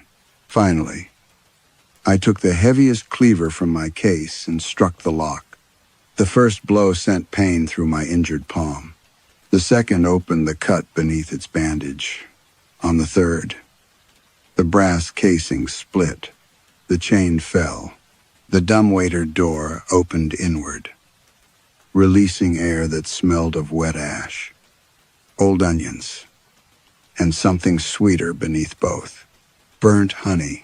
The shaft should have been no wider than a serving compartment. Instead, a narrow stone stair descended beyond it. I crouched and entered. The bell rang below me. There was no handrail. The walls pressed close enough that my shoulders brushed them, leaving black dust on my coat with every step. The kitchen noises above became clearer rather than quieter. Pans settling, knives, tapping boards, water running over plates. Then voices began speaking through the stone. Not words at first, only breath. A cook swallowing anger, a waiter practicing an apology, someone crying silently because silence was the only thing their employer had not forbidden. The stair curved beneath the building. I counted 32 steps before reaching a wooden door sealed with wax. Scores of fingerprints had been pressed into it. Some were small, others broad and deeply ridged. A few ended abruptly where fingertips should have been, as though the people who made them had been missing pieces of their hands. Sabine's notebook trembled against my ribs. The wax softened when I touched it. The door opened. The room beyond was larger than St. Mercy's entire kitchen. Shelves climbed from floor to ceiling, packed with blackened books. Some were bound in leather, others in stained canvas or restaurant linen. Their spines carried names, job titles, and dates written in gold that had darkened almost to brown. Porters, pantry, dish room, pastry, waiting staff. Beneath those headings, hundreds of individual volumes waited. At the room's center stood a stockpot. It was enormous, wide enough for a person to crouch inside. suspended above a stone hearth containing no wood, coal, ash, or visible flame. Still, the liquid simmered. Small bubbles rose through a surface as dark and glossy as varnish. Each one broke with a whisper. I stole. I watched. I said nothing. I let her go alone. The voices overlapped until the stock sounded like rain falling on a crowded roof. I moved closer. The vapor struck my face with flavors so distinct that my knees weakened. Fear tasted metallic. Resentment coated the back of my tongue like old fat. Grief was warm bread carried into an empty room. And shame. Shame tasted like ash orchard. Burnt honey. Sour cherry. Black pepper. My recipe. Sabine's recipe. I stepped away so quickly that I collided with one of the shelves. A confession book fell open at my feet. The entry belonged to a commis chef named Rosalind Pike. In cramped handwriting, she described lying about a colleague's mistake to avoid dismissal.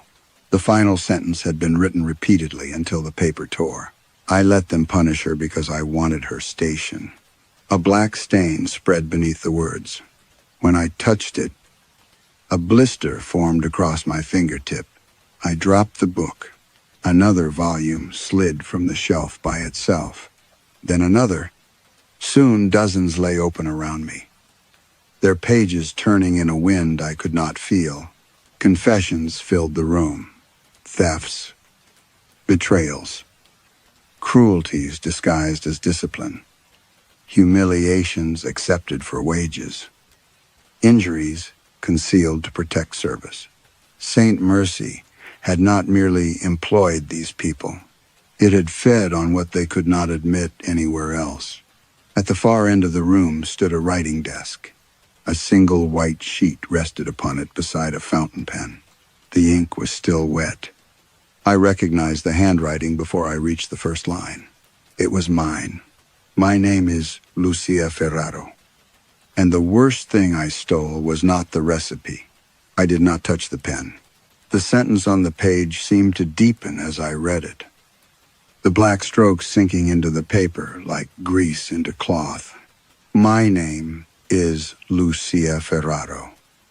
And the worst thing I stole was not the recipe. Behind me, the Mercy stock continued to simmer. I opened the nearest book bearing Benedict Crow's name. The first pages were written in a precise, narrow hand. Crow described flavor as if it were a branch of anatomy. Salt awakened memory. Fat prolonged it. Acidity sharpened regret. Heat weakened the boundary between what the tongue tasted and what the mind tried to bury. His early experiments were almost harmless. He asked cooks to speak childhood memories over broth. He asked servers to recall their first humiliation while folding napkins beside simmering sauces. Diners praised the food's intimacy without knowing why. Then Crow learned that shame lasted longer than happiness. Pleasure satisfies. He wrote, "Guilt returns." The experiments changed. Employees called into his office were instructed to confess over the master stock, not minor failures, not broken plates or late arrivals. Crow demanded betrayals, secret resentments, moments of cowardice, cruelties committed against people who still trusted them. Those who refused lost shifts. Those who lied were brought back until the stock reacted. Crow believed the liquid could distinguish performance from truth. A pantry cook confessed that she had stolen money from her sister. A waiter admitted leaving his injured father alone to attend service. A pastry chef described watching a colleague suffer an allergic reaction and delaying help because she wanted his position. Each confession was entered into a ledger. Each speaker was required to stir the stock once. St. Mercy's guests began describing the food as unforgettable.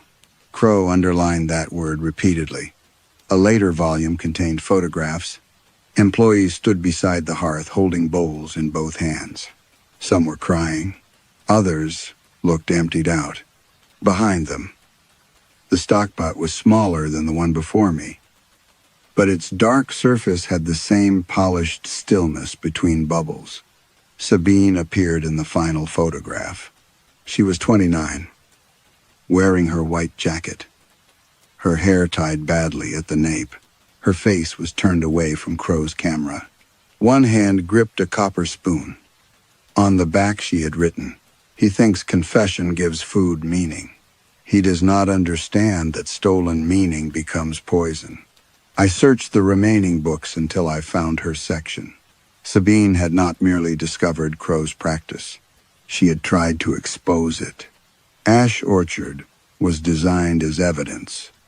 The burnt honey represented the sweetness Crow used to disguise humiliation. The sour cherries reproduced the metallic edge of the stalk. The blackened pears carried the taste of the sealed room beneath the kitchen. Sabine planned to serve the dish to St. Mercy's trustees with the employees' names written beneath each course. The original title was not Ash Orchard. It was The Mercy Stock. My stomach tightened. I remembered the night she brought the first version home, smoke filling our apartment, her hands shaking as she placed the duck between us. The question in her face when I tasted it, "Well, it needs acid," I had said. 3 days later, St. Mercy dismissed her for theft of proprietary materials. I knew she had taken something from the restaurant, but I never asked what.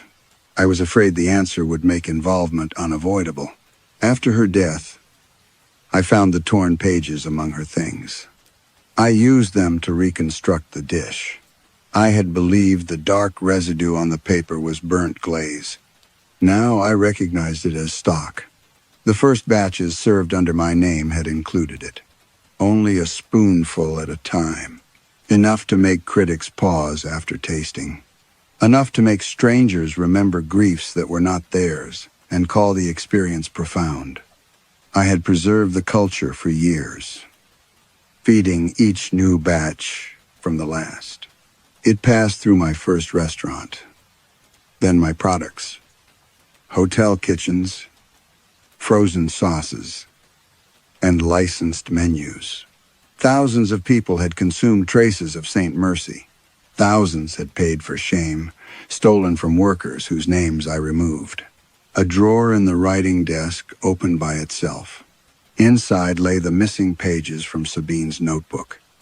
The last page contained a list of every restaurant, factory, and commercial kitchen that had received my starter glaze. At the bottom, Sabine had written one final line. Lucia did not destroy the stock. She taught it how to leave the building. The final table had been prepared while I was below. I found it in the center of the dining room, where no table had stood before. The others had been cleared away. 8 chairs faced the walls as though dismissed from service, leaving one white-clothed table beneath the smoke-darkened saints. 2 places were set, one for me, one for Sabine. Her name had been written on the menu card in the sharp, impatient hand I had spent 17 years imitating without ever being able to reproduce. I approached slowly. The chair opposite mine was empty. On its plate lay a small dish of burnt honey and 3 sour cherries. Beside it rested Sabine's copper spoon, the one from the photograph, its handle blackened where her fingers had gripped it. "Sabine?" The lights lowered. Someone breathed behind me. When I turned, a young woman stood in the kitchen doorway wearing my first professional jacket. It was too large across the shoulders and embroidered with the name of a restaurant that had closed before I became famous. Her dark hair was tied with kitchen string. A shallow knife cut marked her left index finger. I remembered that cut. I remembered the sting of lemon juice inside it, the shame of hiding it from the sous chef, and Sabine wrapping the finger after service while calling me reckless. The woman was 24 years old. She was me, not a resemblance, not an interpretation. She had my former posture, the chin raised to conceal uncertainty. Shoulders held still, because confidence had not yet become natural. Her eyes were mine before praise taught them to measure every room for advantage. "You're in her seat," I said. The younger Lucia crossed the dining room and sat beneath Sabine's name. "No," she said. "You are." Her voice unsettled me more than the dead diners had. It contained the softness I had trained out of myself. "Where is Sabine?" "She came when you called the dish hers." "I never called her here. You called her every time you served it." The service bell rang once. A telephone began vibrating on the table. It was my old silver mobile, scratched at one corner and held together by a strip of clear tape. I had not seen it since the week after Sabine died. The screen glowed. Sabine calling. I reached for it. The younger Lucia placed her hand over mine. "Not yet." The dining room changed around us. The walnut panels became the mirrored walls of a hotel demonstration kitchen. Bright lamps shone above a long counter. Beyond them waited critics, investors, and 3 chefs whose approval had once seemed capable of deciding whether I deserved to exist. I knew the night. I had told the story in interviews many times. The night Ash Orchard was born, the night I improvised a dish from grief, the night my career began. On the counter lay Sabine's torn recipe pages. My younger self stood before them, plating duck, while the old phone vibrated beside the salt cellar. Once, twice, again. "You said she called after the presentation." I whispered. I said many things later. The phone stopped. A message appeared. "Please come home. I made too much." The demonstration continued. I brushed burnt honey over the duck, added sour cherries, and carried the plate beneath the lights. The phone vibrated again. "Lucia, I need you to sit with me." I watched my younger hand turn the device face down. I thought she was angry. I said, "You knew she had been ill." "She always said it was exhaustion." "She told you she was afraid." The memory shifted. I saw myself in the service corridor after the critics praised the dish. A hotel executive asked for its name. I could have said Sabine Rook. I could have explained St. Mercy.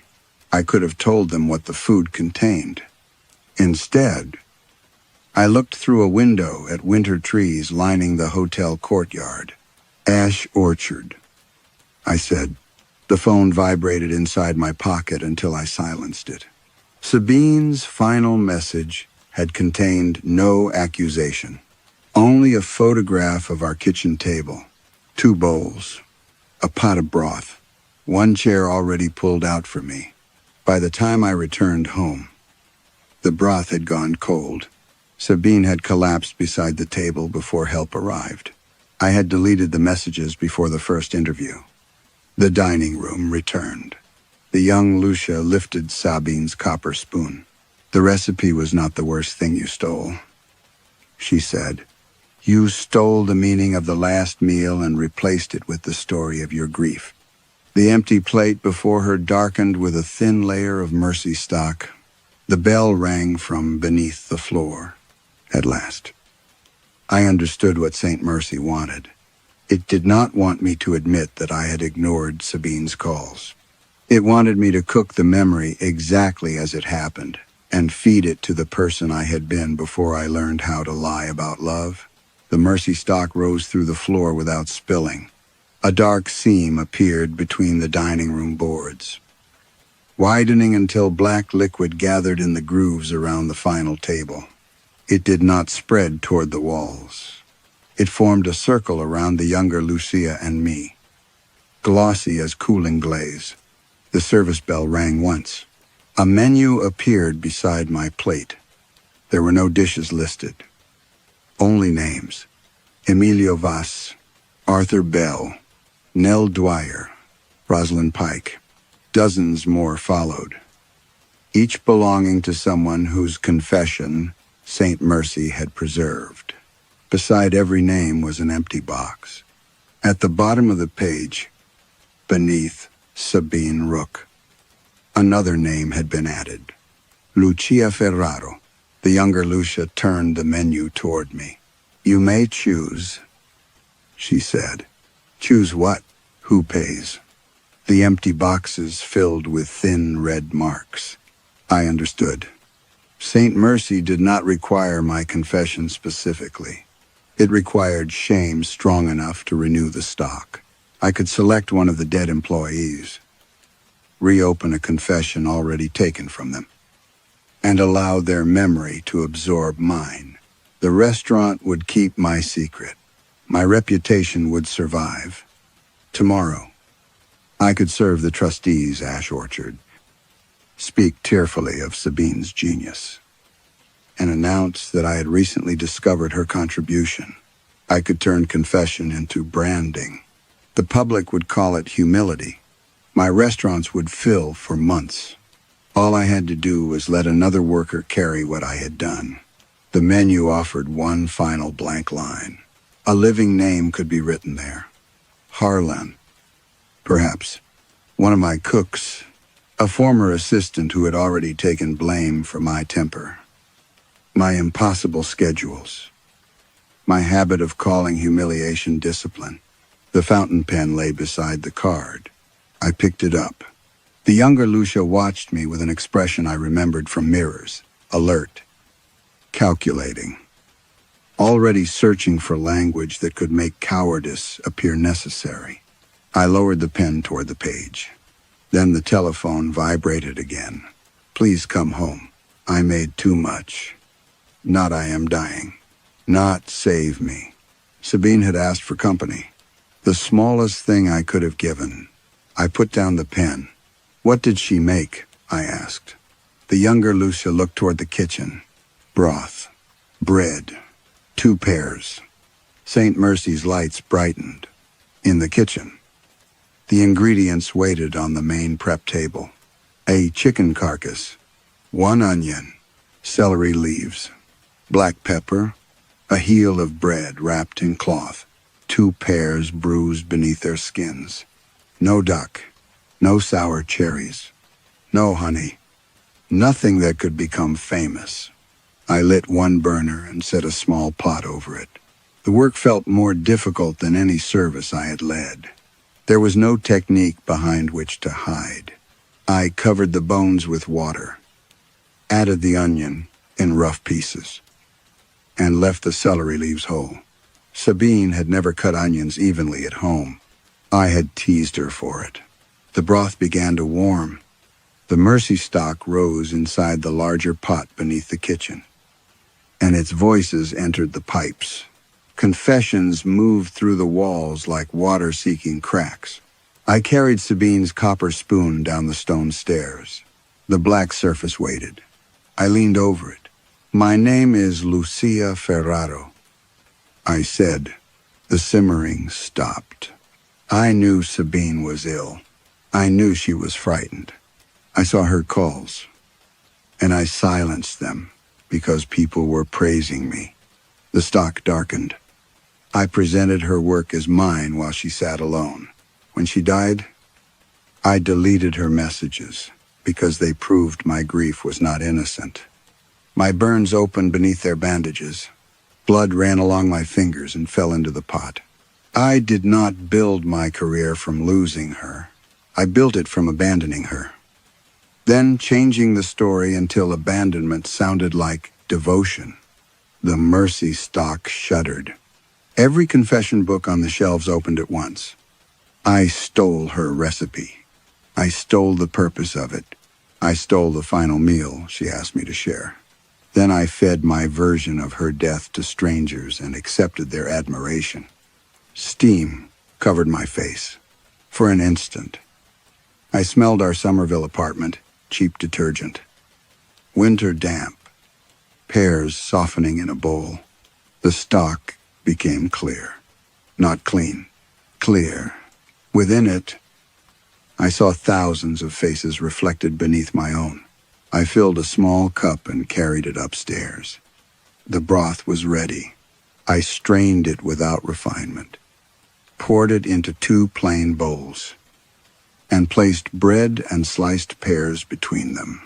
The younger Lucia sat beneath Sabine's name. I took the chair opposite her. For the first time, I did not stand over the food, explaining what it meant. We ate. The broth tasted of onion, pepper, exhaustion, and the hour I had refused to return home. Halfway through, the younger Lucia began to cry. So did I.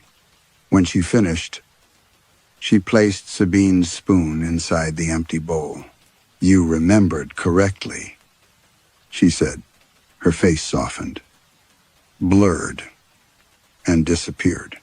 In the chair where she had been sitting, Sabine's old telephone continued to vibrate. A new message appeared on the screen. "Now serve it to everyone." I woke on the dining room floor with my cheek against cold wood. The final table was gone. Morning light entered through gaps in the boarded windows. Pale and ordinary, the service bell sat on the pass beneath dust.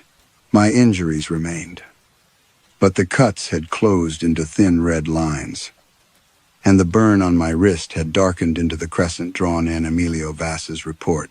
The front doors opened when I touched them.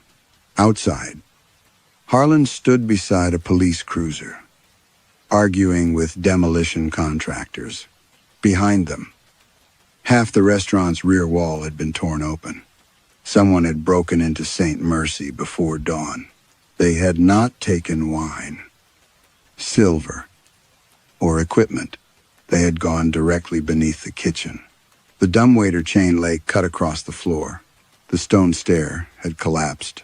Confession books floated in black water, filling the hidden room to the ceiling, their pages loosening through the building like dead leaves. The mercy stock was gone. Police called the intruders vandals because no better word existed. Security footage showed the rear door opening by itself, followed by shapes entering one at a time. Some wore kitchen whites. Others wore porter uniforms, aprons, nurses' dresses, and old hotel coats. None had faces the cameras could hold. The city inspector postponed demolition. Reporters arrived before noon. I said nothing. I returned to my apartment, disconnected my telephone, and began writing this account. I intended to publish Sabine's notes, Crow's ledgers, every name I remembered. I believed truth, once documented, could still be directed. By evening, the first reports appeared online. A woman dining in Back Bay ordered mushroom risotto and began crying before the plate reached the table. She said it tasted of burnt honey and antiseptic. At a seafood restaurant near the harbor, 6 guests heard a telephone vibrating beneath the music. The sound stopped whenever a server approached.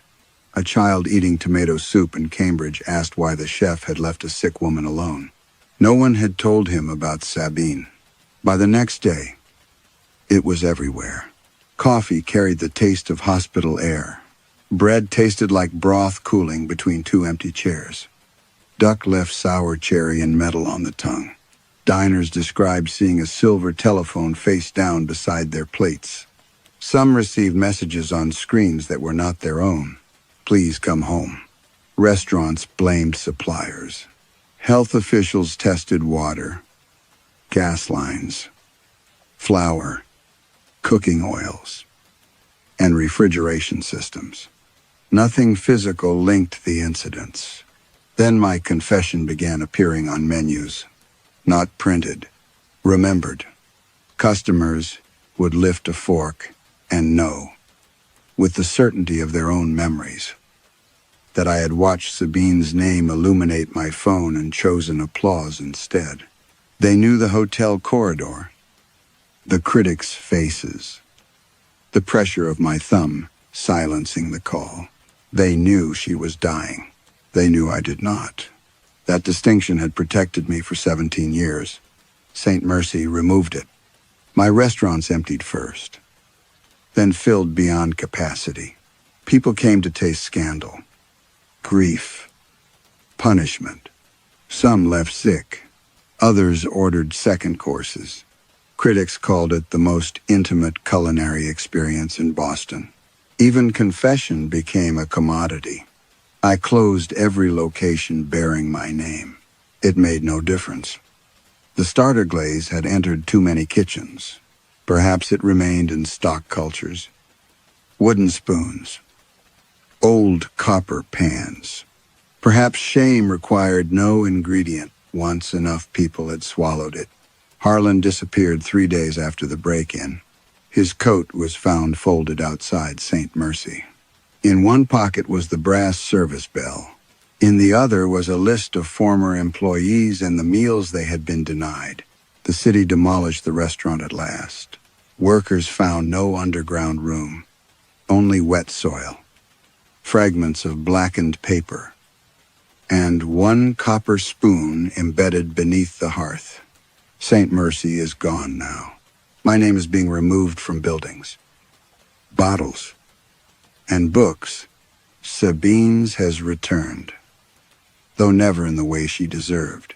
Strangers debate whether she created Ash Orchard, whether I loved her, whether public shame counts as justice when it produces entertainment. I have no answer worth serving. Tonight, the apartment smells of onions. 2 bowls sit on my kitchen table. I placed only one there. The second is warm. Across Boston, thousands of service bells are ringing at once. And in every restaurant where someone has refused to sit beside the person who needed them, an empty place is being set. St. Mercy did not punish Lucia by killing her or taking away the career she built. It made her private betrayal impossible to keep private. Her confession became another flavor consumed, discussed, and eventually sold, showing how easily even remorse can become entertainment. The last meal Sabine wanted was painfully ordinary. Its value came not from technique, but from the simple act of sitting beside someone who was afraid. Perhaps that is the story's deepest horror. We often recognize the importance of such moments only after ambition, pride, or inconvenience has made them impossible to recover. What memory would your own last table serve? Story 6. By the time the last westbound train cleared St. George, Marcus Reed had corrected 3 dispatch logs, reassigned 2 operators, and aligned the pencils beside his console so precisely that their sharpened tips formed a single dark line. Nobody in lower control noticed. That was the advantage of working beneath a city after midnight. Everyone was too tired to examine another person's rituals. Above them, Toronto was hardening under freezing rain. Below, the tunnels carried heat, brake dust, and the electrical smell of old storms. Banks of monitors showed trains moving through colored blocks, each rectangle advancing according to rules Marcus trusted more than most people. Green meant clear. Red meant occupied. Amber meant delayed but recoverable. Everything could be recovered if it was identified early enough. "Coffee?" asked Priya Shah from the neighboring console. Marcus looked at the paper cup in her hand. "Not near the board.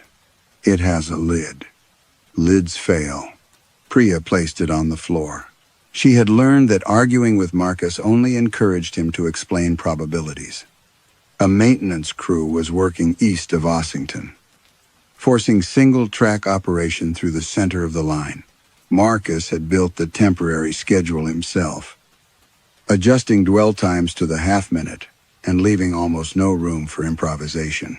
The first operator, who departed 12 seconds early, received a message from Marcus before the train reached the next signal. at 12 minutes past 1 in the morning. The line settled into the rhythm he had designed. Then a white rectangle appeared between Museum and St. George. Marcus leaned forward. The object did not occupy either track. It hovered beneath them on the schematic, where the software displayed no route, service code, or electrical section. Inside the rectangle, black letters formed one character at a time. 0. Priya stopped typing. What is that? A display artifact. You've seen one before? No. The rectangle moved. Not east or west. Down. It passed through the lower edge of the network map, and the monitor expanded as though revealing another layer. A narrow gray line appeared beneath every known tunnel. Marcus watched it draw itself across the screen from Kennedy to Kipling. Perfectly straight, without junctions or curves. Station names populated along it, but only one remained visible long enough to read. Platform 0. A soft two-note chime sounded from the public information system. It was the same polite interval used for routine delay announcements, though no speaker icon showed active. Every arrivals board in lower control changed at once. Platform 0 delayed. Beneath the message, where passengers normally saw minutes, the system displayed 11 years, 4 months, 6 days. Marcus's left hand closed around the desk. The chime repeated. Priya whispered, "Marcus?" He pressed the diagnostic key.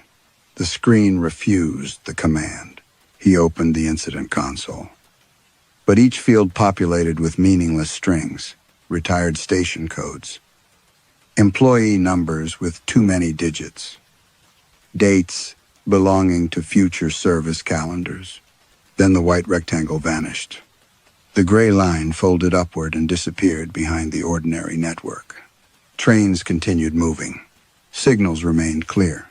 The maintenance crew east of Ossington requested permission to return a tool cart to the platform, sounding irritated and entirely alive.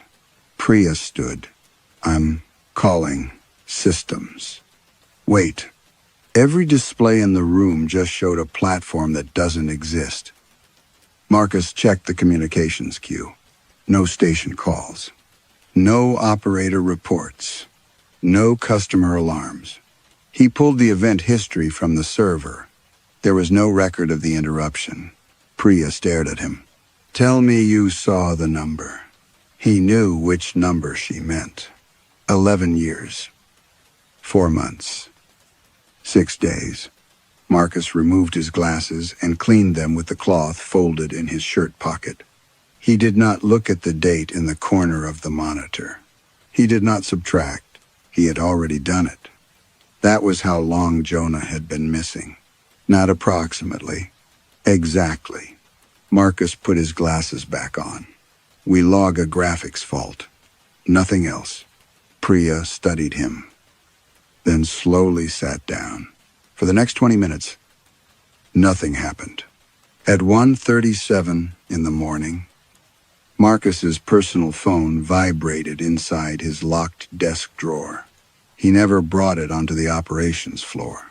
He had disabled transit alerts years ago. The screen showed a notification from an application he had deleted.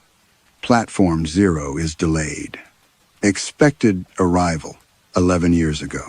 A second line appeared beneath it. One passenger still waiting. Jonah Reed.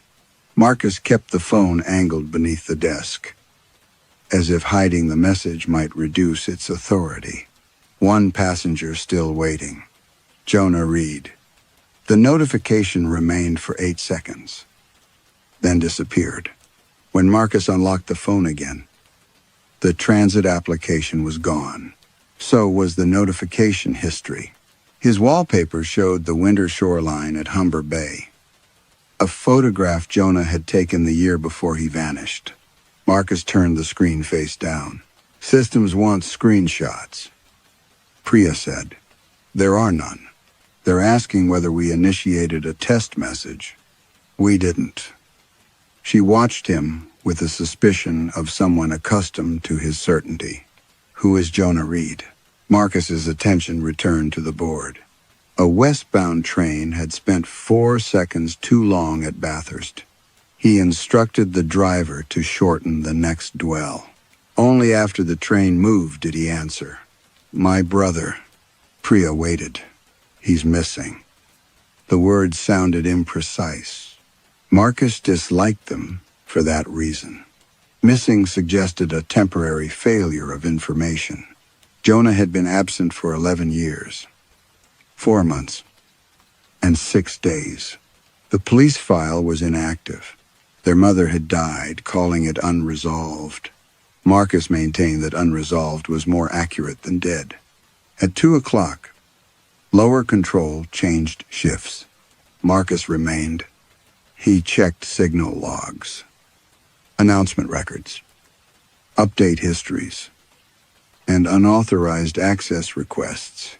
Nothing referred to Platform 0. The undocumented train had left no electrical load or track occupancy. Yet Marcus could still hear the chime between radio calls. 2 notes. A pause. 2 notes again. His life had been organized around preventing pauses. Every morning began at 6:10. Shower at 6:14. Breakfast at 6:28. Departure at 6:42. Allowing time for weather, road disruption, and human inconsistency. Shirts were arranged by weekday. Batteries were replaced before they weakened. People called it obsession because they preferred accidents to preparation. Jonah had called it fear. The night Jonah disappeared, freezing rain had entered tunnel vents and coated exposed equipment along the Bloor line. Trains stalled.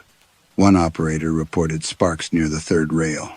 Passengers forced open emergency doors and began walking through the tunnel. Marcus had been coordinating power isolation when Jonah called. His brother's voice had been thin with wind. Can you come meet me? Marcus pressed the phone between his shoulder and ear while marking occupied sections on a paper diagram. Where are you? Jonah gave the name of a station Marcus no longer remembered correctly. Sometimes he recalled Dundas West, sometimes Kiel. On the police statement, he had written High Park. I need you here, Jonah said. There's a network emergency. I know. Then you understand why I can't leave. There was a silence containing traffic, rain, and what might have been crying. You always think being needed somewhere else makes you innocent. Marcus ended the call because an operator was requesting emergency authorization. Jonah was never seen again. At 3:18 in the morning, Priya touched Marcus's shoulder. He flinched hard enough to strike the console. You need to see this, she said. She had opened a live camera feed from Museum Station. The platform was closed for overnight cleaning. Its fluorescent lights reduced to every third fixture. At first, Marcus saw nothing unusual. Then the camera refreshed. The yellow safety line continued beyond the end of the platform. It ran through the tiled wall as though the station extended behind it. On the next refresh, a second platform appeared beyond the wall narrow, dark, and descending into a tunnel that did not belong to museum. A man stood there. His back faced the camera. He wore a dark green military coat with a torn seam across the right shoulder. Marcus stopped breathing. Jonah had owned that coat. Their mother had tried to throw it away, but Marcus had found it hanging inside her hall closet during the final week of her life. After the funeral, it was gone. The figure raised one hand, not waving, signaling someone to remain where they were. The display above him flickered. Platform 0 corrective service approaching. Marcus reached for the camera controls.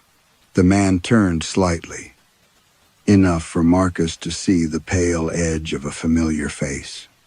Then he stepped backward over the yellow line, Marcus enlarged the camera feed until the image broke into gray squares.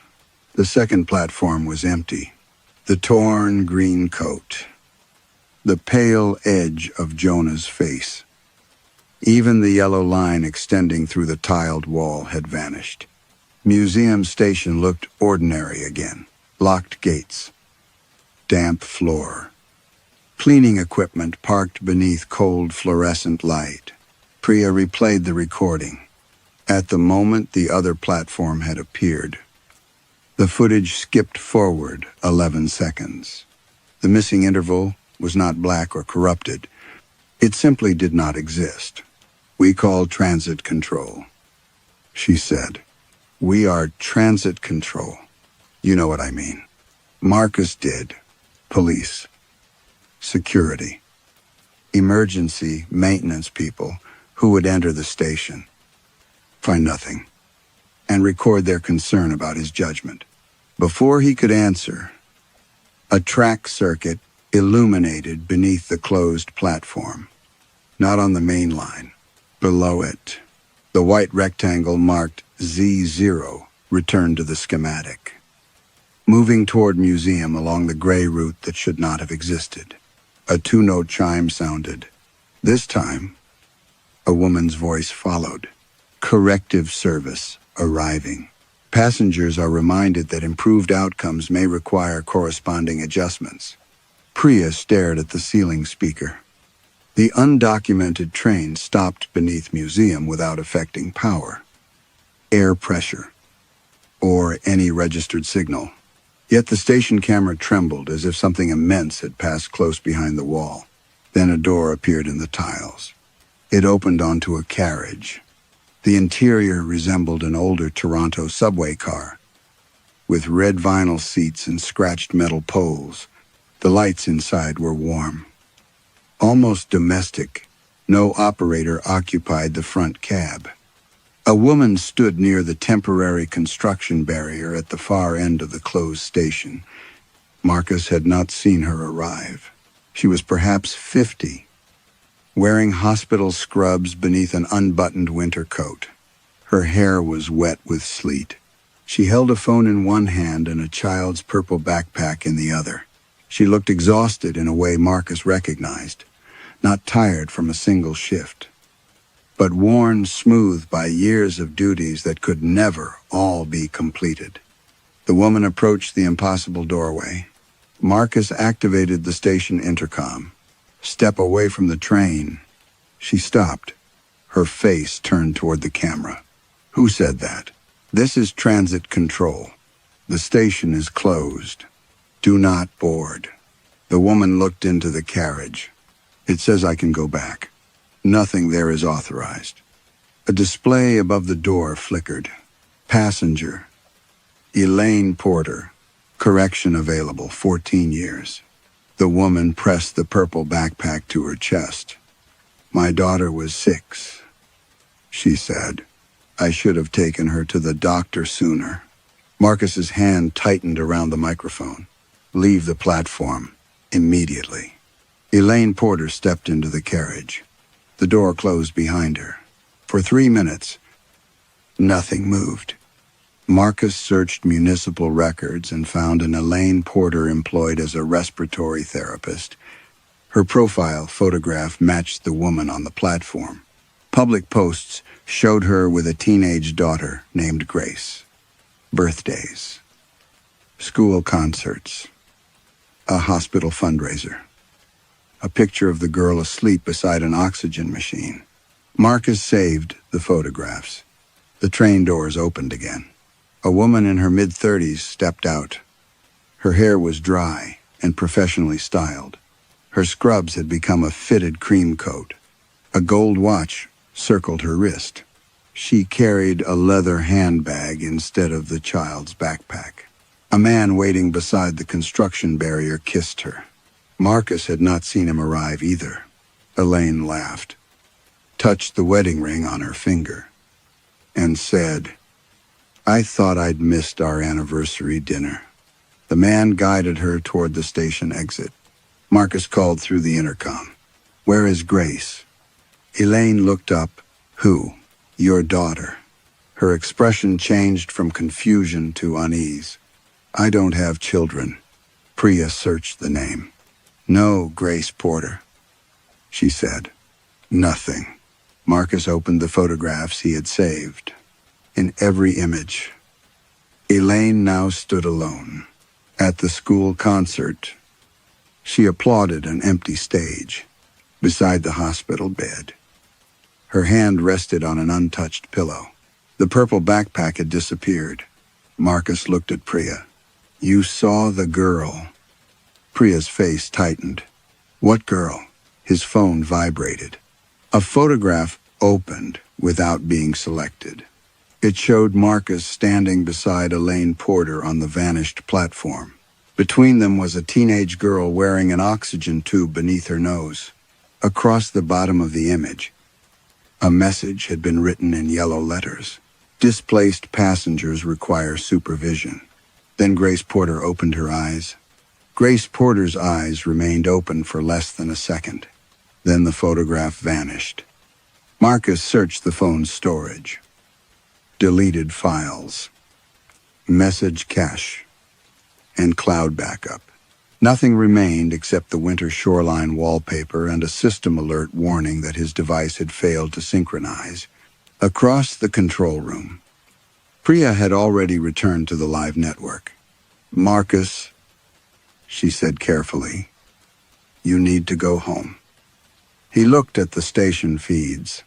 Elaine Porter and the man wearing her husband's face had disappeared beyond museum's locked exit. No alarm had registered. No unauthorized entry had been recorded. You didn't see the girl, he said. I saw a woman board a train that wasn't there. You saw the photographs. I saw you holding your phone. Marcus turned back to the monitors before frustration could become visible. The databases are desynchronizing. Cached records are being replaced by corrupted versions. Priya folded her arms. And the extra platform? Layering error. The train? Video contamination. The announcement, using Elaine Porter's name? A compromised information system. Each answer sounded more credible when spoken separately. Together, they formed a confession. Marcus signed out at 4:20 in the morning but did not leave lower control. Instead, he waited until Priya went upstairs to meet the incoming supervisor, then entered the equipment room using an override code he had not needed in 7 years. The oldest signal processors stood at the rear, behind newer cabinets with clean digital interfaces. These machines belonged to earlier versions of the network. Their indicator lamps glowed behind scratched plastic. Dust filled the ventilation grills. Marcus found the cable corresponding to museum's west approach. A secondary wire had been spliced into it. It was wrapped in yellow cloth and descended through a hole in the raised floor. Marcus removed a panel. Cold air moved against his face. Beneath the equipment room, hundreds of obsolete wires ran through narrow steel trays. Most had been disconnected during system upgrades. One line remained live, pulsing softly each time the two-note chime sounded inside Marcus's memory. He followed it through the service level. The wire connected to retired relay boxes bearing station codes no longer used. Lower Bay, Queen Lower, storage sections beneath Greenwood, a maintenance spur abandoned after a fire. The line linked places the public was not supposed to remember. At every junction, someone had added the same handwritten label, acceptable variation. Marcus photographed each one. When he returned to the control room, Priya was waiting beside his console. You accessed a restricted level alone. I found an undocumented circuit. You need sleep. I need the personnel archive. Her expression hardened. Why? Marcus opened the incident roster from the night Jonah vanished. One dispatcher's name appeared beside his own, Adrian Bell. Adrian had handled surface communications while Marcus isolated tunnel power. He had witnessed Jonah's final call. During the police inquiry, Adrian told investigators that Marcus had refused to leave because abandoning the console could have killed passengers. Marcus remembered Adrian saying, "You made the only choice you could." The roster now listed only Marcus. He searched payroll files. No, Adrian Bell. Training records showed Marcus completing emergency certification alone. Photographs from retirement dinners displayed empty chairs beside him.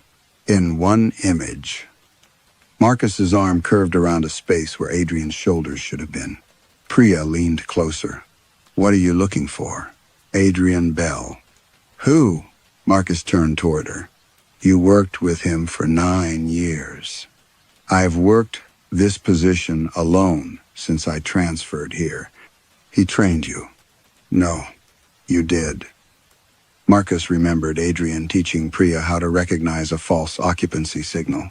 He remembered the three of them eating takeout during overnight closures. He remembered Adrian's laugh, his wedding ring, and the small burned scar beside his left thumb. He also remembered training Priya alone. Both memories carried the weight of fact. Marcus opened the staff messaging archive. Thousands of conversations had collapsed into exchanges between himself and Priya, yet several replies began with phrases neither of them would have written. "Adrian says the fault is below the mapped line. Adrian wants to know why the delay keeps increasing." The final message had been sent 11 years earlier, minutes after Jonah's call. "Do not let Marcus authorize corrective scheduling." Priya read it twice. Who wrote that? Marcus looked at the empty workstation beside hers. A paper coffee cup stood there, still warm, on its lid.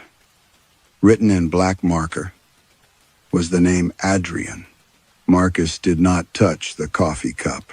Steam gathered beneath the plastic lid and escaped through the drinking slot in thin, regular breaths. Priya stood beside the empty workstation, staring at Adrian's name, as though it might resolve into a joke if she waited long enough. "Someone put this here," she said. "Yes." "Who?" Marcus looked toward the security cameras covering lower control. Every feed showed the same angle. Priya entering the room alone. Marcus returning from the service level. The empty desk between them. On the recording, the cup appeared between frames. Priya stepped away from it. The 2-note chime sounded. Not from the ceiling speakers this time. From every radio. Workstation. Emergency handset. And personal phone in the room. Across the network, passenger displays changed at once. Platform 0 delayed by 1 marriage. Another display refreshed. Delayed by 3 childhoods. A third. Delayed by 27 years of employment. Then, the measurements began multiplying. 1, retirement. 2, reconciliations. A university degree. A first word. 9 birthdays. 1 death postponed beyond capacity. Station supervisors called in from across Toronto. Operators reported passengers gathering beneath signs that displayed events from their own lives.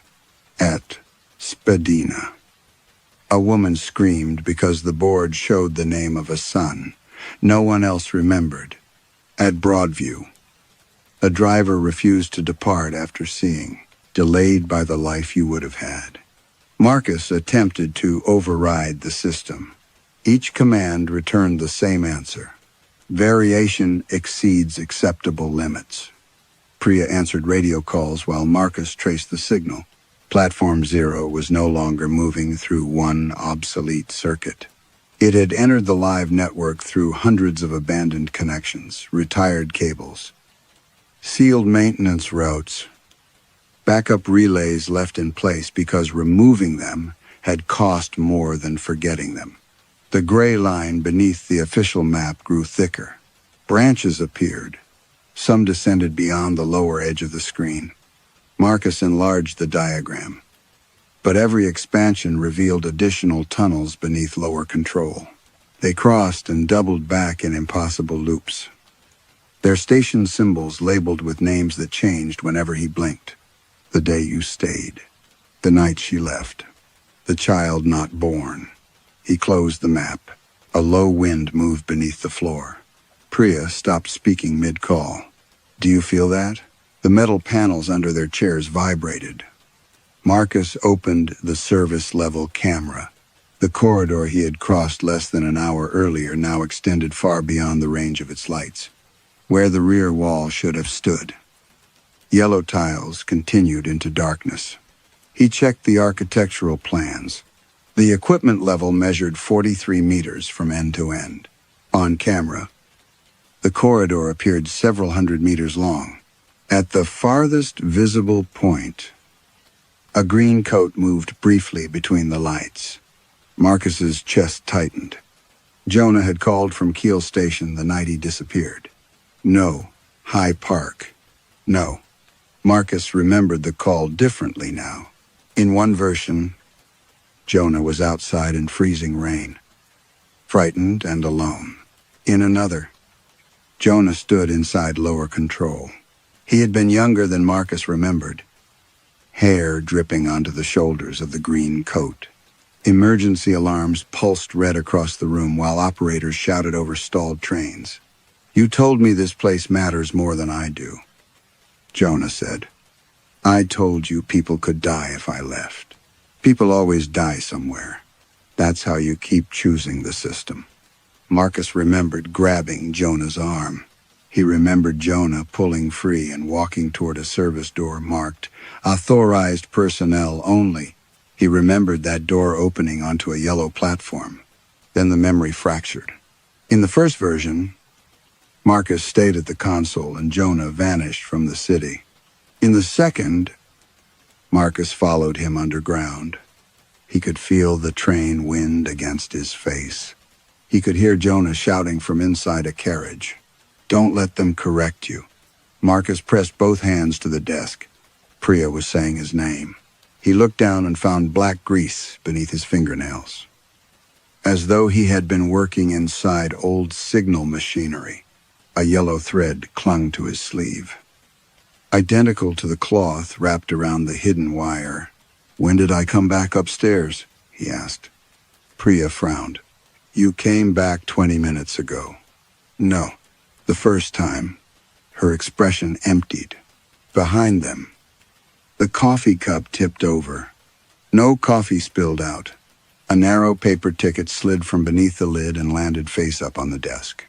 Passenger, Marcus Reed. Correction already in progress. From somewhere below, lower control. Jonah began pounding on a door. The pounding stopped when Marcus lifted the ticket. For several seconds, lower control held only the murmur of ventilation and the distant radio traffic of operators trying to explain impossible messages to frightened passengers. Then one of the unused signal panels behind Adrian's empty desk illuminated. A single amber arrow pointed downward. Priya saw it. You're not following that. Marcus folded the ticket into his pocket. The signal is connected to the old circuit, so isolate the circuit. I tried. Then evacuate. The word struck him as irrational. Lower control was the safest place to remain during a network emergency. Every procedure depended on responsible personnel staying at their posts. That belief had survived Jonah. Marcus opened the locked cabinet beside the equipment room door and removed a maintenance flashlight, an emergency radio, and a ring of service keys. Priya stepped between him and the exit. You're doing it again, she said. He stopped. Doing what? Calling it responsibility, because that sounds better than admitting you need control. The words belonged to Jonah. For an instant, Priya's face seemed thinner, younger, framed by rain-dark hair. Then the fluorescent lights steadied. I'll maintain radio contact, Marcus said. That corridor changed. So did the network. And people are disappearing from our memories, which is why someone has to find the source. Priya looked at the empty workstation and the warm cup bearing a stranger's name. Maybe someone already did. The amber arrow began flashing. Marcus left before she could stop him. The equipment room was colder than before. The yellow-wrapped cable beneath the raised floor no longer ran toward the obsolete relays. It descended vertically through the concrete. Beside it, a maintenance hatch stood open. Marcus was certain the hatch had not existed an hour earlier. A steel ladder vanished into darkness. On the wall above it, faded black lettering had emerged beneath layers of paint. Civic transfer level. Authorized corrections only. Marcus called Priya through the radio. I found an access shaft. Static answered, followed by 2 soft notes. He climbed down. The shaft continued well beyond the depth permitted by the building plans. Concrete became glazed tile. The ladder vibrated each time a train passed somewhere above. Though after several minutes, Marcus could no longer tell which direction was upward. Doors appeared at intervals along the shaft walls. Each had a narrow wired glass window. Behind the first, a family sat around a birthday cake, while one empty chair slowly faded from the table. Behind the second, a man accepted an award beneath a banner bearing a company name Marcus almost recognized. A woman stood behind him, clapping soundlessly, then disappeared each time the scene repeated. Behind the third door, Marcus saw himself at 17. Jonah was not beside him. He climbed faster. The ladder ended on a tiled floor. Platform 0 stretched beneath a vaulted ceiling lined with cream ceramic panels and brass light fixtures.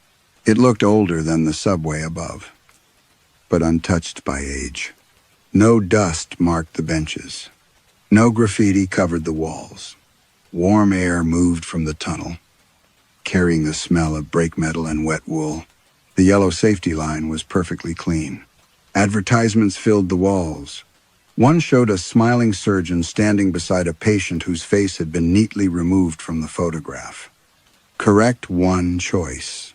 Another depicted a couple embracing at a railway crossing while a child's bicycle lay abandoned behind them. Keep the life you deserved.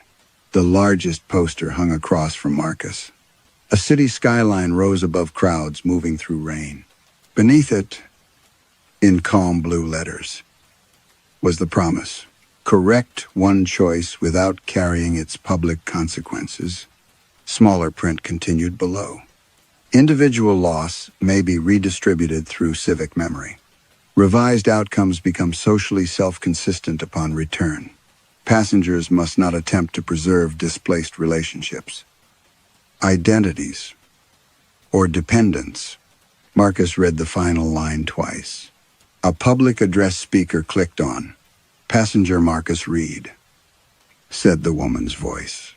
Your correction remains incomplete. The platform display illuminated. Service status, 11 years overdue. Destination, the night your brother left. A tunnel wind lifted Marcus's coat. At the far end of the platform stood a sealed glass booth. Inside sat an operator's console identical to the one in lower control. A man wearing a dark green coat leaned over it, striking both fists against the glass. Jonah looked exactly as he had 11 years ago.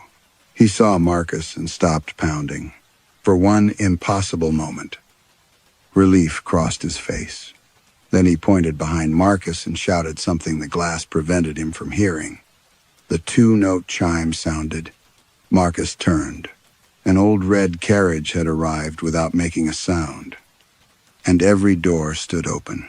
Inside, each empty seat bore a white paper ticket. All of them were printed with his name. The carriage waited with every door open. Marcus did not board. He crossed instead to the glass booth where Jonah stood trapped behind the operator's console. The booth had no handle, only a brass plate engraved with the words Responsibility Management. Jonah struck the glass once, then pointed toward a narrow cabinet built into the tiled wall beside him. Marcus tried the service keys. The third opened it. Inside were paper files bound with yellow tape, microfilm reels, and municipal seals from administrations that no longer existed. The oldest folder was dated decades before Platform Zero appeared on any electronic system. The first report concerned a tunnel fire. 6 passengers had died after supervisors ignored repeated ventilation warnings. The original inquiry named 3 officials, 2 contractors, and a maintenance director. A later version of the same report described the fire as an unforeseeable convergence of environmental conditions. Attached to it was a passenger manifest. 7 names had been crossed out in yellow. The next file documented a derailment caused by defective wheels, approved despite inspection failures. In the revised record, the wheels had passed every test. The inspector who signed the rejection form no longer appeared in payroll records, family registries, or photographs. Marcus kept reading. Signal failures, flooded platforms, electrical fires, a child dragged beneath a train after a door sensor fault. Each disaster had begun with decisions, delayed repairs, ignored complaints, altered budgets, exhausted employees ordered to continue working. And each file contained 2 histories. One version preserved cause. The other preserved the city. A typed memorandum explained the purpose of the line. Public systems, it said, could not survive unlimited accumulation of blame. Every preventable death produced responsibility, and responsibility attached itself to names. Institutions, budgets, elections, and memory. Platform Zero had been built to redistribute that burden. A selected passenger returned to the moment before a decisive choice. If the choice changed, the outcome improved for that person. But reality required compensation. Someone linked to the corrected life became unnecessary to the revised sequence and was removed. Not killed, displaced. Records changed first, then photographs, then habits, grief, and language. Collective memory closed around the absence until no one remained capable of identifying what had been lost. Marcus thought of Grace Porter, Adrian Bell, the empty chair beside him in photographs. A newer folder carried the Transit Authority's current seal. Corrective scheduling, internal operating principles. The line did not erase disasters. The document explained. It erased the chain of choices that made them preventable. Once no remembered person had made the relevant decision. The event became tragic but blameless. No official could be prosecuted for an order no one remembered receiving. No department could be held accountable for an employee who had never existed. No family could demand justice for a victim whose relationship to the living had been revised away. The 2-note chime sounded above him. Civic confidence restored, said the announcement voice. Responsibility reduced to acceptable levels. Marcus felt nausea rise beneath his ribs. He found the file for the emergency 11 years earlier. The original timeline listed frozen equipment, failed heaters, ignored maintenance requests, and a management directive ordering service to continue despite known risk. Jonah Reed appeared under civilian witnesses. The revised version blamed severe weather. Adrian Bell's testimony had been removed. So had Adrian. A handwritten note filled the final page. Dispatcher Marcus Reed demonstrates unusually high attachment to procedural continuity, suitable for corrective authorization if familial pressure produces deviation. Marcus looked through the glass. Jonah shook his head urgently. Below the note was an authorization bearing Marcus's signature. He remembered signing emergency isolation orders that night. He remembered forms arriving faster than he could read them. He remembered choosing the document that kept trains moving. but the page in his hands approved something else. Transfer of personal responsibility to corrective service. Authorized displacement. Jonah Reed. The glass booth unlocked with a soft click. Jonah stumbled out and seized Marcus by the coat. "You didn't send me here," he said. His voice sounded doubled, one version arriving a fraction behind the other. "They used your need to be innocent." Marcus held up the authorization. "That is my signature. It was the first time." "The first time what?" Jonah looked toward the carriage filled with Marcus Reed's name. "The first time you chose to correct it." Behind them, every classified file began rewriting itself. The ink moved first. Marcus's authorization dissolved into pale fibers while new sentences appeared beneath his signature. Jonah pulled him away as the files began shedding pages. Causes softened into weather. Names vanished from witness lists. And dead passengers became statistical discrepancies. The platform lights flickered. Beyond the tiled walls, metal groaned like a tunnel collapsing underwater. "Show me," Marcus said. Jonah looked at the carriage. "You've seen it before. I don't remember." That is what the line does best. They entered the operator's booth. The console awakened beneath Jonah's hand, dividing into 4 security feeds from the night he disappeared. The first showed lower control during the ice emergency. Marcus sat at his station while supervisors ordered him to keep service moving. Adrian Bell stood nearby, arguing that the line should be shut down. The second showed Jonah entering through the staff door. He wore the green coat. Rain ran from his hair.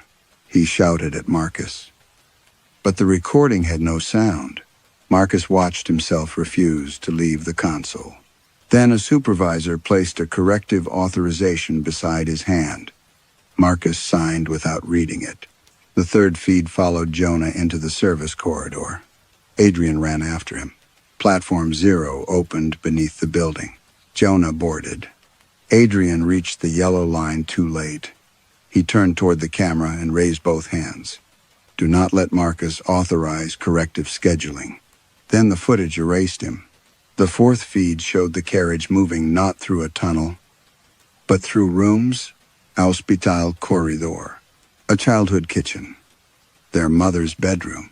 She was young, visibly pregnant. Asleep beneath a yellow quilt, beside the bed stood Jonah, still 26, still wearing the wet green coat.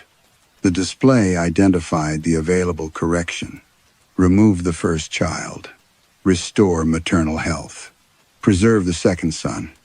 Marcus remembered their mother's stories about his birth, the hemorrhage, the months of weakness, the doctor's warning against another pregnancy. Jonah had grown up hearing that her health never recovered because Marcus had been born. "You chose a life without me," Marcus said. Jonah's face tightened. "I chose one where she lived." On the recording, Jonah touched their mother's hand. The image changed. Her pregnancy receded. Family photographs reshaped themselves across the walls. Marcus disappeared from every frame. The train doors opened 14 years later. Jonah stepped out into another Toronto. Their mother waited on the platform. Older but alive. She embraced him. Behind her stood a wife Marcus had never met and 2 children who carried Jonah's eyes. For a moment, Jonah smiled. Then he looked across the platform. A man in a dispatcher's uniform stood behind the yellow line. Marcus, not alive in that world, not remembered, but still present. "Why could you see me?" Marcus asked. "Because I remembered both lives." The footage split again. One timeline showed Jonah growing older beside their mother. Another showed Marcus searching for a brother no one could find. The images overlapped until stations opened inside homes and faces occupied the same bodies. "The correction should have erased you," Jonah said. But you had already authorized the line. It kept you as an operator, a replacement for what it removed, a witness it could not make forget. The platform shook. Tiles fell from the ceiling, revealing other stations layered above them. Hundreds of passengers stood on those platforms, each beside someone who existed in only one version of their life. The announcement system spoke in overlapping voices. Contradictory passenger histories detected. Collective memory unable to reconcile. Civic transfer capacity exceeded. The carriage doors slammed shut. Every ticket bearing Marcus's name lifted from the seats and spun through the air. Jonah gripped the console. If both of us return, the timelines collapse. Marcus looked at the fractured screens. Their mother alive. Their mother dead. Jonah with children. Jonah missing. Himself born. Himself erased. What does the line require? The answer appeared across every monitor. One brother must become the delay. Marcus looked at Jonah, then at the carriage. Its windows reflected Platform 0, in layers, intact tile over broken tile, warm brass lamps over emergency strobes. Jonah young and Jonah gray-haired. If I stay, Jonah said, your life continues, and yours disappears again. It already did. The train doors opened. Marcus stepped inside before Jonah could stop him. The carriage was longer than it had appeared from the platform. Rows of red seats extended through one section after another, each bearing a white ticket printed with his name. Some included occupations he had never held. Others listed cities where Toronto should have been. Marcus Reed Hamilton, continuity. Marcus Reed. No surviving siblings. Figures occupied the seats beyond the first carriage. Every one of them had Marcus's face. Some were younger, some limped or wore wedding rings. One had burn scars across both hands. Another wore a transit uniform so old its crest had vanished. Each watched him with the exhausted recognition of someone seeing the final person arrive at a meeting that had already failed. The nearest Marcus shifted aside. You boarded from the mother dies timeline, he said. Our mother died. In yours. The doors closed behind Jonah before Marcus realized his brother had followed. The other versions reacted at once. No, said the scarred Marcus. You cannot bring him aboard again. Again? Jonah asked. The carriage began moving. Outside the windows, Toronto divided into impossible variations. One station was flooded to the ceiling. Another had become a hospital ward. Another opened onto a kitchen where their mother served dinner to two sons who had never argued. The oldest Marcus raised his ticket. We all reached the same choice, he said. Bring Jonah home. Preserve ourselves. Refuse the exchange. And what happened? The man gestured toward the carriage. This happened. Each rescue had produced a new contradiction. A Marcus who remembered losing Jonah entered a timeline where Jonah had survived. Pulling him back did not repair the abandoned world. It created another world containing both memories. Then another correction requiring another Marcus. The train had filled with rescuers. Every empty seat represented a version still on his way. Marcus moved through the carriage. One version had prevented Jonah from reaching Platform 0, only for the line to claim him years later.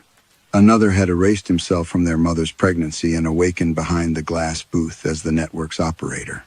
One had exposed the classified records publicly. By morning, the officials named in them and an entire platform of witnesses had vanished. All of us tried to make the correct choice, said the Marcus with burned hands. There isn't one, Jonah said. His outline flickered. For a moment he wore the green coat. Then he was older. silver at his temples, with a child's drawing folded in his pocket. Both lives occupied him badly. The announcement voice filled the carriage. Final, corrective destination approaching. The windows brightened. Lower control waited beyond them on the night of the emergency. Marcus at the console. Jonah entering through the staff door. The authorization beside Marcus's hand.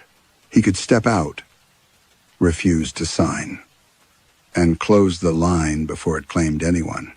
Every Marcus stood. That is how it begins. The oldest warned. Marcus understood. Refusing the signature might save Jonah from this version of Platform Zero. It would not erase the institution that created it. The city would find another dispatcher, another witness, another life to exchange. His need to correct the past was the machinery's final source of power. He tore his ticket in half. The carriage lights failed. "I'm not changing anything," he said. Marcus opened the emergency door between carriages. Tunnel wind rushed through, smelling of wet wool and brake metal. "Take Jonah back," he told the others. "There is nowhere for us to return," said the burned Marcus. "Then return to mine." The floor split along the aisle. Yellow light rose between the seats, and every ticket began to burn without flame. Jonah seized Marcus's arm. "What are you doing?"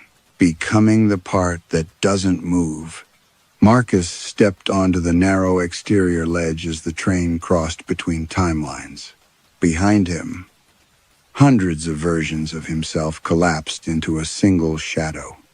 Ahead, Platform Zero stretched beneath every Toronto that had ever existed. The display above it changed. Platform Zero, delayed by Marcus Reed. Platform Zero accepted Marcus without opening a door. One moment he stood on the exterior ledge of the moving train, tunnel wind tearing at his coat.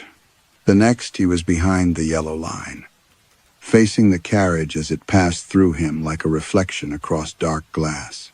Inside, Jonah pressed both hands to the window. Marcus could not hear him, but he knew the shape of his brother's mouth. "Come back." The other versions of Marcus had become shadows among the seats.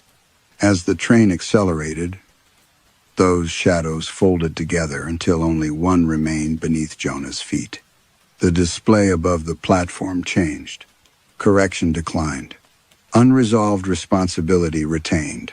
The tunnel convulsed. Stations opened and closed around Marcus. Museum appeared with its wall intact. Lower control flashed above him. Priya, standing beside an empty desk. Their mother's bedroom surfaced in the tiles. First with one child, then two, then none. Marcus held the yellow line beneath his shoes. It was no longer paint. It was a seam. On one side lay every life preserved. On the other waited every person displaced to make those lives possible. The seam pulled at him. Grace Porter appeared first, carrying the purple backpack. Adrian Bell stood beside her with a coffee cup. Behind them gathered passengers without records, children without parents, spouses erased from wedding photographs, workers removed from inquiries, and witnesses edited out of public disasters. None accused Marcus. That was worse. He understood what the line had always offered, not mercy, but separation. A person could keep the benefit of a choice while sending its cost somewhere unseen. Platform Zero survived because everyone believed consequences stopped being theirs when no one remembered the victim. Marcus stepped onto the seam. Pain moved through him as competing histories tried to assign him a place. Dispatcher, brother, first child, unborn son, operator, passenger. He refused them all. "My name is Marcus Reed," he said. "I authorized the transfer. I stayed at the console. Jonah chose another life. The city built this line. none of it becomes innocent because one version is easier to remember. The station shook. The erased passengers began speaking their names. Not loudly, not together. Each voice entered the tunnel and remained there, preventing the next from being absorbed into silence. Inside the train, Jonah struck the window once. Marcus nodded. The doors opened at lower control. Jonah stepped out alone. For a moment he was 26 in the green coat. Then he was older, carrying memories of a wife, 2 children, and a mother who had outlived herself. By the time the doors closed, even he seemed uncertain which grief belonged to him. Priya found him beside Adrian's empty workstation. She did not recognize him, but when Jonah said Marcus's name, she began to cry. The gray route disappeared from the network map before dawn. Official records blamed the disruptions on a coordinated software failure. Museum station reopened. Elaine Porter continued her improved life and sometimes woke convinced that someone was breathing beside her hospital bed. No investigation found the civic transfer level. Years passed. Jonah never fully entered either life. He lived in a small apartment near the Leanh and kept 2 sets of family photographs in locked drawers. In one, Marcus stood beside him. In the other, the space where Marcus should have been was filled by sunlight. He rode the subway only when necessary. Occasionally, between stations. The carriage lights dimmed, and the windows reflected a platform not listed on any map. A man stood there behind a clean yellow line. He always resembled the passenger looking at him. Sometimes he wore a dispatcher's uniform, sometimes a hospital coat, a wedding suit, or the clothes of someone standing at the worst moment of their life. The display above him offered one correction. The man would shake his head before the passenger could rise. Most people never heard his voice through the glass. Those who did said he was begging them not to change anything. Not because the past was just. Not because suffering should remain. But because somewhere beyond the platform, another person was already disappearing to make the correction possible. The train would move on. The impossible station would vanish. And behind the yellow line, Marcus Reed would continue waiting through every delayed year, holding the door closed against anyone who believed a better life could be made blameless. Platform Zero does not ask whether we regret the past. It asks what we would sacrifice to escape responsibility for it. Marcus's final act is not to repair every timeline, because some damage cannot be undone without creating another victim. Instead, he chooses to remember the cost and stand where others might refuse to see it. Perhaps the most dangerous temptation is not changing one terrible choice, but believing we deserve its benefits without carrying its consequences. If Platform Zero appeared for you, whose life might vanish when yours became better? Story 7. By 3 in the morning, the pharmacy had begun to smell less like medicine and more like rain. The automatic doors opened whenever the wind pressed hard enough against them, admitting wet air from the empty parking lot. Each time, Nora Whitcomb looked up from the counter and waited for a customer who never appeared. Then the doors sighed shut. The fluorescent lights resumed their electrical hum, and the store returned to its imitation of wakefulness. Outside, Bellwether lay dark beneath the Oregon rain. A gas station glowed across the highway.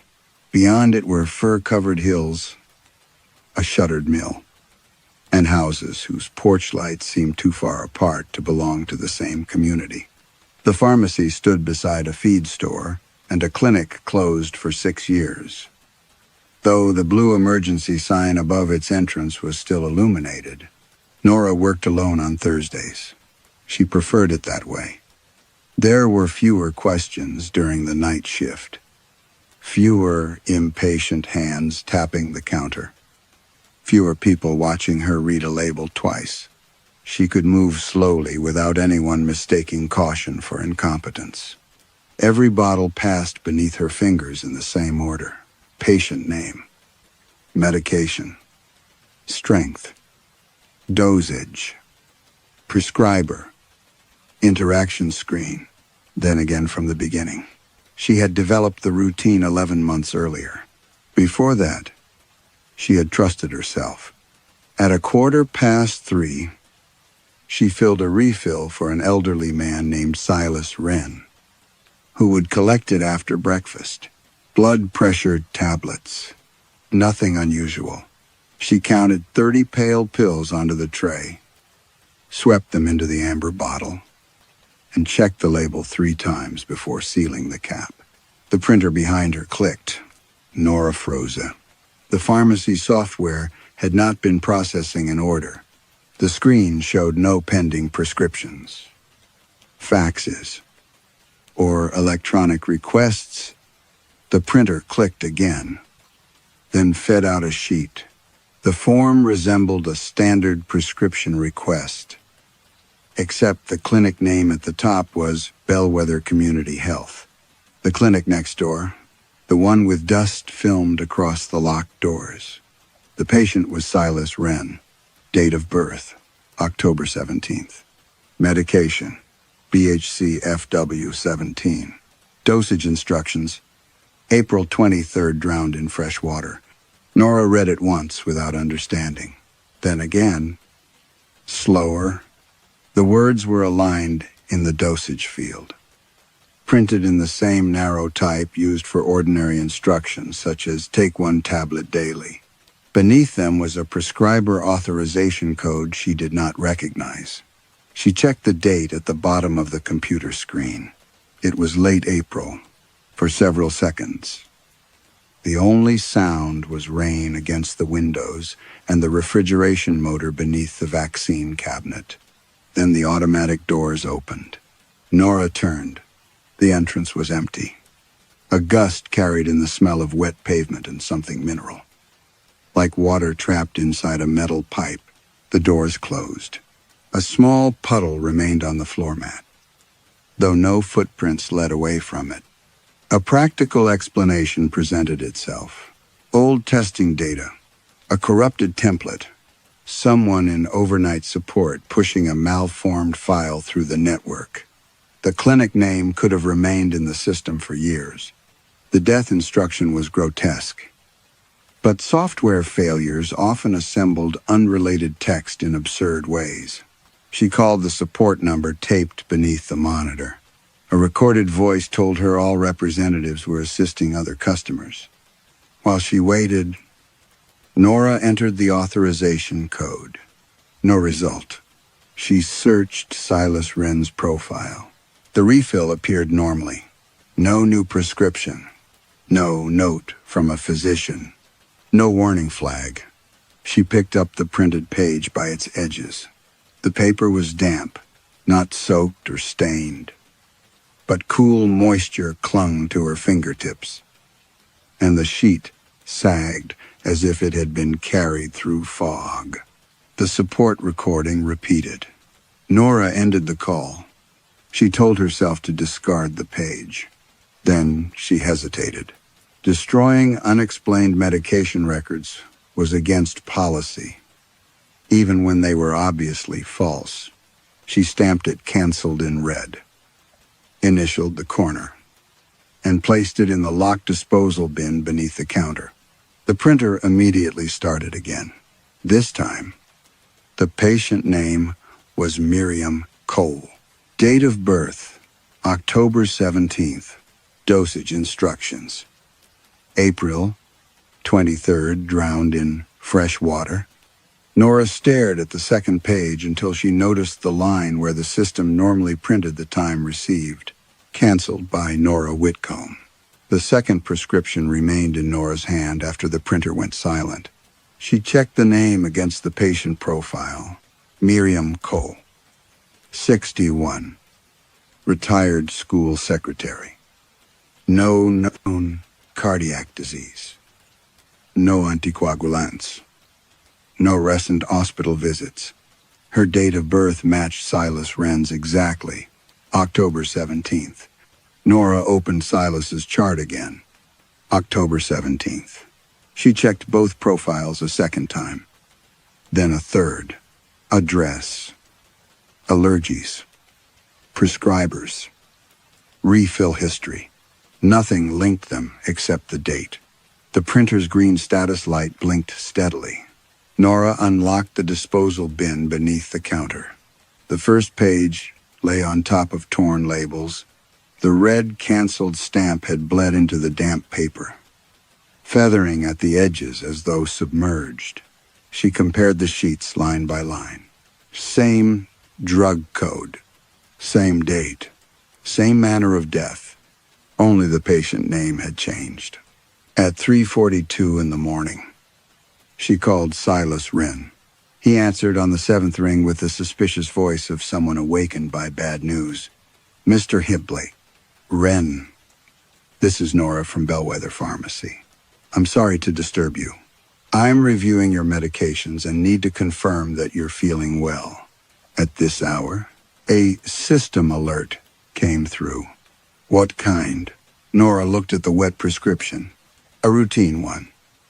Silas complained of stiff knees, poor sleep, and grocery prices.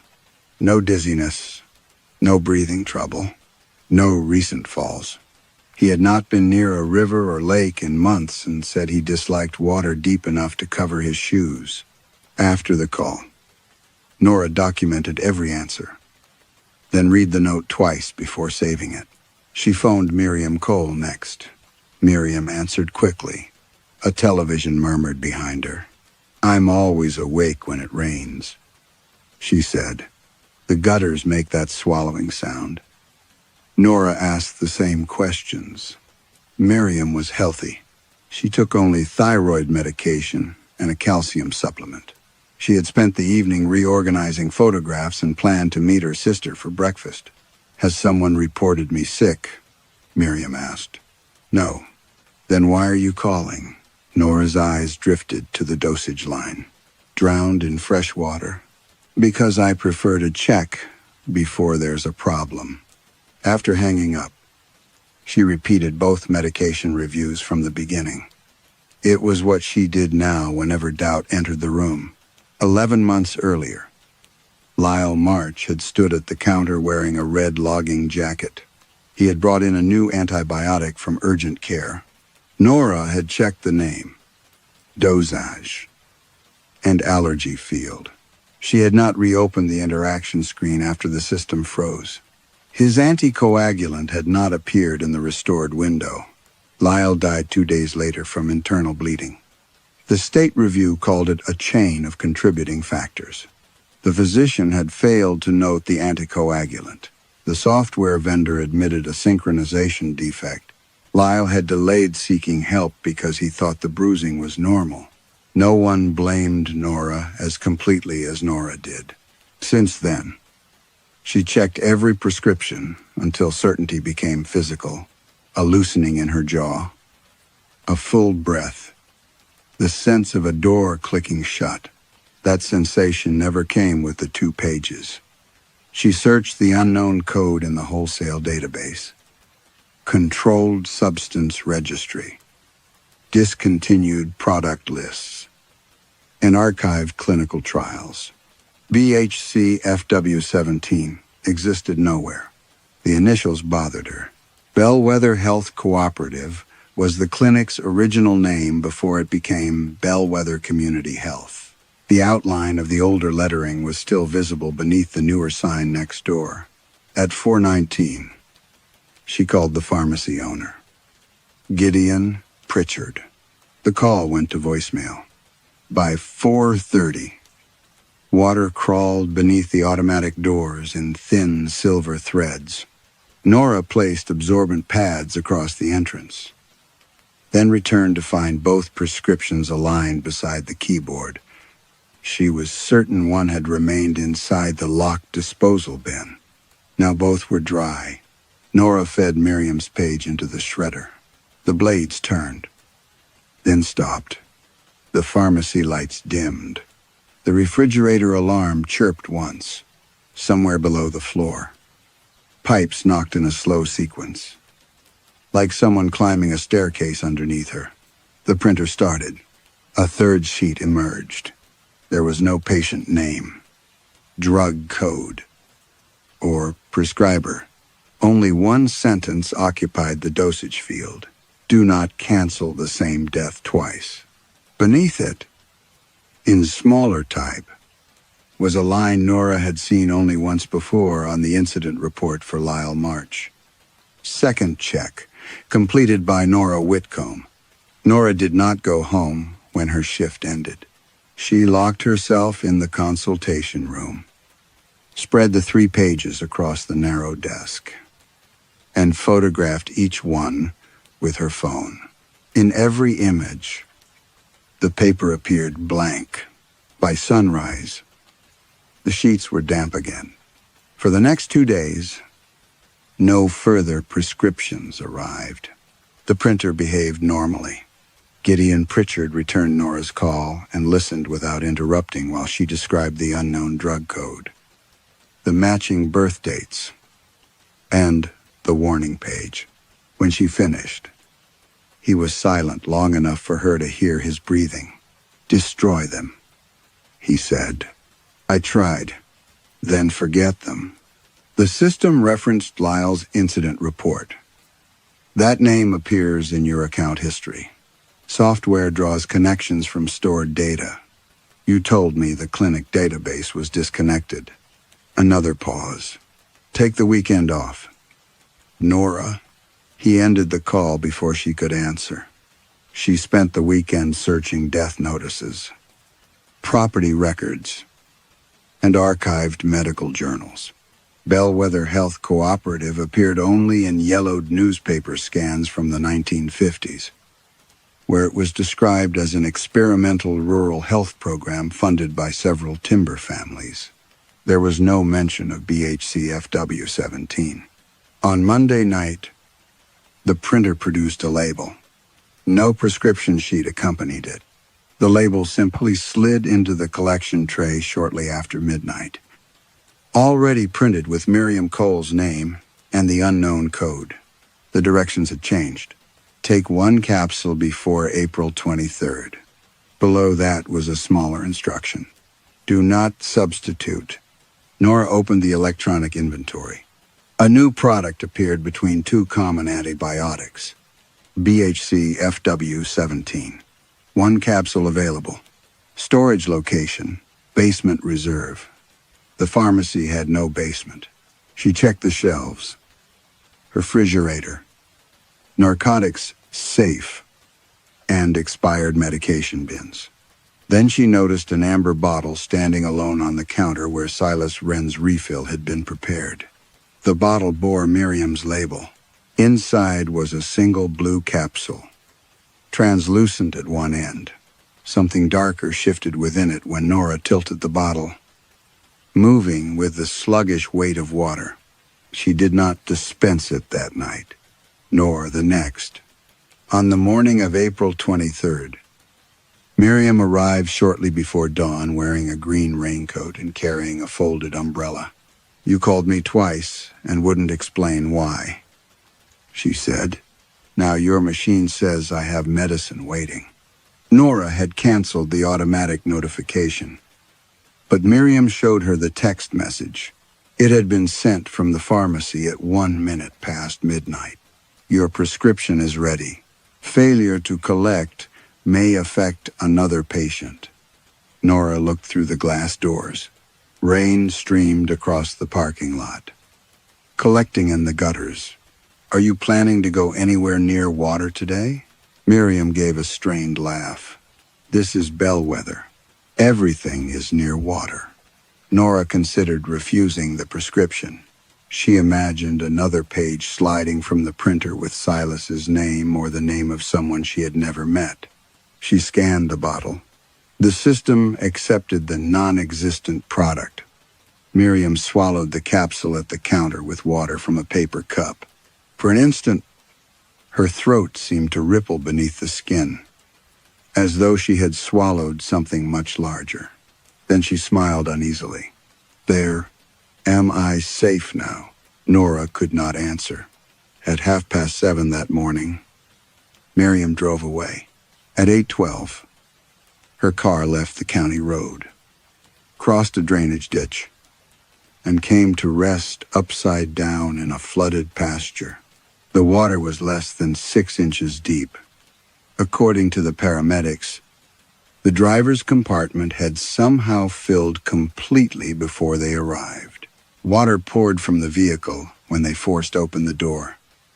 Though the windows had remained sealed and the pasture contained nowhere near enough water to fill the car, Miriam was found conscious beneath the surface. She had been breathing. Nora reached the emergency department while Miriam was still being examined. The physician said her oxygen levels were normal. Her lungs were clear. There was no evidence of aspiration. Then Miriam began to cough. A thin stream of clear water spilled from her mouth onto the hospital blanket. She coughed again. More water followed, carrying strands of green pondweed. Across town, a man named Owen Rusk was found dead in the bathtub of his rented cottage. He had moved to Bellwether 6 weeks earlier for work at the mill. The tub was empty. His lungs were filled with fresh water. When Nora returned to the pharmacy that evening, a new label was waiting in the printer tray. It bore Miriam Cole's name. Under adverse effects, the system had printed. Symptoms transferred successfully. Beneath that was a second line. Donor, Owen Rusk. Nora searched his patient record and found only one detail highlighted in red. Date of birth, October 17th. October 17th appeared 23 times in the Bellwether Pharmacy database. Nora found the list before midnight. She had begun with Owen Rusk's profile, then searched every active and inactive patient sharing his date of birth. The results included Silas Wren, Miriam Cole, 3 children, a woman living at the assisted care home, 2 members of the Pritchard family, and residents whose accounts had been closed for reasons the system did not display. Beside each name was a field Nora had never noticed before. Transfer eligibility, confirmed. She opened Silas's record. The field vanished. When she returned to the search results, it was there again. Nora printed the list, but the eligibility column came out blank. She told herself it was hidden administrative metadata, an obsolete insurance category. Perhaps left behind when Bellwether Community Health still operated next door. Software accumulated dead fields. Old systems carried forgotten language the way buildings carried sealed pipes. That explanation lasted until the printer produced another prescription. The patient was Hannah Pike, 8 years old. Date of birth, February 9th. Dosage instructions, May 2nd, crushed beneath falling timber. Nora knew Hannah. Her mother collected asthma inhalers from the drive-thru and always let the girl speak into the intercom. Nora pressed cancel. The screen froze for 3 seconds. Then the prescription reappeared under another name, Caleb Foss, 46. Date of birth, February 9th. Same date, same death. Nora did not cancel it again. Instead, she searched both profiles. Hannah had been born in Bellwether. Caleb had moved to town the previous autumn to manage safety inspections at the reopened mill. One inherited the town. The other had arrived recently. Nora called the mill and learned Caleb was working overnight. She asked him to avoid the loading yard until morning. He laughed, then grew irritated when she refused to explain why. At 2 a.m, the system added 1 capsule of BHC-CT9 to inventory. Storage location, basement reserve. An amber bottle appeared beside the register. Nora stared at it for nearly an hour. Dispensing Miriam's capsule had kept Miriam alive and killed Owen. Canceling Silas's prescription had moved the predicted death to Miriam. The system did not prevent anything. It reassigned outcomes, using birth dates as matching labels. Still, Nora could not prove causation. Owen's death might have been an accident. Miriam's flooded car, however impossible, could have distorted her judgment. The prescriptions might be generated from leaked emergency data or by someone with access to town records. She heard herself thinking like the state investigator after Lyle March died. No single error caused the outcome. No one person controlled the chain. At 3:15, the mill called. A support beam had split in the loading yard.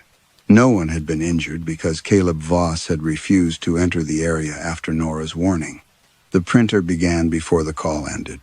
Hannah Pike's prescription returned. This time, beneath the dosage instructions. The system added, "Unresolved event requires dispensing." Nora opened the amber bottle. The capsule inside was gray, packed with something fibrous that resembled sawdust. She placed it in the will call drawer under Hannah's name, then removed it again. If she dispensed it, someone else would die. If she canceled it, the death would move to another person, sharing February 9th. If she did nothing, the system might choose for her. Nora searched the town's public death records, entering birth dates from the eligibility list. The county portal returned certificates for 6 former residents.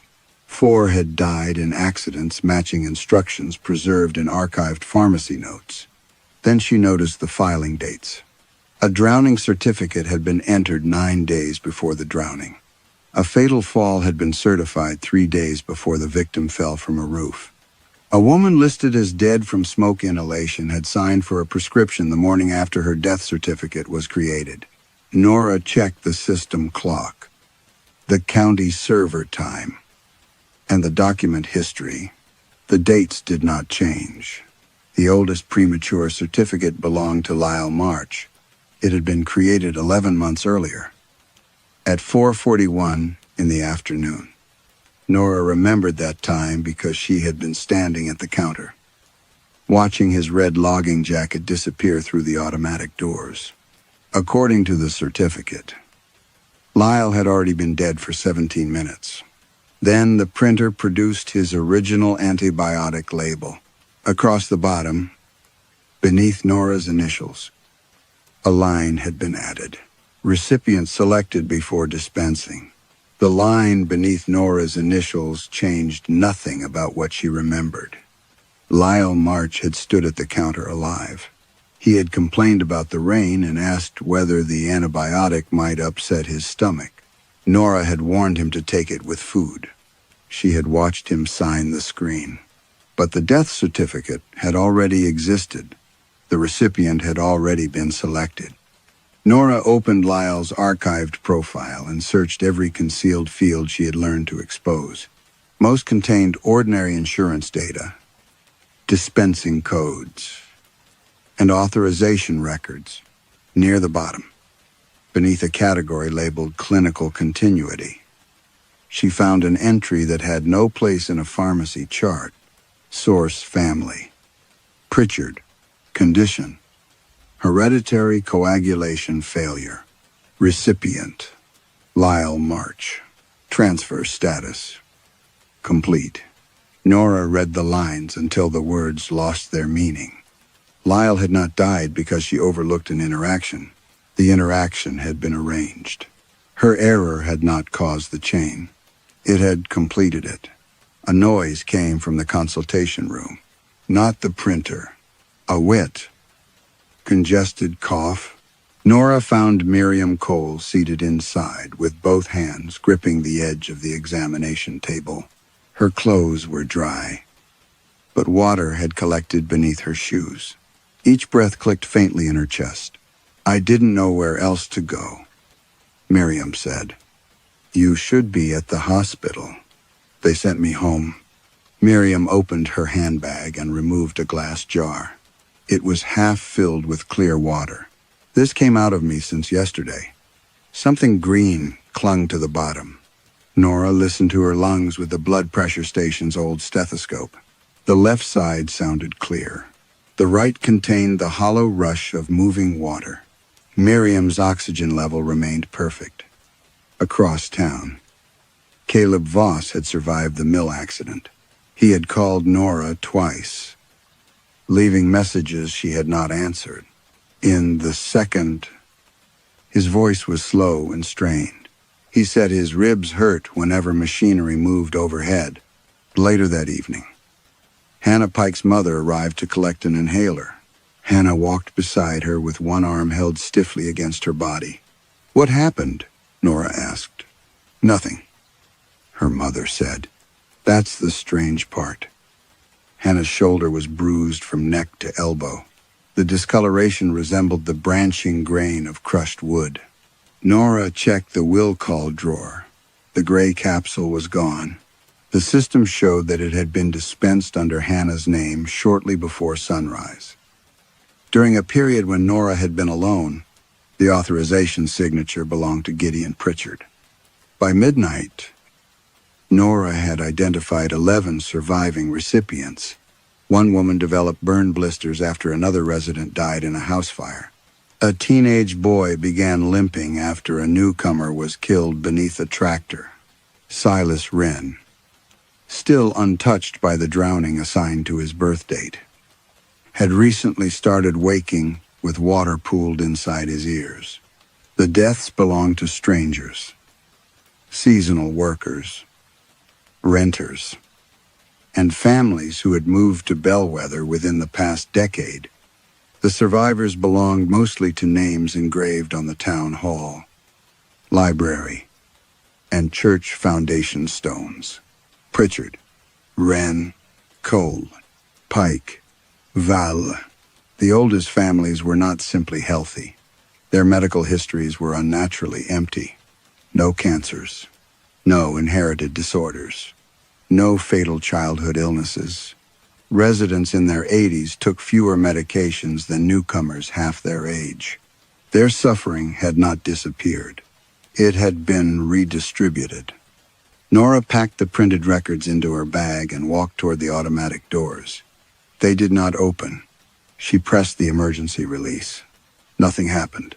She unlocked the side delivery entrance, but the metal door would not move, as though the wall had grown around it.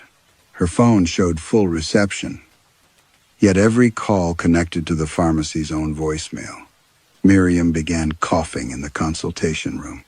Water splashed against the floor. The fluorescent lights dimmed one row at a time, beginning near the entrance and advancing toward Nora. Beneath the building, pipes struck in the slow climbing rhythm she had heard before. She backed toward the dispensary. The printer switched on.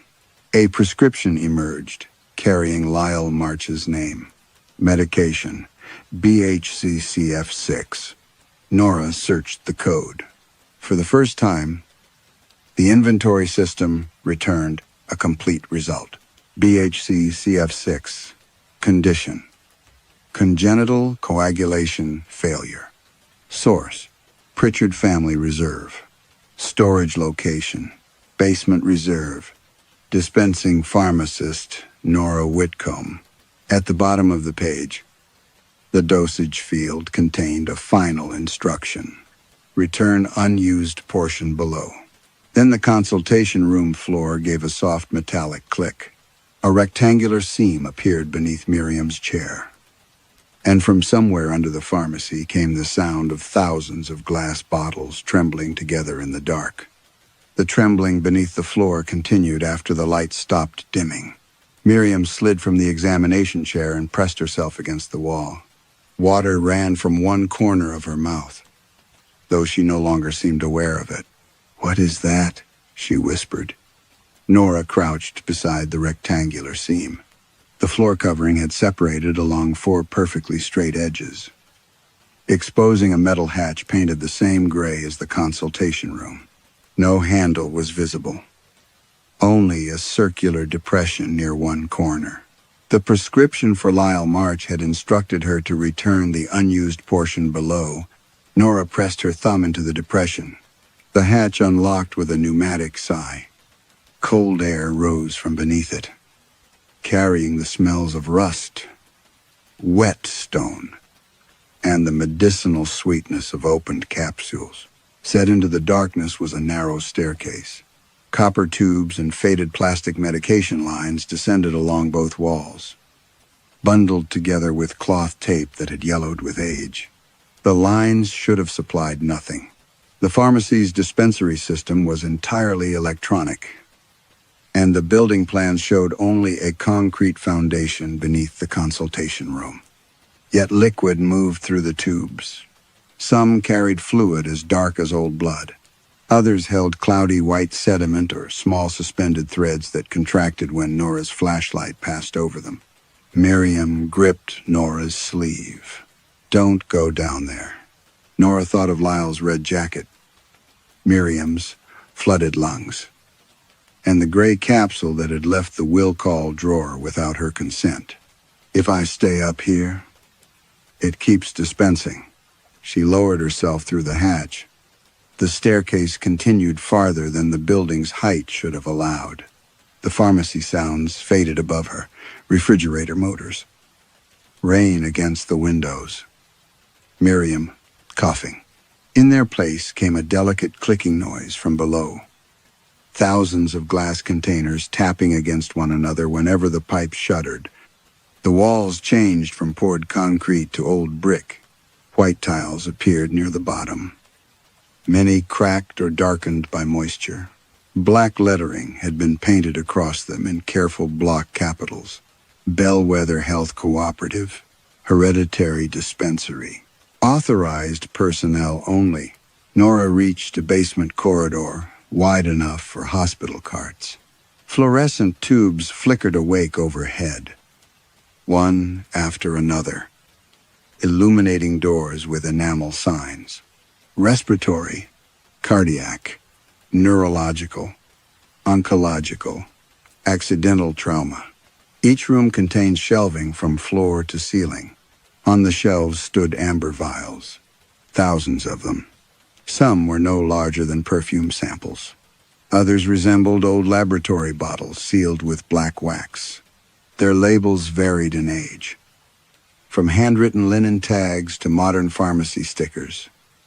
But every one followed the same format: source family, generation, condition, recipient, transferred date. Nora entered the respiratory room. A vial labeled WREN family.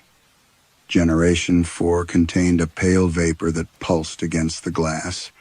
Its recipient had been a migrant laborer who died during an influenza outbreak in 1968. Beside it, a bottle marked Cole Family. Generation 6 held several ounces of clear water. Miriam's name appeared under recipient status, followed by Owen Rusk's beneath donor replacement. Nora recoiled. The basement did not merely preserve records. It preserved the conditions themselves. A blackened vial ticked faintly with every beat of her heart. A jar containing something like folded skin tightened when she approached. Behind the glass of a tall bottle, a cataract-clouded eye rotated toward her flashlight. She followed the medication lines deeper into the basement. Each tube terminated in the neck of a vial, drawing out a minute quantity before continuing upward through the ceiling. The pharmacy had never received the capsules from a wholesaler. It had filled them from here. At the end of the corridor stood a room labeled Active Reserves. Inside, newer bottles occupied metal racks arranged by family name. The Pritchard section was larger than all the others. Nora found the vial connected to Lyle March, BHCCF6. The bottle was nearly empty. At the bottom lay a dark clot that repeatedly formed, dissolved, and formed again. The label listed 5 previous recipients before Lyle. Each name crossed out after a recorded transfer. Beneath Lyle's name was a blank line. Nora leaned closer.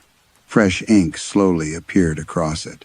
Pharmacist of record, Nora Whitcomb. A click sounded behind her. On a separate shelf, a dispensing drawer had opened by itself. Inside was a single amber vial filled with a fluid so clear that Nora first mistook it for empty glass. The label bore no founding family. Source: unassigned. Condition: all active reserves. Recipient: Nora Whitcomb. Transfer date: pending. Then something inside the vial struck the glass from within, and every bottle in the basement answered by whispering her name. The whispering stopped when Nora lifted the vial bearing her name. Not gradually, all at once. Thousands of bottles became still, leaving only the faint movement of liquid through the medication lines overhead. The clear fluid inside Nora's vial clung to the glass in thin branching patterns. Like veins searching for a body, she returned it to the drawer. At the rear of the active reserves room, a steel door stood partly concealed behind the Pritchard racks. Its lock had already released. Beyond it waited a records office untouched by the pharmacy's renovations, green filing cabinets, a manual typewriter, wooden catalog drawers, and shelves of ledgers bound in dark leather. A brass plaque above the desk read, "The Bellwether Formulary, Continuity through Distribution." Nora opened the newest ledger. The first pages listed founding families and the conditions recorded in their bloodlines. Pritchard, coagulation failure. Wren, pulmonary weakness. Cole, congenital renal disease.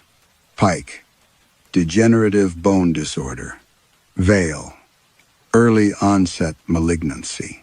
Beside each condition were columns for generations, designated recipients, transfer methods, observed complications, and community retention rates.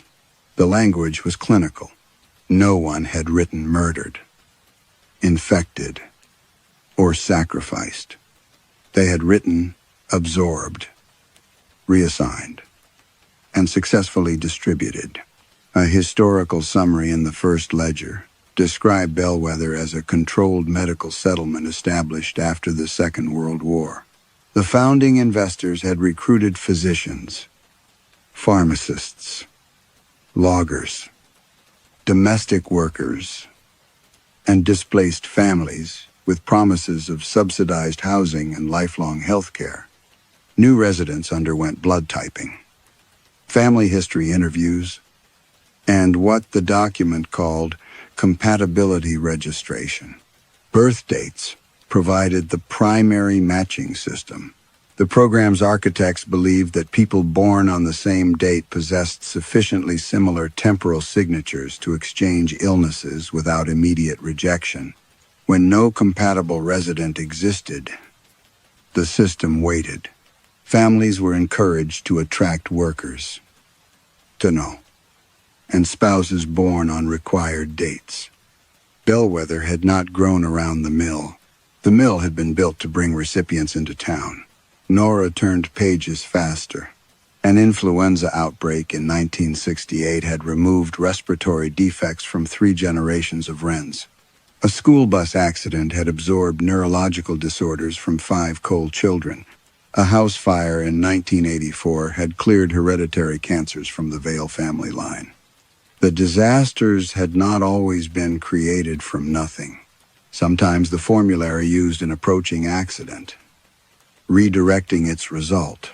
Sometimes it manufactured a cause through medication, mechanical failure, or altered judgment. Every death had been described as treatment. A separate volume bore the name Pritchard Pediatric Reserve. Nora's hands began to tremble before she opened it. The most recent entry concerned a boy named Theodore Pritchard. age 9. His photograph showed a pale child with Gideon's narrow mouth and colorless eyes. Diagnosis: congenital coagulation, failure. Projected survival without transfer, less than 1 year. Designated recipient: Lyle March. The treatment plan included copies of Lyle's prescriptions. Urgent care visit. Anticoagulant history. And the antibiotic order Nora had dispensed. One document showed the interaction warning active and visible. Another showed it removed. The alteration had been made remotely from Gideon Pritchard's administrative account 12 minutes before Lyle reached the counter. Nora found the system failure report submitted afterward. The alleged synchronization defect had never occurred. Screenshots had been manufactured. Technical logs had been replaced. Her missed interaction was not an oversight. Someone had hidden it from her. Yet the final authorization contained her initials. Nora remembered Gideon standing behind her during the investigation, helping her reconstruct the shift. He had asked her to demonstrate her checking procedure. He had placed forms beneath her hand and indicated where to sign. One of those signatures had not acknowledged an incident report. It had approved the transfer. A handwritten observation followed. Pharmacist Whitcomb exhibits unusually high post-event guilt. Strong candidate for eventual reserve consolidation. Continue employment. Reinforce belief in personal responsibility. Nora lowered herself into the desk chair. For 11 months, every sleepless night, every repeated check, every moment she had imagined Lyle's family blaming her had served the system. Her guilt had not merely been useful, it had been cultivated. She turned to the final page.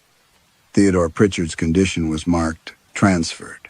His recent medical examinations showed no bleeding disorder, no medication, and no detectable genetic abnormality. Beneath the report was a photograph taken after Lyle's death. Theodore stood beside Gideon in front of the closed community clinic, smiling beneath a blue umbrella.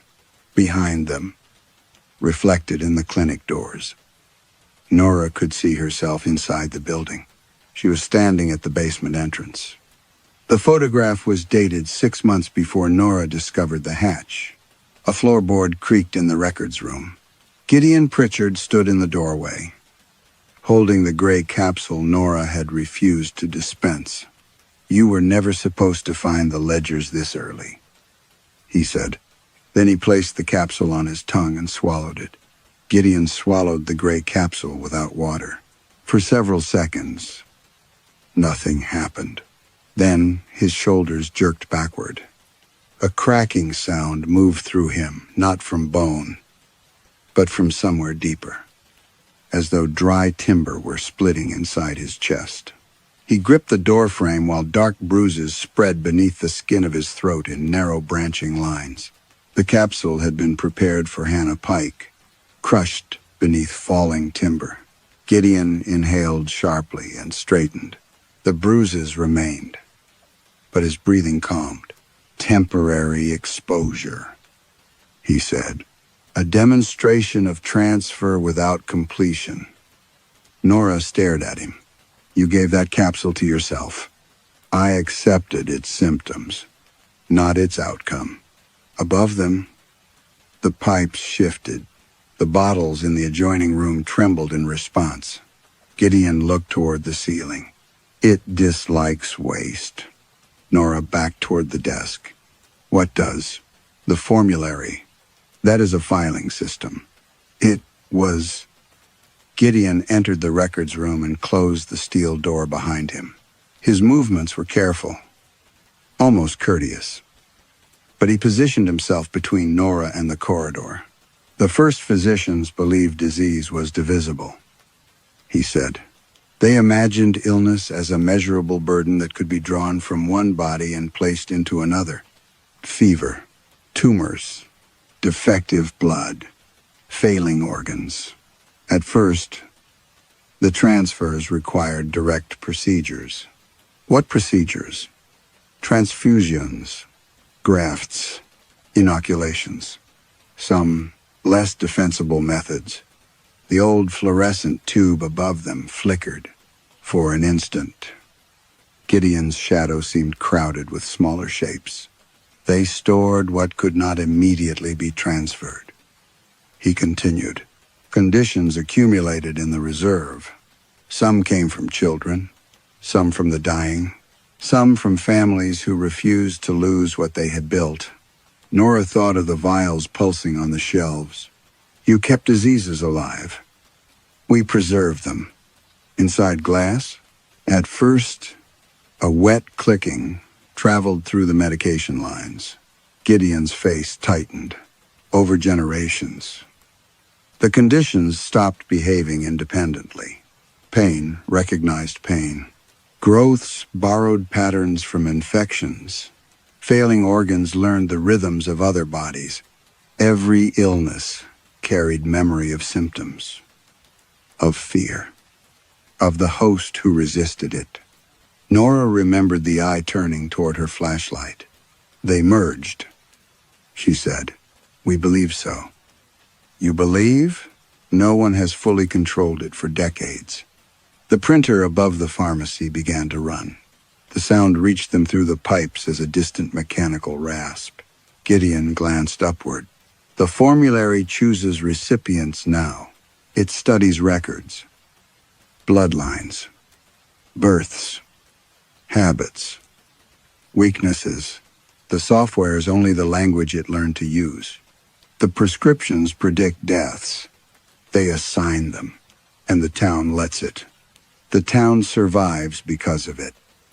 Nora felt a coldness spread through her that had nothing to do with the basement air. You made me kill Lyle. We gave you a prescription whose danger had been concealed. You used my authorization. Yes, you made me believe it was my fault.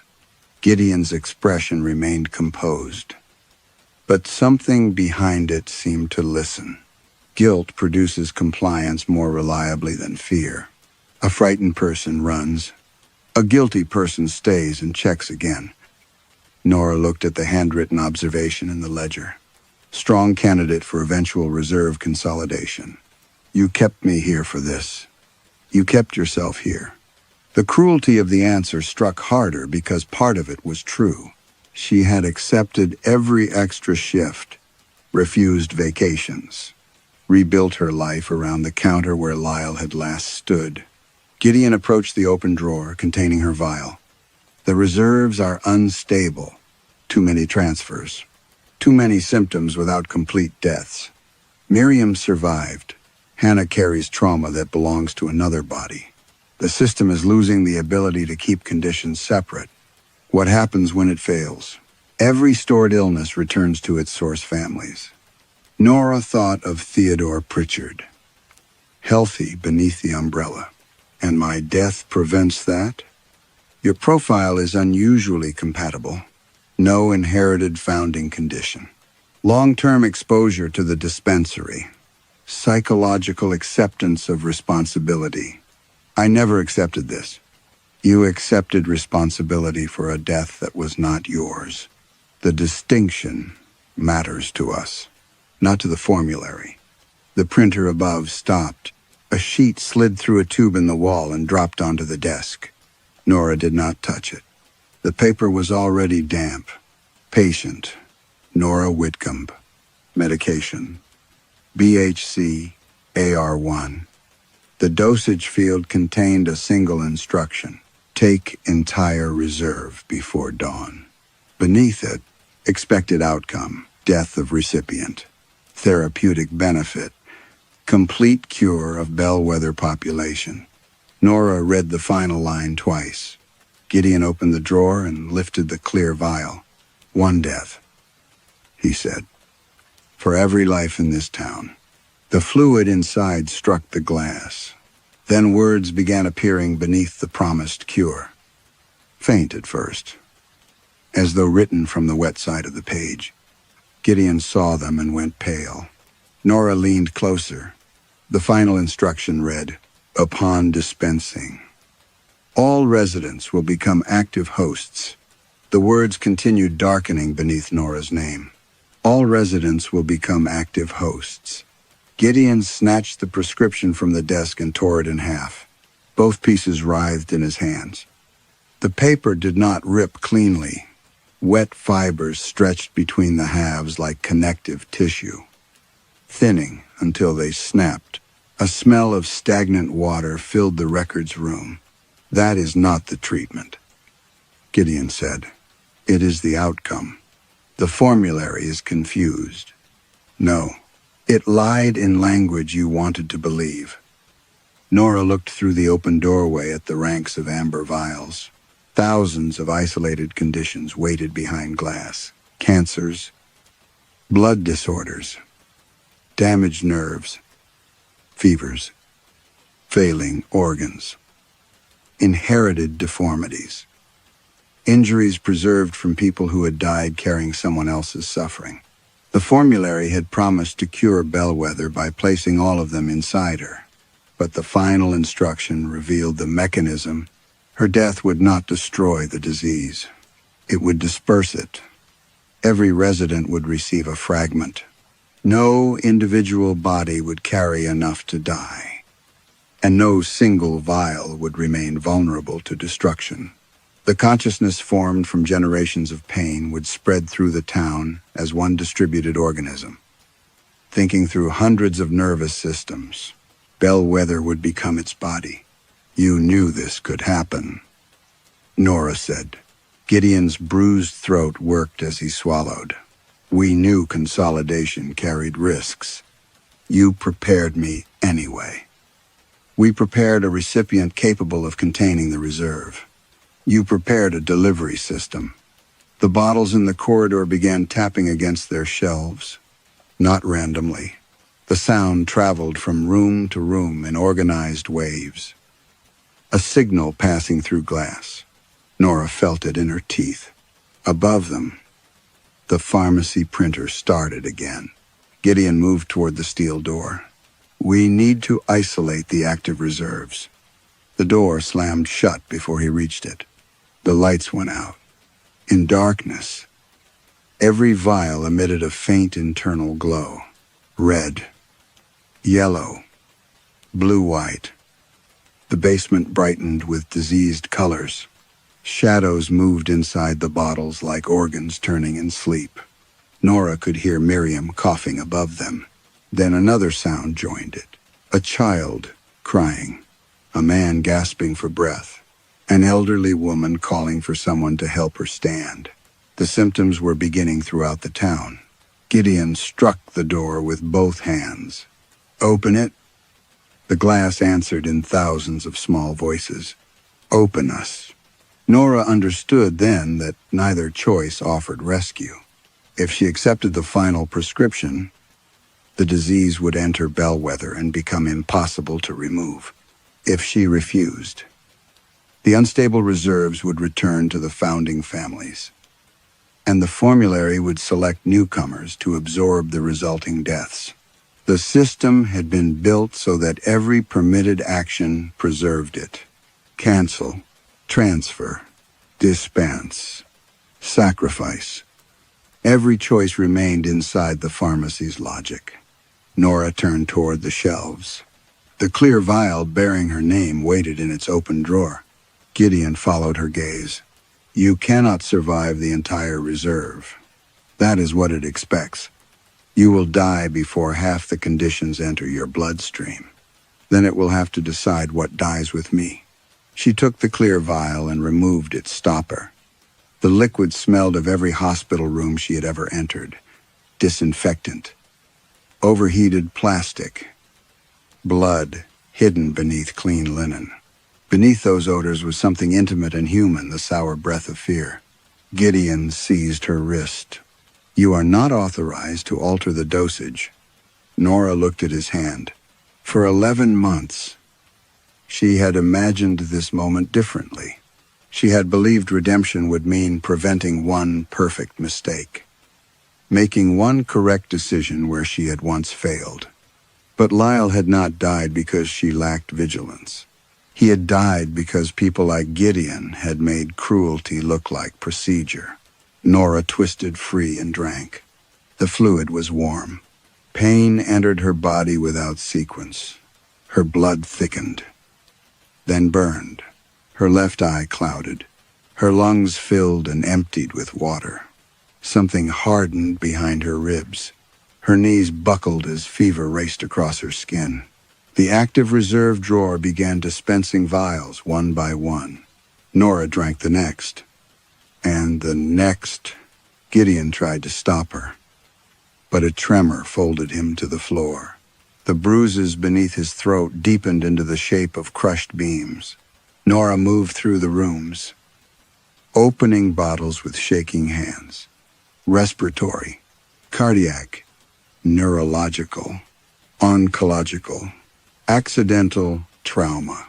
She swallowed generations of carefully separated suffering until she could no longer distinguish her own pulse from the beating inside the walls. The bottles emptied. The medication lines convulsed overhead. Somewhere above, every prescription printer and bellwether began ejecting blank labels. By the time Nora reached the final shelf, blood ran from her nose and fresh water streamed from her mouth. Her fingers had swollen around the last vial, a narrow bottle containing a dark substance that scratched at the glass. Its label read, Condition, Formulary Consciousness, Host, Distributed. Nora tore away the stopper with her teeth. Gideon raised his head from the floor. For the first time, he looked frightened. That one is not medicine, he whispered. Nora drank it anyway. Every light in the basement burst. In the instant before darkness took her, Nora heard the thousands of voices inside her become one, and it spoke using Lyle March's voice. Second check completed.